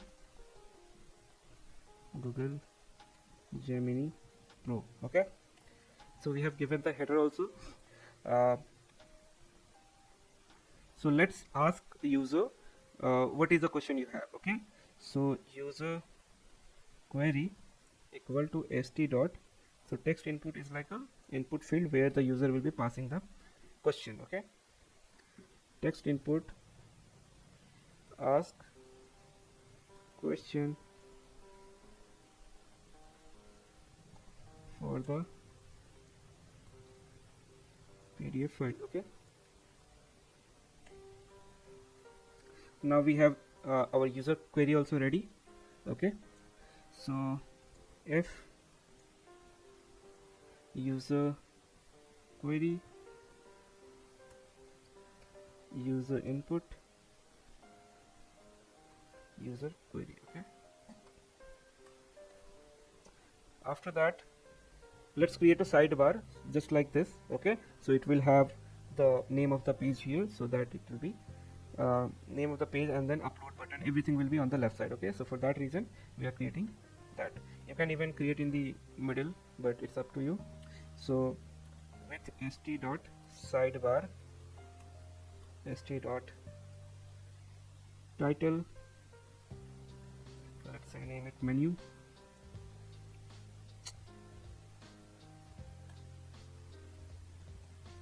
then pdf docs equal to st dot file uploader. So it's a function in the Streamlit which help us in uploading files. Okay, so upload your PDF files and click submit. So here also you can pass few arguments. For example, if you want to receive multiple files, if you want to receive single file, that you can also pass. So let's give it. Okay, so I want to accept multiple files. Okay, accept multiple files equal to true. That's all. Okay, now if st dot button is clicked, then with st dot spinner we have to mention that it is processing. Okay, so that user get to know, okay, something is happening. Then we have our raw text, which is get PDF. Yeah, this function get PDF, and here we have to pass the PDF docs. Okay, then I think you already imagine what will be next. It will be getting the chunks. Okay, text chunks. So let's call that function.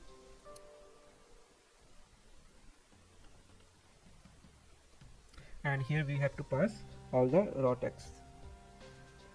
Then next thing will be get the vector store. Okay, get vector store, so that it will get stored. And here we have to pass the chunks that we have received from the above function.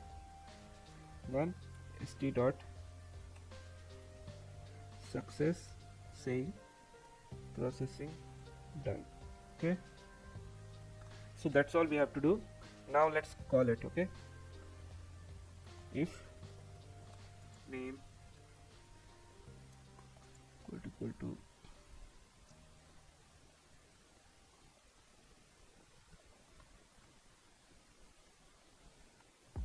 call the main function. Okay, so let me explain you what's happening here. I mean, it just, so first of all, what we are doing here is okay, not that, the main function.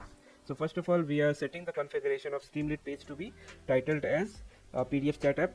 Nextly, we are setting the the header, so displaying a header indicating the purpose of application. After that, we are providing the text input box for the user to ask question related to the uploaded PDF files. Then we saying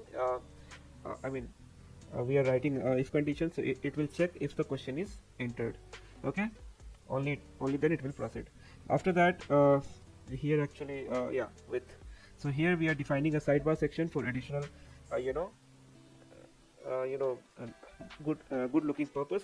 But this sidebar is used for different purposes, like you can navigate to multiple pages that we have decided to be to add all the different applications that we will be creating for Gemini playlist. Okay, so you will see that later, but moreover the sidebar is for is used for that purpose only.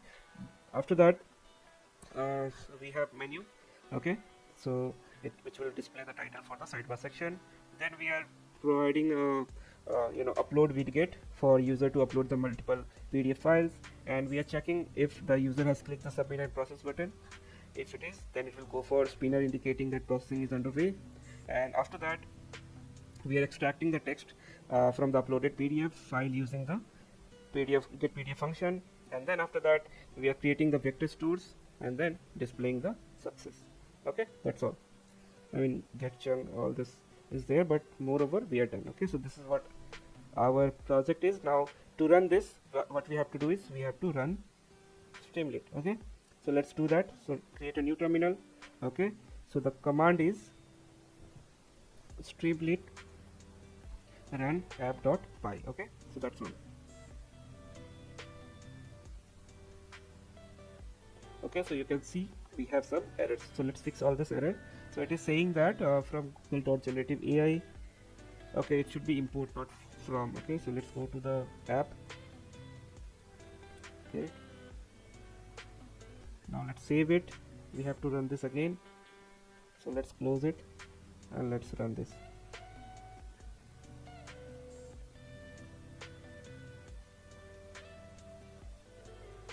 So you can see we have our sidebar where you will be uploading the files, and on the right side you can ask question based on the PDF that you will be uploading. Okay, so I have some PDF related to nutrition or health lifestyle, so let's upload that and let's ask the questions. Okay,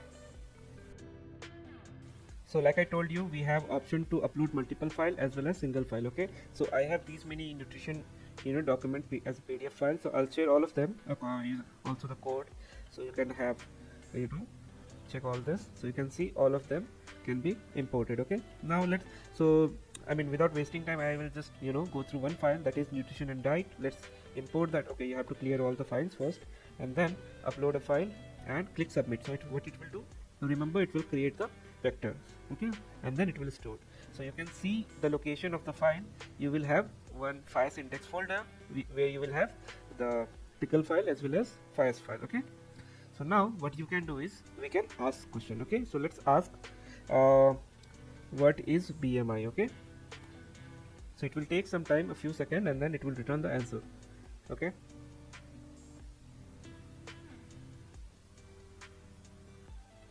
so it is in the backend it is doing similarity search and bringing the right information. So you can see that AI response, body mass index is calculated using weight and height in the calculator on the right corner of the chart in appendix A. So if you go to the PDF file,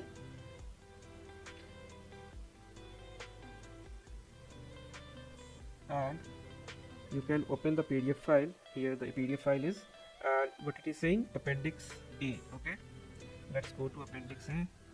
So you can see this is how we calculate the BMI index, which is our model is telling correct. Okay, so this is done. Now let's ask it a typical question. Okay, like little bit complex. So what is good BMI? Okay, now let's say whether it is able to answer the question or not.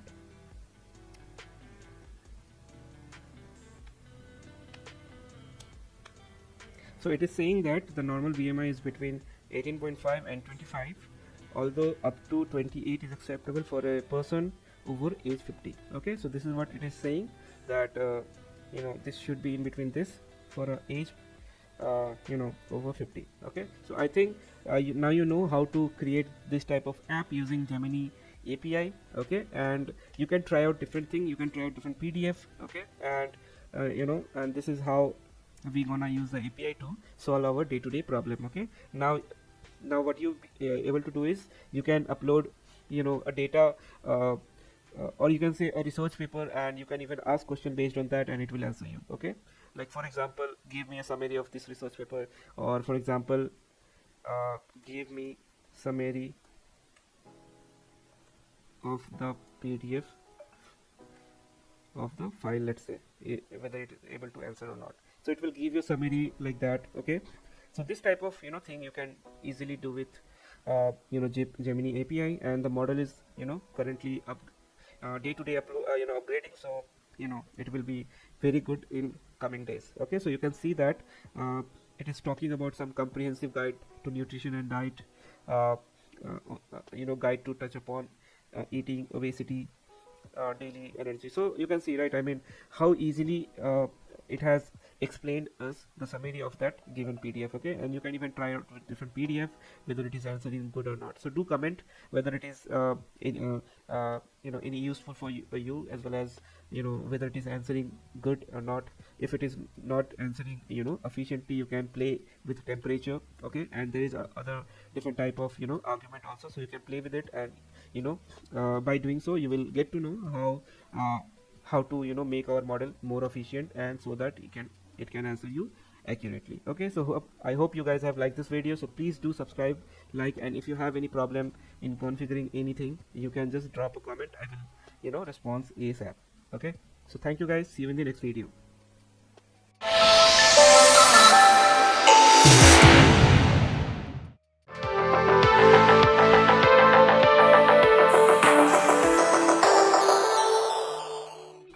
Hello and welcome everyone to the another thrilling adventure in the world of AI and innovation.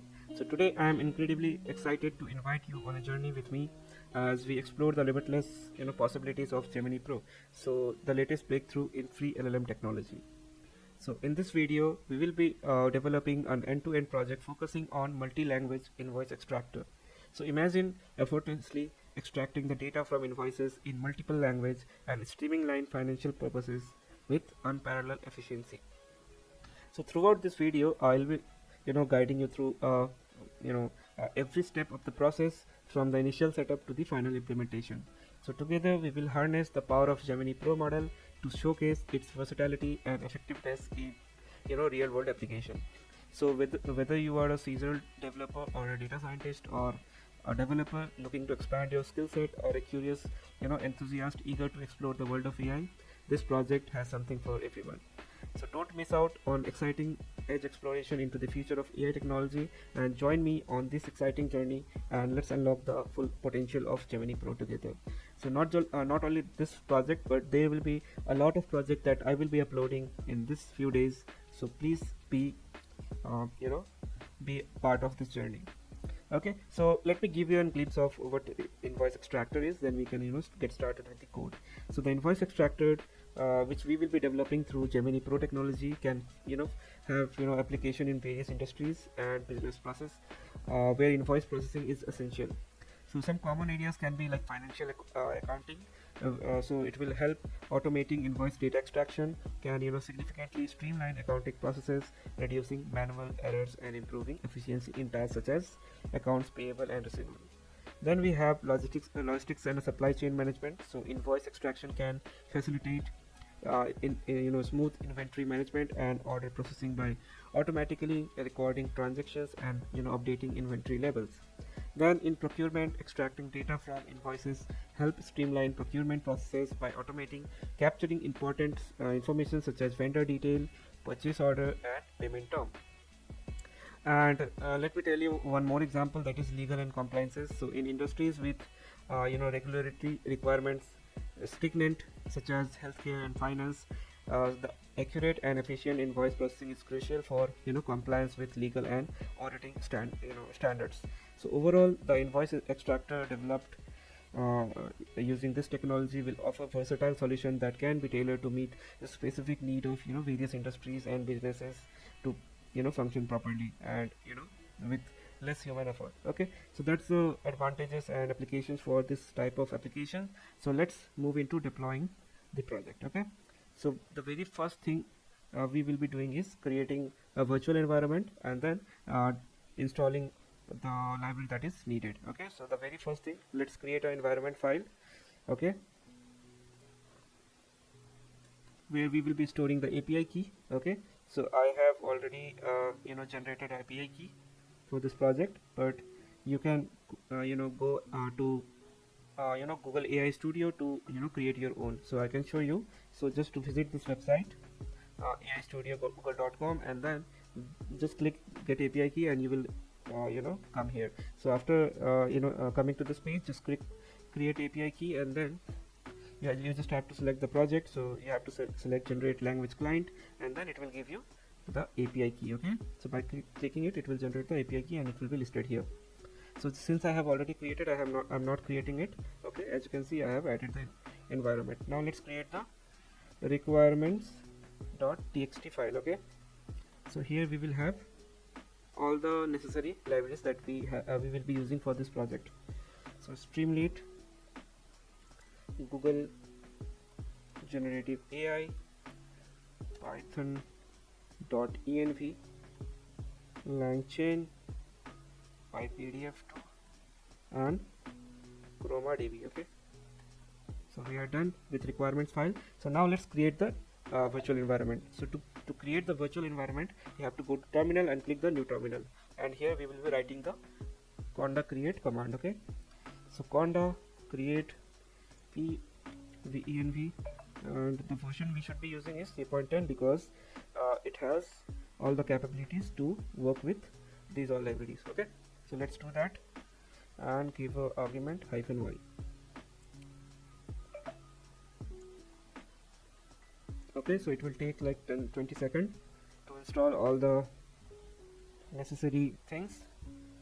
Okay, so you can see that we have successfully installed all the libraries. Okay, now the next thing is we have to activate it, and we have to install all the requirements.txt, all the libraries inside this file. Okay, so let's do conda activate. Okay, so let's create a new PowerShell to activate venv. Okay, so we have activated it. Now let's install the requirements.txt. So pip install -r requirements.txt. okay, so it will install all the libraries. Okay, now let's create another file, that is app.py, where we will be writing the whole code. Okay, so let's get started. So until it's installed, it takes some time, like 2 to 3 minutes, so let's leave it. Okay, now we can write the code. So let's import all the libraries.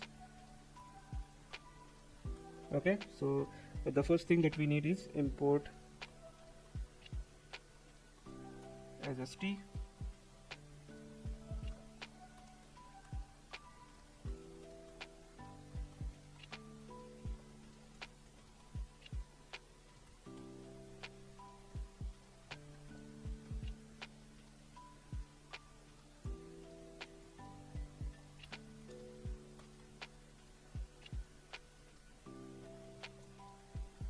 Google.generative AI as GenAI. Okay, then we have to import .env.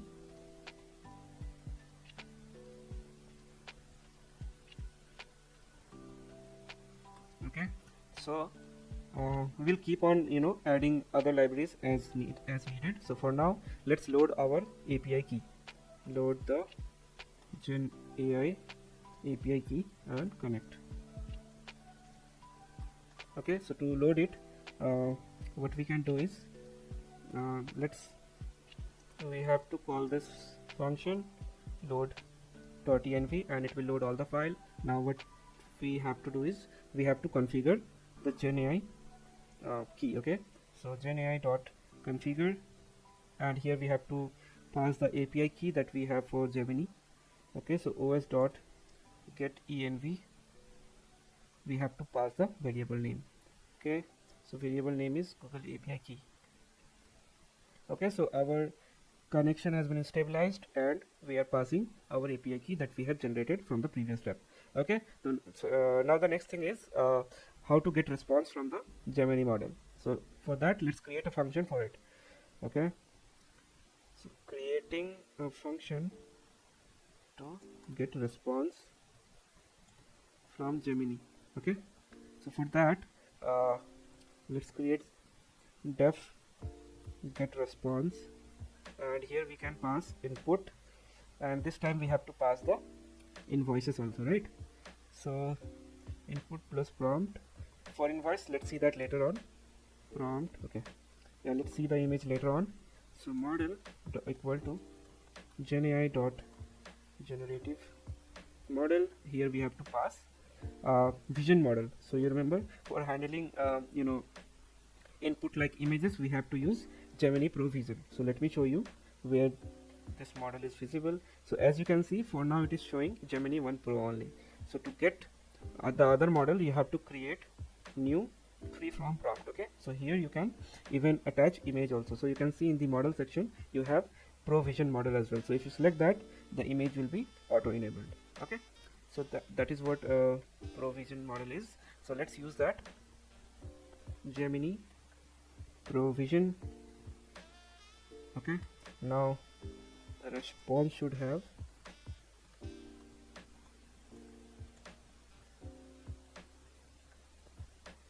all the things that we should be receiving, which will be based on input, prompt and images. Okay, so first we have to pass image, sorry, input, then prompt, then we'll pass images. Okay, let's add it now only.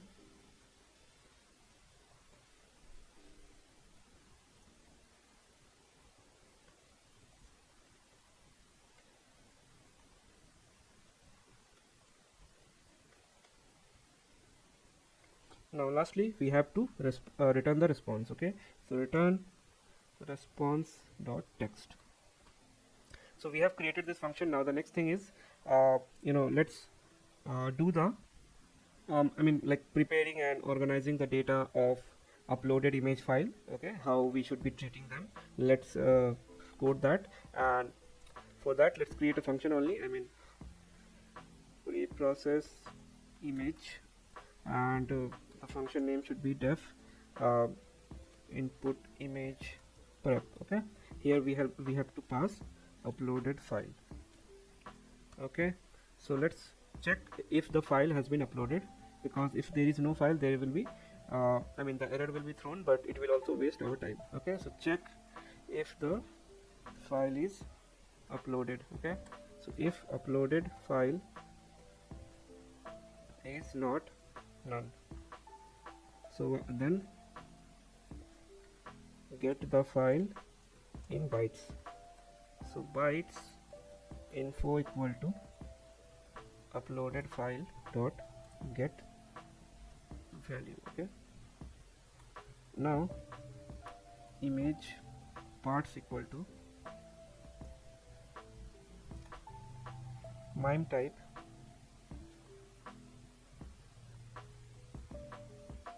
uploaded file dot type. Okay, so this will help us get the mime type of the uploaded file, and then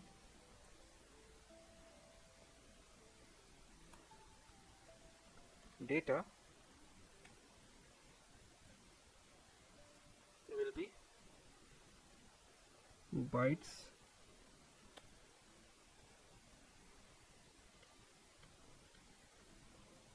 info. Okay, so we are done. Otherwise it should return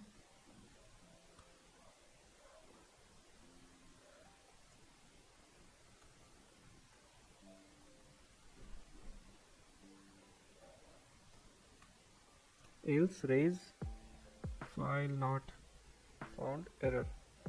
Okay, no file uploaded.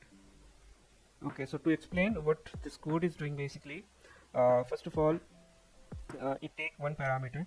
Okay, and which represents the image, and then we are checking whether the file is uploaded or not. Then we are reading the file into bytes. Okay, so if an image has been uploaded, the function proceed to read the content of the file into bytes. So this is accomplished using the get value function. Okay, and after that we are preparing the image parts. So this function basically construct a list of image parts. This this list contain a list, single dictionary representing the uploaded image, and the dictionary has two key value pairs. First is mime type. So this key hold the mime type of the uploaded file obtained from the type attribute of the uploaded file object. Then we have data. So this key holds the byte data of the uploaded file. Uploaded file is stored in the variable bytes data, and returning, and after that we are returning image parts list to the function, and this list will contain all the necessary information about the uploaded image. Okay, and if there is no image uploaded, we are returning that there is no file uploaded. So in summary, this function serves to prepare and organize the data of the uploaded image file into format that can be further processed or passed to the other function for analysis and manipulations. Okay, now let's initialize our app.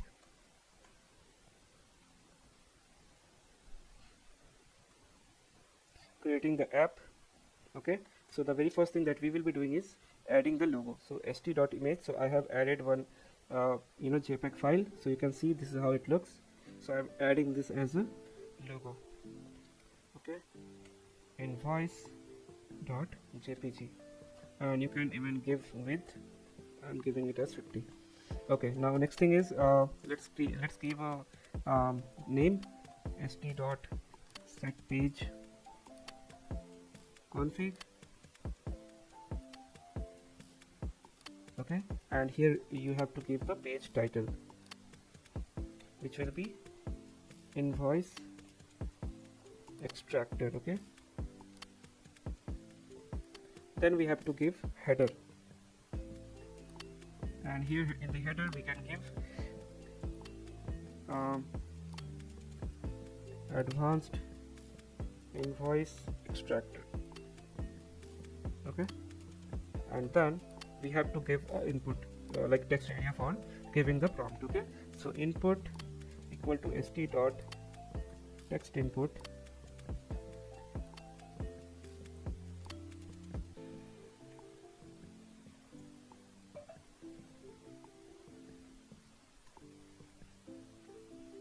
equal to input. Okay, now let's add a file uploader here, because we will be uploading the images. So for that, upload file equal to st dot file uploader. Okay, and here we will be uploading the images. File uploader. Okay, upload the invoice. Okay, and here we have to make sure that it is only images, not any other format. So just make sure we have all different type of file type included here, JPG and lastly PNG. Okay, then let's create an empty variable, image equal to t. Now let's check if there is something on the image.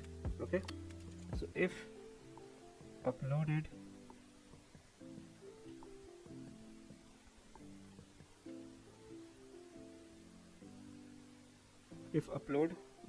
file is not none, image equal to image dot open. Here we have to you have to pass the uploaded file. Okay, then st dot image. So we have to show the image also, that's why we have to write set image command. So here you can see that here we are writing st dot image, we have to pass the image. We can also give caption equal to uploaded image. So let's make sure that feasibility is there, so make sure use column width equal to true. So if you enable it, it will make sure that the partition is done through column. Okay, so this is done. Now let's write the code for submit button. When submitted, so not now, let's create the button first. Submit equal to st dot button analyze image analyze invoice. Okay, that's all. Now what we have to do is we have to write the prompt template. Okay, so let's write it here. Prepare prompt for the invoice. So input prompt equal to multi-line comment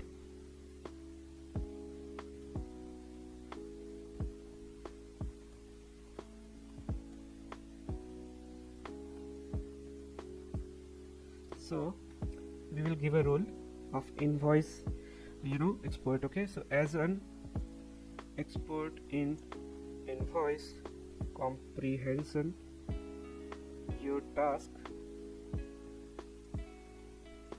is to analyze input images containing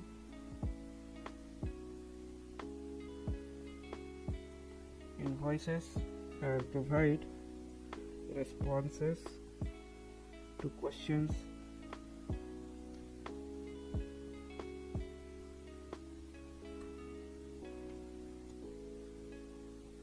based on the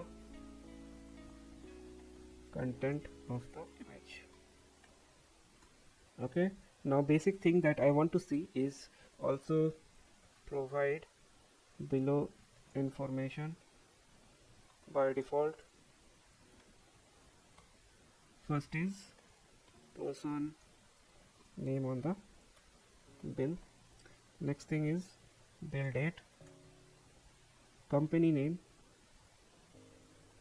and total bill amount.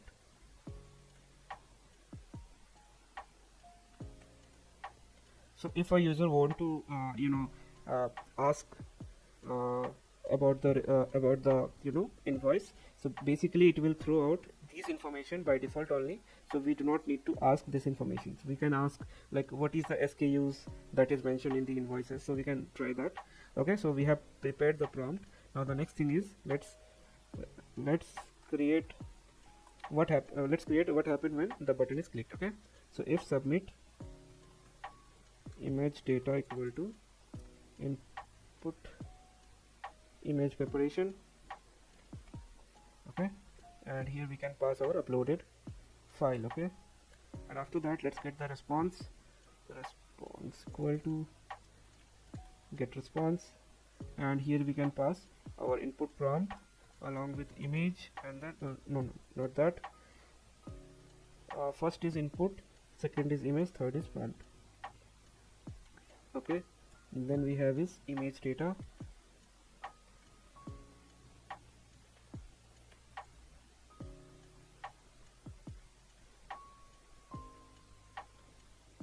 and then we have input. Okay, so we are done. Now the next thing is we have to print the output, right? So st dot subheader AI response st dot write response. Okay, so we are done. Now let's run this and let's see whether we are getting the correct output or not. Okay, so let's save it. And okay guys, so guys, I have downloaded a few invoices from the internet. So to show you in the downloads, you can see this is how it looks like. Okay, so let's use this to check whether it is able to analyze and bring the information that we actually looking for or not. Okay, so let's run this. Streamed it, run app.py.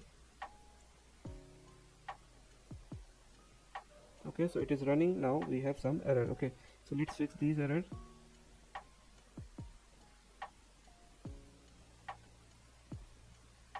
Okay,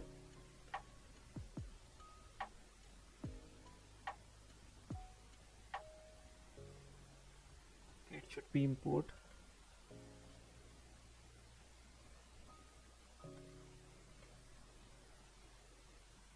Return part, image part. Okay,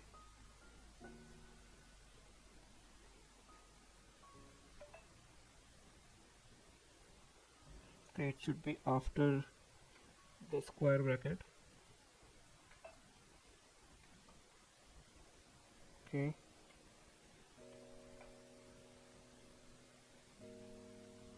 now other issue, set page config must be called as first command in script. Okay,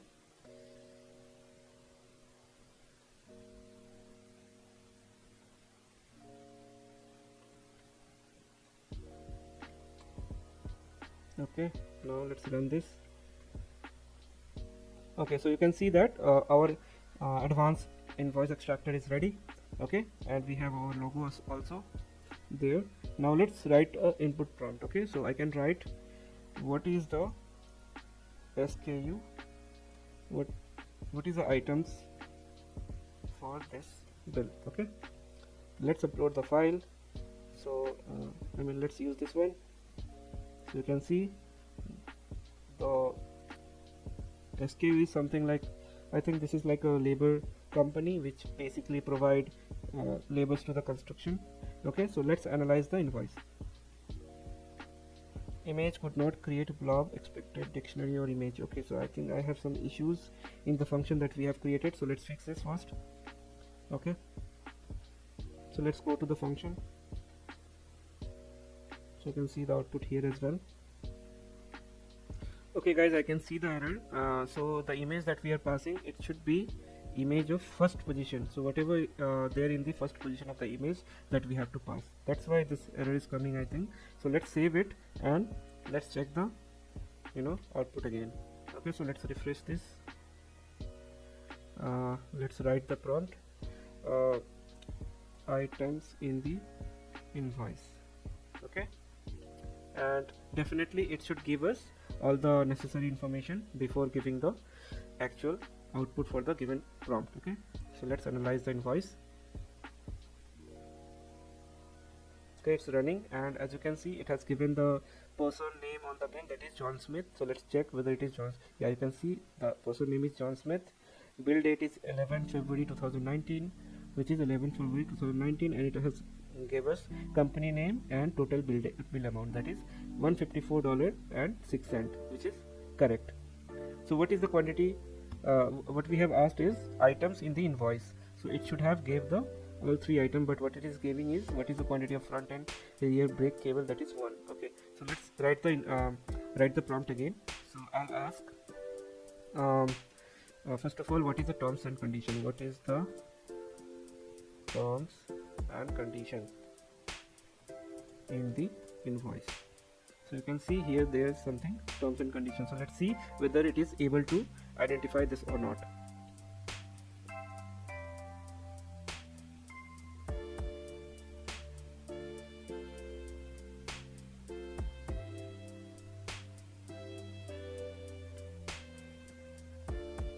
Okay, I didn't click the button.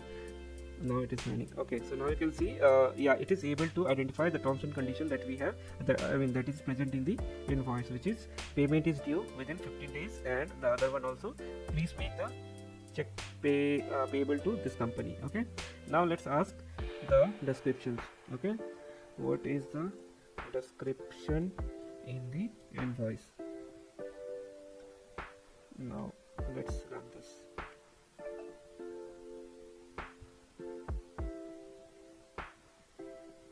It hasn't brought anything, so let's click this button again.